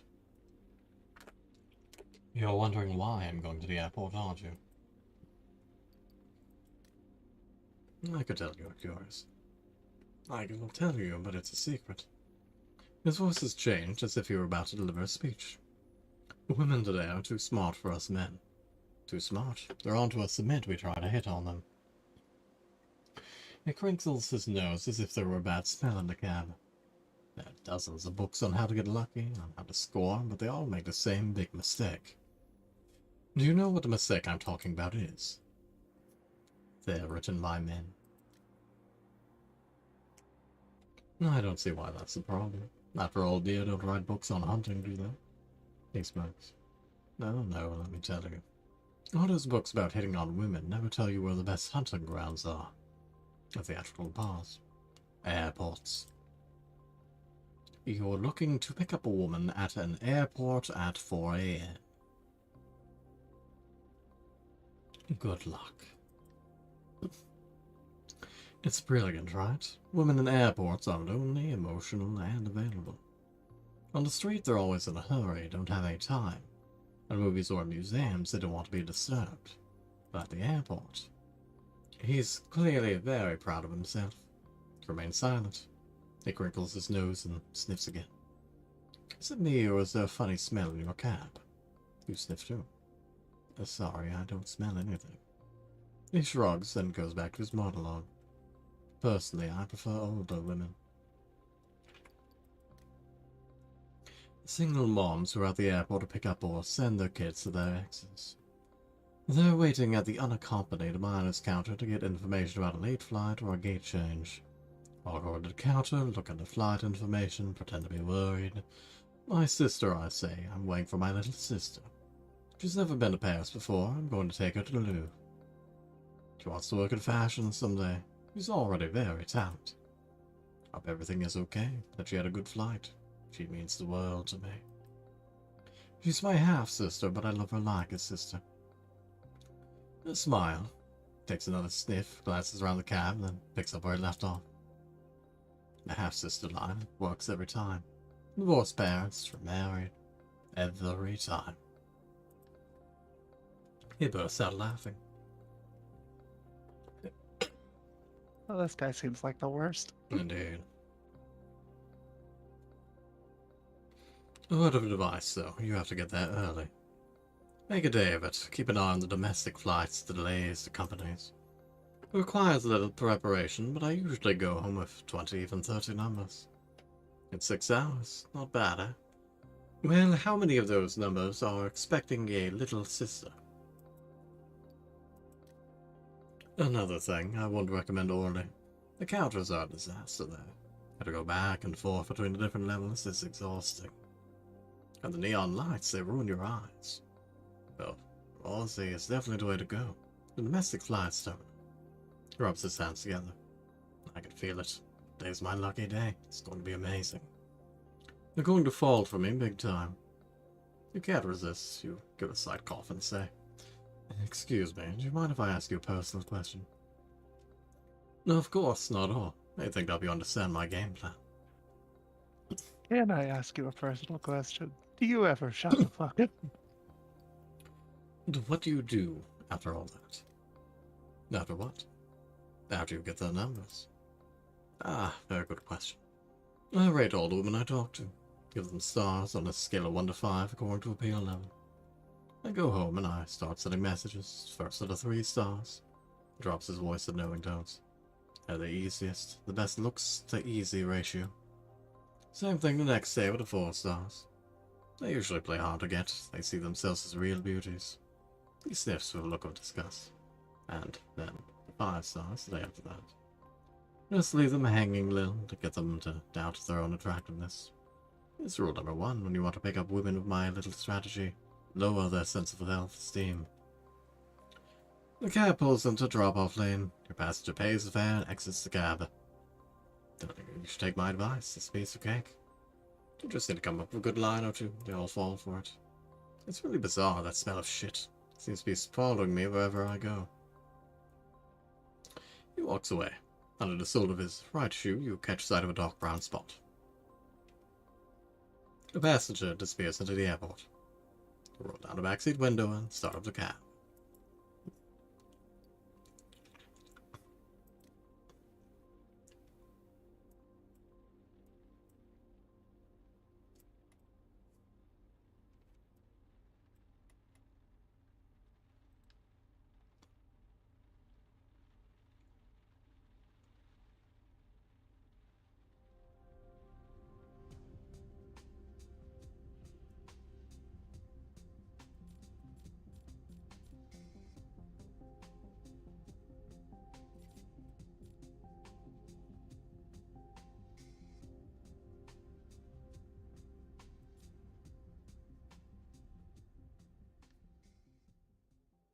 You take a few minutes to update your board with your new clues.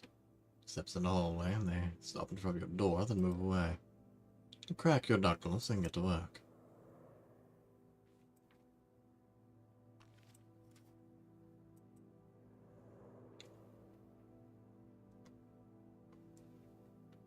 Victim number 2 was a fierce politician.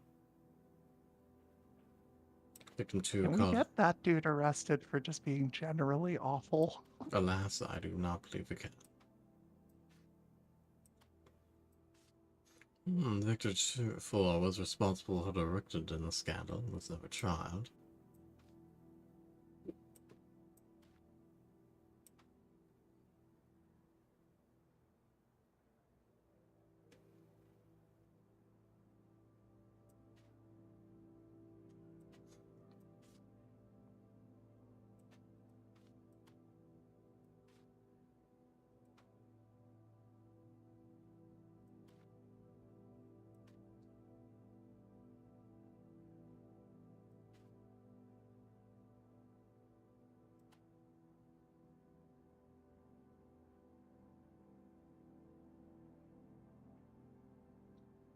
Nothing particularly new.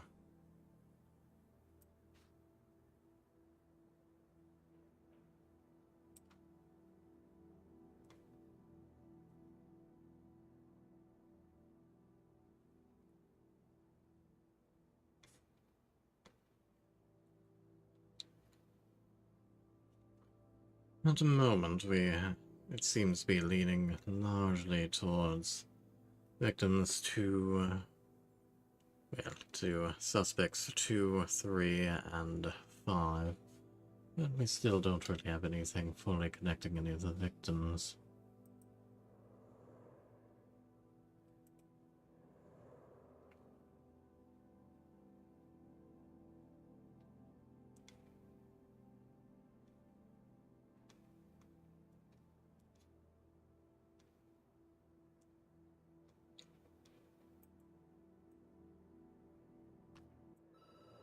The phone rings and you jump. Not used to hearing it. No one ever calls you. You must be busted. You pick up. Buster sounds irritated. You there? Yeah. Listen, it's... She pauses. You suddenly hear a ruckus in the background. Probably noise at the station. Buster raises her voice. No one got the time. Hey, guys, everyone. Neanderthals here. Listen, it's early and I'm wiped out. So, are you, I bet. Let's get straight to the point. What do you have for me? In a calm and methodical voice, you start to give her the evidence you collected. You start with the first suspect, their connection to the victims, the rumors, then the second suspect, and so on. A few minutes then, she lets out a whistle. Not bad at all, seriously. You should come give a listen to the zombies I work with. Sigh. I have some good news for you. You checked the alibi of one of the suspects I gave you. As you listened to her, you turned to board and pulled down the suspect she's referring to. So it's gotta be someone else. She snickers. You know how lucky you are. I'm doing your job for you, pal. You don't say. Okay, enough chit-chat, I gotta run. I'll call you in 2 or 3 days, okay? Understood. Good doggy. I'll call you in 3 days, and you'd better have what I need to make a proper arrest. DA has fangs. Pretty sure he's going to turn into a werewolf at some point. She babbles on for a while, always becomes softer, but just as sarcastic. I'll explain its terrible breath. Okay, I'm out. She hangs up. You hold a hand set to ear for a while. You have just one thing in mind, sleeping.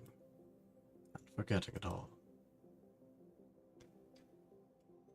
Well, it is not Claudia. With a heavy hand, you wipe your tired face.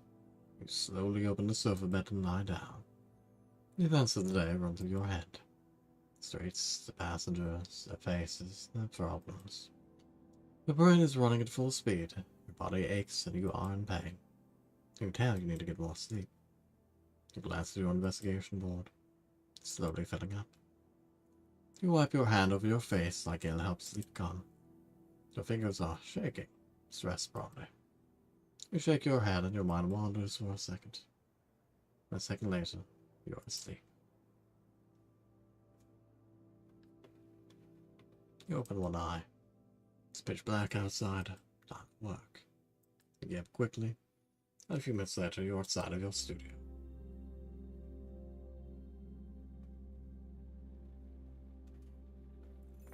But we will leave that there for now. Much as I had initially intended to knock this out in one session, clearly there is much more to this than previously expected. Beyond that, frankly, my throat hurts and I need to take a break. We will hopefully finish this off next stream and then go from there. That is fair.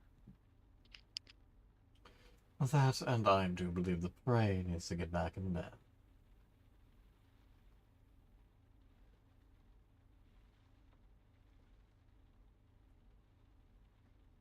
I think the bun is killed. Poor thing.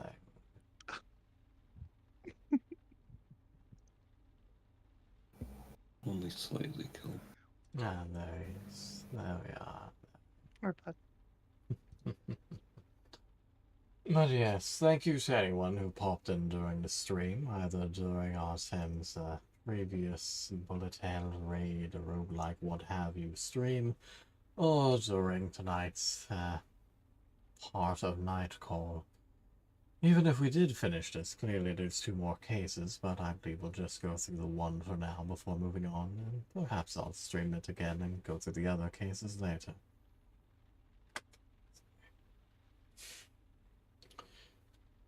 And of course, it is the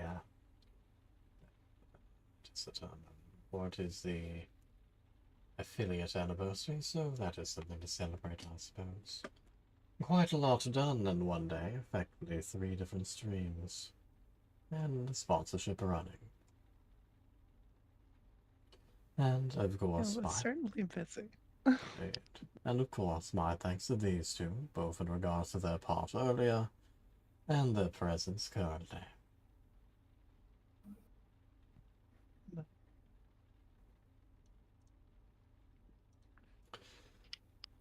I don't know what I did. You were there and you were adorable. Like a mascot. It is true. Okay. Emergency rations.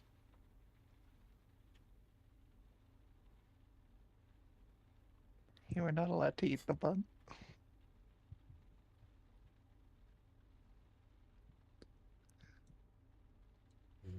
sound right. But yes, as for the rest of the week, the author should be wrapping up the DLC of the Bureau on Friday, and of course we'll go from there and he will throw up a schedule for next week. I'm unsure if Gray will have the energy to stream himself later on this, but, well, we'll see how things go. Simply pay attention today. Yeah. Both of these two very heavily deserve to be perceived. No, unnecessary. Very necessary. Mm. But for now, again, thanks to everyone. Have a good day or night, get some good rest or some good food, and stay safe. Good night, everybody. Good night.